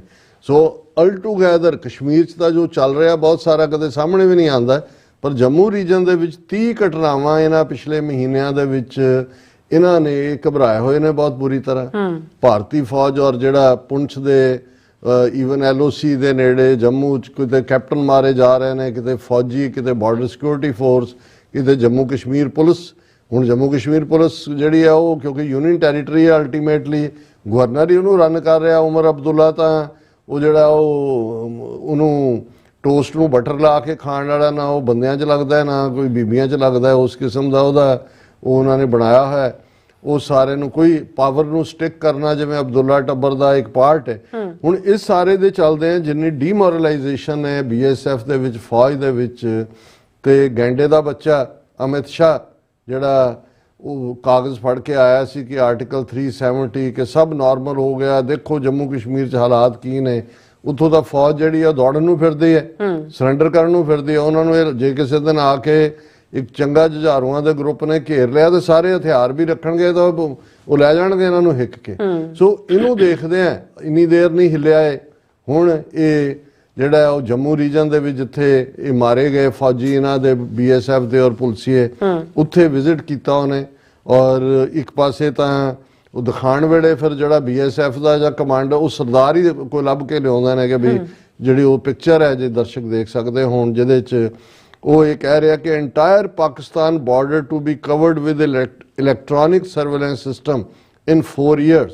ਅਮਿਤ ਸ਼ਾਹ ਇਹ ਕਠੂਏ ਤੋਂ ਥੋੜੀ ਦੂਰ ਹੈ ਜਿੱਥੇ ਮੁਕਾਬਲਾ ਹੋਇਆ ਪਿਛਲੇ ਦਿਨਾਂ 'ਚ। ਹਾਲਾਂਕਿ ਇਹਨਾਂ ਦੇ ਕਿੰਨੇ ਮਾਰੇ ਗਏ, ਉਹਨਾਂ ਦੇ ਕਹਿੰਦੇ ਜੀ 2 ਅਸੀਂ ਮਾਰਤੇ, 3 ਦੌੜ ਕੇ, ਮੈਨੂੰ ਲੱਗਦਾ ਕੋਈ ਵੀ ਨਹੀਂ ਮਰਿਆ, ਉਹੀ ਕੋਈ ਬੇਗੁਨਾਹ ਪਿੰਡਾਂ ਦੇ ਫੜ ਕੇ ਮਾਰਤੇ ਹੋਣੇ ਨੇ। ਔਰ ਉੱਥੇ ਅਮਿਤ ਸ਼ਾਹ ਨੇ ਇਹ ਕਿਹਾ ਕਿ ਜੀ ਇਹ ਅਸੀਂ 2 ਮਾਡਲ ਇਲੈਕਟ੍ਰੋਨਿਕ ਸਰਵੇਲੈਂਸ ਸਿਸਟਮ ਦੇ ਲਗਾ ਰਹੇ ਤਾਂ ਕਿ ਜਿਹੜਾ ਇਨਫਿਲਟਰੇਟਰਸ ਔਰ ਟਨਲਸ ਰਾਹੀਂ ਆਉਣ ਵਾਲੇ ਨੇ ਉਹਨਾਂ ਨੂੰ ਪਹਿਲਾਂ ਹੀ ਜਿਹੜਾ ਉਹਦੀ ਸਰਵੇਲੈਂਸ ਹੋ ਸਕੇਗੀ। ਔਰ ਇਹ ਅਸੀਂ ਸਾਰੇ ਪਾਕਿਸਤਾਨ ਬਾਰਡਰ ਦੇ ਨਾਲ ਲੱਗਦਾ ਇਹ ਸਰਵੇਲੈਂਸ ਸਿਸਟਮ ਲਾ ਦੇਵਾਂਗੇ। ਪਹਿਲਾਂ ਤੁਸੀਂ ਉੱਥੇ ਉਹ ਜਿਹੜੇ ਨੇ ਬਾਂਦਰ ਬਿਠਾਏ ਹੋਏ ਨੇ ਜਿਹੜੇ ਉਹਨੂੰ ਦੇਖਦੇ ਨੇ ਆਲਰੇਡੀ ਉਹ ਸਾਰਾ, ਪਰ ਇਹ ਡੀਮੋਰਲਾਈਜ਼ਡ ਫੌਜ ਔਰ BSF ਜਾਂ ਪੁਲਿਸ ਨੂੰ ਹੌਸਲਾ ਦੇਣ ਲਈ ਹੈ। ਉਹਦੇ 'ਚ ਉਹ ਕਹਿ ਰਿਹਾ ਅਮਿਤ ਸ਼ਾਹ ਕਿ ਜਦੋਂ ਇੰਸਟਾਲ ਹੋ ਗਈ technology, soldiers will find it much easier to receive information and respond immediately to any action by the enemy. ਉਹਨਾਂ ਦੇ ਲਈ ਰਿਸਪੌਂਡ ਕਰਨਾ ਸੌਖਾ ਹੋਏਗਾ। ਬਹੁਤ ਐਕਸਪੈਰੀਮੈਂਟ ਕੀਤੇ ਗਏ ਨੇ ਇਸ ਦੇ ਉੱਤੇ ਔਰ ਅਸੀਂ ਜਿਹੜਾ ਬਹੁਤ ਜਲਦੀ ਸਿਕਿਉਰਿਟੀ ਫੋਰਸਿਸ ਨੂੰ ਅਸੀਂ ਜਿਹੜਾ ਉਹ ਇਕਵਿਪ ਕਰ ਰਹੇ ਹਾਂ। ਔਰ ਮੋਦੀ ਗਵਰਨਮੈਂਟ ਦੇ ਨੇ ਕੋਲ ਭਾਵੇਂ ਕੋਈ ਸਾਧਨਾਂ ਦੀ ਕਮੀ ਨਹੀਂ ਆ, ਅਸੀਂ 3 ਏਰੀਆਜ਼ ਜਿਹੜੇ ਨੇ ਉਹਦੇ 'ਚ ਵਰਕ ਕਰ ਰਹੇ ਹਾਂ to ensuring minimal casualties, reducing hardship through facilities and supporting vigilance with technology. ਇਹ ਅਸੀਂ ਫੌਜ ਦੀ ਮਦਦ ਕਰਾਂਗੇ ਔਰ ਅਸੀਂ ਇਸ ਦੇ ਉੱਤੇ ਬਹੁਤ ਮਿਹਨਤ ਕਰ ਰਹੇ ਹਾਂ। ਔਰ ਇਹ ਸਾਰੇ ਦੇ ਉਹ ਆ ਕੇ ਫਿਰ ਜਿਹੜੇ ਮਾਰੇ ਗਏ ਉਹਨਾਂ ਦਾ ਇੱਕ ਮੁੰਡਾ ਭਾਵੇਂ 12 ਸਾਲ ਦਾ ਕਿਸੇ ਫੌਜੀ ਦਾ, ਉਹਨੇ ਕਿਹਾ ਜੀ ਇਹ ਵੀ ਅਸੀਂ ਜਦੋਂ 18 ਸਾਲਾਂ ਦਾ ਹੋਏਗਾ ਅਸੀਂ ਇਹਨੂੰ ਨੌਕਰੀ ਦੇਵਾਂਗੇ ਔਰ ਘਰਾਂ 'ਚ ਵੀ ਗਏ। ਇਹ ਇਸ ਵੇਲੇ ਪੈਨਿਕ 'ਚ ਨੇ ਔਰ ਜਿਵੇਂ ਇਹ ਪਾਰਟ ਬਿਲਕੁਲ ਕਲੀਅਰ ਹੈ ਕਿ ਹੁਣ ਉਹ ਜਿਵੇਂ ਪਾਕਿਸਤਾਨੀ ਫੌਜੀ ਚੀਫ ਨੇ ਕਿਹਾ ਸੀ ਇਨਫ ਇਜ਼ ਇਨਫ, ਕਿ ਵੀ ਬਹੁਤ ਹੋ ਗਿਆ। ਔਰ ਇਸ ਗੱਲ ਨੇ ਕਸ਼ਮੀਰੀ ਜੁਝਾਰੂਆਂ ਨੂੰ ਹੌਸਲਾ ਦਿੱਤਾ ਔਰ ਸੱਚਮੁੱਚ ਜਦੋਂ ਲੋਕ ਖਲੋ ਜਾਂਦੇ ਨੇ ਫਿਰ ਕੋਈ ਵੀ ਤਾਕਤ ਗੁਲਾਮ ਨਹੀਂ ਬਣਾ ਸਕਦੀ। ਔਰ ਸਾਡਾ ਸੈਲੂਟ ਹੈ ਕਸ਼ਮੀਰੀ ਭਰਾਵਾਂ ਭੈਣਾਂ ਨੂੰ ਜਿਹੜੇ ਬਹਾਦਰੀ ਨਾਲ ਭਾਰਤੀ ਜ਼ਬਰ ਦੇ ਸਾਹਮਣੇ ਹਿੱਕ ਤਾਣ ਕੇ ਖੜੇ ਨੇ ਔਰ ਉਹਨਾਂ ਦਾ ਮੂੰਹ ਤੋੜਵਾ ਜਵਾਬ ਦੇ ਰਹੇ ਜੀ। ਡਾਕਟਰ ਸਾਹਿਬ ਤੁਹਾਡਾ ਬਹੁਤ ਸ਼ੁਕਰੀਆ। ਸੋ ਹੁਣ ਆਪਾਂ ਆਪਣੇ ਜਿਹੜੇ ਵਿਊਅਰਸ ਮੈਸੇਜ ਨੇ ਉਹ ਲੈਣ ਜਾ ਰਹੇ ਹਾਂ। ਸੋਨਮਾਲ ਜੀ ਸਾਡੇ ਪਹਿਲੇ ਵਿਊਅਰ ਨੇ, ਇਹ ਸਾਨੂੰ ਫਤਿਹ ਬੁਲਾਉਂਦੇ ਨੇ। ਵਾਹਿਗੁਰੂ ਜੀ ਕਾ ਖਾਲਸਾ, ਵਾਹਿਗੁਰੂ ਜੀ ਕੀ ਫਤਿਹ। ਜਸਵੀਰ ਸਿੰਘ ਬਰਾੜ ਜੀ ਵੀ ਔਰ ਇਸੇ ਤਰ੍ਹਾਂ ਨਿਹੰਗ ਸਿੰਘ ਜੀ ਵੀ, ਇੰਦਰਜੀਤ ਸਿੰਘ ਸੰਧੂ ਜੀ ਵੀ, ਸਿੰਘ ਗਰਚਾ ਜੀ ਵੀ, ਡਾਕਟਰ ਪਰਮਜੀਤ ਸਿੰਘ ਸਮਰਾ ਜੀ ਵੀ और फिर इसी तरह सतनाम औजला जी भी, गुरसाहिब सिंह जी भी और इसी तरह सिंह नवजोत जी भी और फिर इसी तरह कमांडो जी भी, सतनाम सिंह जी भी, फिर इस तरह पन्नू जी अकाली पत्रकार जी भी, नीला बाबा जी भी और नरिंदर सिंह जी भी और इसी तरह इंद्रवीर सिंह जी भी और फिर इसी तरह हाँ जी हैगा जागो जी फोड़ी सामन। ये भी कहने जे तुसी पता नहीं पंथर प्रकाश ਦੀ ਸਟੱਡੀ ਕੀਤੀ ਹੁੰਦੀ ਤਾਂ ਇਹ ਕੀ ਕਹਿੰਦੇ ਨੇ ਬੁੱਢਾ ਤਾਲ ਹਾਂਜੀ ਨਫ਼ਰਤ ਦਾ ਪ੍ਰਗਟਾਵਾ ਨਾ ਕਰਦੇ। ਨਹੀਂ ਜਾਗੋ ਜੀ, ਤੁਸੀਂ ਗਲਤ ਇਸ ਨੂੰ ਜੇ ਸਮਝਿਆ ਹੈ ਤੇ ਇਹ ਤੁਹਾਡਾ ਕਸੂਰ ਹੈ। ਅਸੀਂ ਹਮੇਸ਼ਾ ਜਿਹੜਾ ਅੰਗਰੇਜ਼ਾਂ ਦੇ ਪ੍ਰਭਾਵ ਥੱਲੇ ਫਿਰ ਜਿਸ ਲੈਵਲ ਦੇ ਉੱਤੇ ਜਾ ਕੇ ਜੋ ਕੁਝ ਕਮਜ਼ੋਰੀਆਂ ਆਈਆਂ ਉਸ ਵੱਲ ਸਾਡਾ ਇਸ਼ਾਰਾ ਹੁੰਦਾ ਹੈ। ਅਸੀਂ ਹਮੇਸ਼ਾ ਹੀ ਜਿਹੜੀ ਸਿੱਖ ਰਵਾਇਤਾਂ ਦੀ ਡਿਫੈਂਡਰ ਜਮਾਤ ਹੈ ਉਸ ਬਾਰੇ ਅਸੀਂ ਕਦੇ ਵੀ ਕੋਈ ਨਾ ਪੱਖੀ ਗੱਲ ਨਹੀਂ ਕੀਤੀ। ਬਿਲਕੁਲ। ਅਮਰਜੀਤ ਸਿੰਘ ਸਾਨੀ ਜੀ ਵੀ, ਸ਼ਾਬਲੇ ਵੀ ਕਹਿੰਦੇ great show, proud of you guys, doing great job. ਔਰ ਇਸੇ ਤਰ੍ਹਾਂ ਜਸਵੀਰ ਸਿੰਘ ਬਰਾੜ ਜੀ ਵੀ, ਸਿੰਘ ਬਿੰਟੀ ਜੀ ਵੀ, ਮੁਹੰਮਦ ਯਾਕੂਬ ਜੀ ਵੀ ਇਹ ਕਹਿੰਦੇ ਨੇ ਕਿ ਹਾਂਜੀ ਕਿੱਦਾਂ ਰਿਹਾ ਤੁਹਾਡਾ ਵੀਕਐਂਡ, ਡੀਸੀ ਦੀ ਪਲੇਟ ਕਿੱਦਾਂ ਰਹੀ। ਔਰ ਚਿਕਨ ਨੈਕ ਕਹਿੰਦੇ ਇੰਡੀਆ ਬਾਰੇ ਕੋਈ ਰੋਸ਼ਨੀ ਪਾਓ। ਮੁਹੰਮਦ ਯਾਕੂਬ ਜੀ ਤੁਸੀਂ ਲੇਟ ਆਏ ਹੋ। ਅੱਜ ਪਹਿਲਾ ਸੈਗਮੈਂਟ ਜਿਹੜਾ ਉਹ ਡੀਸੀ ਦੀ ਪੈਰੇਡ ਨੂੰ ਸਮਰਪਿਤ ਸੀ। ਬੜਾ ਜ਼ਬਰਦਸਤ ਸ਼ੋ ਆਫ ਸਟਰੈਂਥ ਸੀ ਔਰ ਬਹੁਤ ਚੜ੍ਹਦੀ ਕਲਾ ਦੇ ਵਿੱਚ ਸਾਰਾ ਪ੍ਰੋਗਰਾਮ ਹੋਇਆ। ਇਸੇ ਤਰ੍ਹਾਂ ਸਿੰਘ ਜੀ ਕਹਿੰਦੇ ਮੇਰਾ ਪਿੰਡ ਕੀ ਤਲਣ, ਕਹਿੰਦੇ ਬਾਬਾ ਜੀ ਤੁਸੀਂ ਪਿਛਲੇ ਦਿਨ ਵਿੱਚ ਗੱਲ ਕੀਤੀ ਸੀ ਕਿ ਤਲਣ ਦੇਸ਼ ਦੀ 2003 ਵਿੱਚ ਹੋਈ ਸੀ। ਹਾਂਜੀ, ਉਦੋਂ ਮੈਂ 2 ਸਾਲ ਦਾ ਸੀ ਤੇ ਲੜਾਈ ਲੱਗੀ ਹੋਈ ਸੀ ਔਰ ਪਿੰਡ ਵਾਲੇ ਦੱਸਦੇ ਸੀ। ਹਾਂ ਨਹੀਂ, ਬਹੁਤ ਸ਼ੁਕਰੀਆ, ਤੁਸੀਂ ਤਲਣ ਦੇ ਨਾਲ ਸੰਬੰਧਿਤ ਰੱਖਦੇ ਹੋ। ਐਕਚੁਅਲੀ 1970s ਦੇ ਵਿੱਚ ਤਲਣ ਦੇ ਸ਼ਹੀਦ ਬਾਬਿਆਂ ਦੇ ਗੁਰਦੁਆਰਾ ਸਾਹਿਬ 'ਚ ਵੀ ਐਜ਼ ਅ ਸਟੂਡੈਂਟ ਮੈਨੂੰ ਜਾਣ ਦਾ ਮੌਕਾ ਵੀ ਮਿਲਿਆ। ਸੰਗਤ ਨੂੰ ਮੈਂ ਸੰਬੋਧਨ ਵੀ ਕੀਤਾ, ਸ਼ਾਇਦ 2-3 ਵਾਰ ਤਲਣ ਜਾਣਾ ਹੋਇਆ। ਪਰ ਤੁਸੀਂ ਠੀਕ ਕਿਹਾ, ਇਹ 2003 ਦਾ ਸਾਲ ਸੀ ਜਦੋਂ ਕਿ ਪੂਰੀ ਸਿਵਲ ਵਾਰ ਵਰਗੀ ਜਿਹੜੀ ਉੱਥੇ ਉਹਨਾਂ ਨੇ ਹਾਲਤ ਬਣਾ ਦਿੱਤੀ ਸੀ। ਔਰ ਅਸੀਂ ਸਮਝਦੇ ਹਾਂ ਵੀ ਹੁਣ ਵੀ ਸਾਨੂੰ ਬੜਾ ਬਾਖਬਰ ਹੋਣ ਦੀ ਲੋੜ ਹੈ। ਉਸ ਕਿਸਮ ਦੀਆਂ ਗੱਲਾਂ ਨਾ ਕੀਤੀਆਂ ਜਾਣ ਜਿਹੜੀਆਂ ਵੰਡ ਵੱਲ ਤੋਰਨ ਔਰ ਭਾਰਤੀ ਏਜੰਸੀਆਂ ਨੂੰ ਮੌਕਾ ਦੇਣ। ਔਰ ਅਸੀਂ ਉਦੋਂ ਵੀ ਕਿਹਾ ਸੀ ਵੀ ਇਹ ਤਲਣ ਦੀ ਘਟਨਾ ਟ੍ਰਾਇਲ ਬੈਲੂਨ ਦੇ ਤੌਰ ਤੇ ਉਹਨਾਂ ਨੇ ਰੱਖ ਲਈ ਹੈ। ਉਹਦਾ ਫਿਰ ਦੂਸਰਾ ਪ੍ਰਗਟਾਵਾ ਅਸੀਂ ਦੇਖਿਆ ਜਦੋਂ ਰਾਪੁਰ ਬੱਲਾਂ ਵਾਲੇ ਸਾਧ ਦਾ ਇਟਲੀ ਦੇ ਵਿੱਚ ਮਰਡਰ ਹੋਇਆ ਤੇ ਕਿਵੇਂ ਲੁੱਟ ਮਾਰ ਔਰ ਕਿਸ ਲੈਵਲ ਦੇ ਉੱਤੇ ਹਿੰਸਾ ਦੁਆਬੇ ਦੇ ਵਿੱਚ ਹੋਈ। ਸੋ ਇਸ ਤੋਂ ਸਾਨੂੰ ਹੁਣ ਵੀ ਇਸ ਗੱਲ ਵੱਲ ਧਿਆਨ ਦੇਣਾ ਬੜਾ ਜ਼ਰੂਰੀ ਹੈ ਕਿ ਅਸੀਂ ਬਹੁਤ ਬਾਖਬਰ ਹੋਈਏ। ਭਾਰਤੀ ਏਜੰਸੀਆਂ ਕਿਸੇ ਹੱਦ ਤੱਕ ਵੀ ਜਾ ਕੇ ਜਿਹੜਾ ਉਹ ਪੰਜਾਬ ਦੇ ਵਿੱਚ ਡਿਵੀਜ਼ਨ ਪੈਦਾ ਕਰ ਸਕਦੀਆਂ ਨੇ। ਦੀਪ ਸਿੰਘ ਜੀ ਵੀ ਔਰ ਜਾਟਮੈਨ ਕਹਿੰਦੇ ਪੰਜਾਬ ਵਿੱਚ ਹਿੰਦੂ ਬਹੁਤ ਹੋ ਗਏ ਨੇ, ਹਿੰਦੂਆਂ ਦੀਆਂ ਪਾਪੂਲੇਸ਼ਨ ਪੰਜਾਬ ਵਿੱਚ ਬਹੁਤ ਗਰੋ ਕਰ ਰਹੀਆਂ ਨੇ। Hindu hospitals, Hindu teacher, Hindu doctor, everywhere is Hindu in Punjab. They want to take over Jats land next. ਦੇਖੋ, ਜੇ ਤਾਂ ਪੰਜਾਬ ਦੇ ਜਿਹੜੇ ਵਛਿੰਦੇ ਨੇ ਸਾਡੇ ਉਹ ਹਿੰਦੂ ਭੈਣ ਭਰਾ ਨੇ ਜਾਂ ਦੂਸਰੇ ਨੇ, ਉਹ ਤਾਂ ਗਰੋ ਹੋਣ ਜਾਂ ਉਹ ਸਮਝ ਆ ਸਕਦਾ। ਪਰ ਸਾਨੂੰ ਇਹ ਲੱਗਦਾ ਹੈ ਕਿ ਬੜੇ ਇੱਕ ਪਲੈਨਡ ਤਰੀਕੇ ਦੇ ਨਾਲ ਯੂਪੀ, ਬਿਹਾਰ ਔਰ ਦੂਸਰੀਆਂ ਥਾਵਾਂ ਤੋਂ ਲੇਬਰ ਦੇ ਨਾਂ ਥੱਲੇ ਉਹਨਾਂ ਨੂੰ ਲਿਆ ਕੇ ਫਿਰ ਉਹਨਾਂ ਦੀਆਂ ਕਾਲੋਨੀਜ਼ ਨੂੰ ਰੈਕਗਨਾਈਜ਼, ਵੋਟਿੰਗ ਰਾਈਟ, ਆਧਾਰ ਕਾਰਡ, ਰਾਸ਼ਨ ਕਾਰਡ। ਸੋ ਇਹ ਪਲਾਨਡ ਤਰੀਕੇ ਦੇ ਨਾਲ ਜਿਹੜਾ ਹੈ ਉਹ ਸਟੈਟਿਸਟਿਕਲੀ ਜਿਹੜਾ ਉਹ ਸਿੱਖਾਂ ਦੀ ਆਬਾਦੀ ਨੂੰ ਘਟਾਉਣ ਦੀ ਲਾਈਨ ਹੈ। ਔਰ ਇਹ ਕਿਉਂਕਿ ਜਿਹੜੀ ਸਰਕਾਰ ਭਗਵੰਤ ਮਾਨ ਦੀ ਦਿੱਲੀ ਦਾ ਸਾਰਾ ਲਾਲਾ ਕੇਜਰੀਵਾਲ ਟੋਲਾ ਆ ਕੇ ਬੈਠਾ ਹੈ ਔਰ ਆਲਰੇਡੀ IPS, DC ਦੂਜੇ ਤੀਜੇ ਉਹ ਵੀ ਦੂਸਰੇ ਪਾਰਟ ਦੇ ਨੇ। ਔਰ ਜਿਹੜੀਆਂ ਨਵੀਆਂ ਭਰਤੀਆਂ ਹੋ ਰਹੀਆਂ ਨੇ ਉਹਨਾਂ 'ਚ ਵੀ ਸਾਹਮਣੇ ਆ ਰਿਹਾ ਵੀ ਜੌਬਸ ਵੀ ਬਹੁਤ ਸਾਰੀਆਂ ਨੌਨ ਪੰਜਾਬੀਜ਼ ਨੂੰ ਦਿੱਤੀਆਂ ਜਾ ਰਹੀਆਂ, ਜਦੋਂ ਕਿ ਉਹ ਉੱਤਰਾਖੰਡ ਹੋਏ, ਰਾਜਸਥਾਨ ਹੋਏ, ਹਿਮਾਚਲ ਹੋਏ, ਉਹਨਾਂ ਸਭ ਨੇ ਡੋਮਿਸਾਈਲ ਕਾਨੂੰਨ ਬਣਾਏ ਹੋਏ ਨੇ। ਨੌਨ ਹਿਮਾਚਲੀ, ਨੌਨ ਰਾਜਸਥਾਨੀ ਜਾਂ ਨੌਨ ਉੱਤਰਾਖੰਡੀ ਉੱਥੇ ਕੋਈ ਨੌਕਰੀ ਲੈ ਨਹੀਂ ਸਕਦਾ। ਸੋ ਇਹ ਬੜੇ ਪਲਾਨਡ ਤਰੀਕੇ ਨਾਲ ਹੋ ਰਿਹਾ। ਤੁਸੀਂ ਠੀਕ ਪੁਆਇੰਟ ਆਊਟ ਕੀਤਾ। ਕਹਿੰਦੇ ਇਹਨਾਂ ਦਾ ਇਲਾਜ ਔਰੰਗਜ਼ੇਬ ਵਾਲਾ ਆਈਡੀਆ ਹੈ। ਸੋ ਇਸੇ ਤਰ੍ਹਾਂ ਸੁਰਮੁਖ ਮੁੰਦਰਾ ਜੀ ਵੀ, ਫਿਰ ਇਸੇ ਤਰ੍ਹਾਂ ਰਾਮ ਸਿੰਘ ਜੀ ਵੀ, ਫਿਰ ਸਿੰਘ ਸੈਣੀ ਜੀ, ਸੁਖਜੀਵਨ ਬੱਚੂ ਜੀ, ਬਿਕਰਮਜੀਤ ਸਿੰਘ ਜੀ ਵੀ ਜਾਟ। ਫਿਰ ਕਹਿੰਦੇ ਨੇ ਕ੍ਰਿਮੀਨਲ ਜਾਟਾਂ ਨੂੰ ਇਹਨਾਂ ਹਿੰਦੂਆਂ ਦੀਆਂ ਕੀ ਕਹਿੰਦੇ ਛੱਡ ਦੋ, ਪੰਜਾਬ ਜੱਟਾਂ ਦੇ ਇਹਨਾਂ ਹਿੰਦੂਆਂ ਨੂੰ ਦੱਸ ਦੋ। ਪਤਾ ਨਹੀਂ ਕੀ ਕਹਿਣਾ ਚਾਹੁੰਦੇ ਨੇ। ਨਹੀਂ ਦੇਖੋ, ਪੰਜਾਬ ਪੰਜਾਬੀਆਂ ਦਾ ਜਿਹਦੇ 'ਚ ਸਾਰੀਆਂ ਕੌਮਾਂ ਨੂੰ ਵਸਣ ਦਾ, ਰਹਿਣ ਦਾ ਅਸੀਂ ਸਰਬੱਤ ਦੇ ਭਲੇ 'ਚ ਯਕੀਨ ਰੱਖਦੇ ਹਾਂ। ਬਿਲਕੁਲ। ਪਰ ਪੰਜਾਬ ਸਾਡਾ ਖਾਲਿਸਤਾਨ ਦਾ ਨਿਊਕਲੀਅਸ ਹੈ ਔਰ ਇਸ ਦੇ ਵਿੱਚ ਜਿਵੇਂ ਖਾਲਿਸਤਾਨ ਦੇ ਐਲਾਨਨਾਮੇ ਦੇ ਸ਼ਬਦ ਨੇ ਕਿ ਬਿਨਾਂ ਜ਼ਾਤ, ਰੰਗ, ਨਸਲ, ਧਰਮ, ਜੈਂਡਰ ਦੇ ਵਿਤਕਰੇ ਦੇ ਹਰ ਇੱਕ ਨੂੰ ਜਿਹੜਾ ਹੈ ਉਹ ਗਰੋ ਕਰਨ ਦਾ ਹੱਕ ਹੋਏਗਾ। ਪਰ ਇਸ ਵੇਲੇ ਦੁਸ਼ਮਣ ਇੱਕ ਬੜੀ ਡੂੰਘੀ ਸਾਜ਼ਿਸ਼ ਦੇ ਥੱਲੇ ਡੈਮੋਗ੍ਰਾਫੀ ਬਦਲ ਰਿਹਾ ਹੈ, ਆਪਸ ਦੇ ਵਿੱਚ ਡਿਵਾਈਡ ਕਰਨ ਦੀ ਲਾਈਨ ਖੜੀ ਕੀਤੀ ਜਾ ਰਹੀ ਹੈ। ਸਾਨੂੰ ਖਬਰਦਾਰ ਹੋਣ ਦੀ ਲੋੜ ਹੈ। ਜੇ ਅਸੀਂ ਵੀ ਜ਼ਾਤ-ਪਾਤੀ ਲਾਈਨ ਦੇ ਉੱਤੇ ਹੀ ਡਿਵੀਜ਼ਨ ਦੀ ਗੱਲ ਕਰਾਂਗੇ ਤਾਂ ਇਹ ਫਿਰ ਦੁਸ਼ਮਣ ਦੇ ਏਜੰਡਿਆਂ ਨੂੰ ਹੀ ਅੱਗੇ ਤੋਰਨਾ ਹੋਏਗਾ। ਸੋ ਤੁਹਾਡਾ ਸ਼ੁਕਰੀਆ, ਤੁਸੀਂ ਲਿਖ ਰਹੇ ਹੋ ਜਾਂ ਤੁਸੀਂ ਮਹਿਸੂਸ ਕਰਦੇ ਹੋ। ਪਰ ਜਰਾ ਵੱਡੀ ਪਿਕਚਰ ਦੇਖੋ ਵੀ ਅਸੀਂ ਕਿੱਧਰ ਨੂੰ ਜਾ ਰਹੇ ਹਾਂ। ਸੁਖਦੇਵ ਕੌਰ ਜੀ ਵੀ, ਜਸਕੀਰਤ ਸਿੰਘ ਜੀ ਵੀ ਚੜ੍ਹਦੀ ਕਲਾ ਲੋਚਦੇ ਸਾਡੀ, ਔਰ ਵੀਰ ਸੰਧੂ ਜੀ ਵੀ, ਲਾਡੀ ਸਿੰਘ ਜੀ ਵੀ, और इसी तरह धर्म सिंह जी भी, फिर इस तरह मिश्रा सिंह जी भी, जतिंदर सिंह जी, PSC जी भी, और सतनाम सिंह जी, सतनाम सिंह संग 3 monkeys उन्होंने फनी जड़ी भेजी सानू, और Nihang Singh ji, proud of your awesome team, great job, all of you are amazing। Aman Singh Khalsa जी भी, रंजीत सिंह जी भी, पन्नू जी, बिलाल अहमद जी आए ने, कहते हैं कि डॉक्टर साहब पाकिस्तानी कश्मीर में इंडिया को बहुत ज़्यादा नफरत करते हैं और पाकिस्तान की अवाम से भी बहुत ज़्यादा LOC ਸਾਡੇ ਭਾਰਦਵਾਜ ਸਾਹਿਬ ਨੂੰ ਛੱਡ ਗਏ ਉਹ ਵਿੱਚ। एक मिनट पहला मैं कंप्लीट कर ला दो, फिर कहते LOC तक हो के आया हूँ, कहते मैं हुने LOC ते हो के आया, लोग जड़े कश्मीर के लिए मरने मराने के लिए तैयार हैं। ਹਾਂ ਬਿਲਕੁਲ ਠੀਕ ਆ। ਅਸੀਂ ਆਲਰੇਡੀ ਅੱਜ ਦੇ ਇੱਕ ਲਾਸਟ ਸੈਗਮੈਂਟ 'ਚ ਟ੍ਰਿਬਿਊਟ ਦਿੱਤੀ ਹੈ ਕਸ਼ਮੀਰੀਆਂ ਦੀ ਰੈਜ਼ੀਲੀਅੰਸ ਨੂੰ, ਉਹਨਾਂ ਦੀ ਬਹਾਦਰੀ ਨੂੰ। ਹਾਂਜੀ। ਤੇ ਭਾਰਦਵਾਜ ਸਾਹਿਬ ਪਤਾ ਨਹੀਂ ਕਿਹਨਾਂ ਫਿਕਰਾਂ 'ਚ ਰਹਿੰਦੇ ਨੇ। ਭਾਰਦਵਾਜ ਸਾਹਿਬ ਇੱਕ ਦਿਨ ਤੁਸੀਂ ਸੌਂ ਕੇ ਉੱਠਣਾ ਤੇ ਅੱਖਾਂ ਮਲਦੇ ਮਲਦੇ ਹੋਣਾ ਤੇ ਤੁਹਾਡਾ ਜਿੱਥੇ ਵੀ ਤੁਸੀਂ ਹੋ ਉਹਨਾਂ ਨੇ ਕਹਿਣਾ ਜੀ ਖਾਲਿਸਤਾਨ ਬਣ ਗਿਆ। ਫਿਰ ਤੁਸੀਂ ਵੀ ਜਿਹੜਾ ਉਹ ਮੈਨੂੰ ਲੱਗਦਾ ਵੀ ਜੇ ਤੁਸੀਂ ਐਵੇਂ ਹੀ ਰਹੇ ਤਾਂ ਫਿਰ ਤੁਹਾਡਾ ਕੀ ਹਾਲ ਹੋਏਗਾ ਮੈਨੂੰ ਨਹੀਂ ਪਤਾ, ਪਰ ਤੁਸੀਂ ਐਡਾ ਫਿਕਰ ਨਾ ਕਰੋ।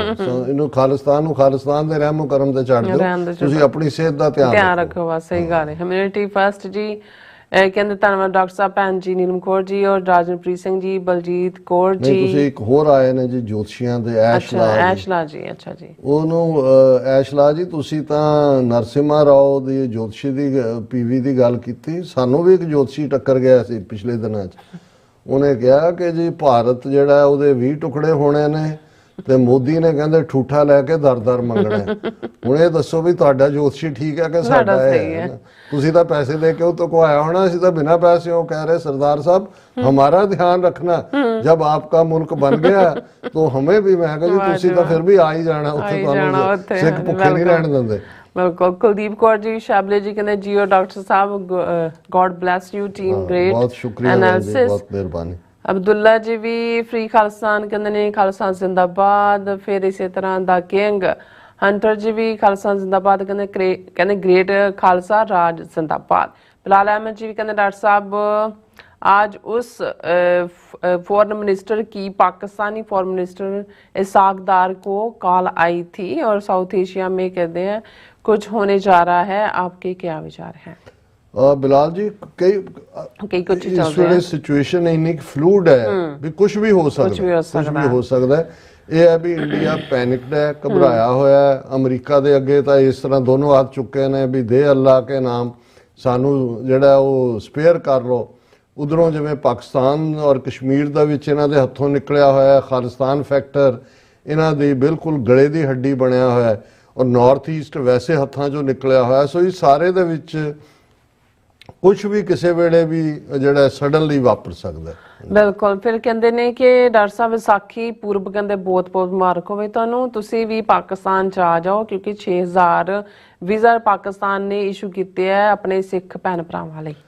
ਬਿਲਾਲ ਸਾਹਿਬ ਆਵਾਂਗੇ ਜ਼ਰੂਰ ਗੁਰੂ ਦੇ ਦਰ ਤੇ, ਔਰ ਇਹ ਹੁਣ ਵਕਤ ਹੀ ਦੱਸੇਗਾ ਵੀ ਕਦੋਂ ਵਕਤ ਬਣਦਾ। ਬਿਲकुल जी।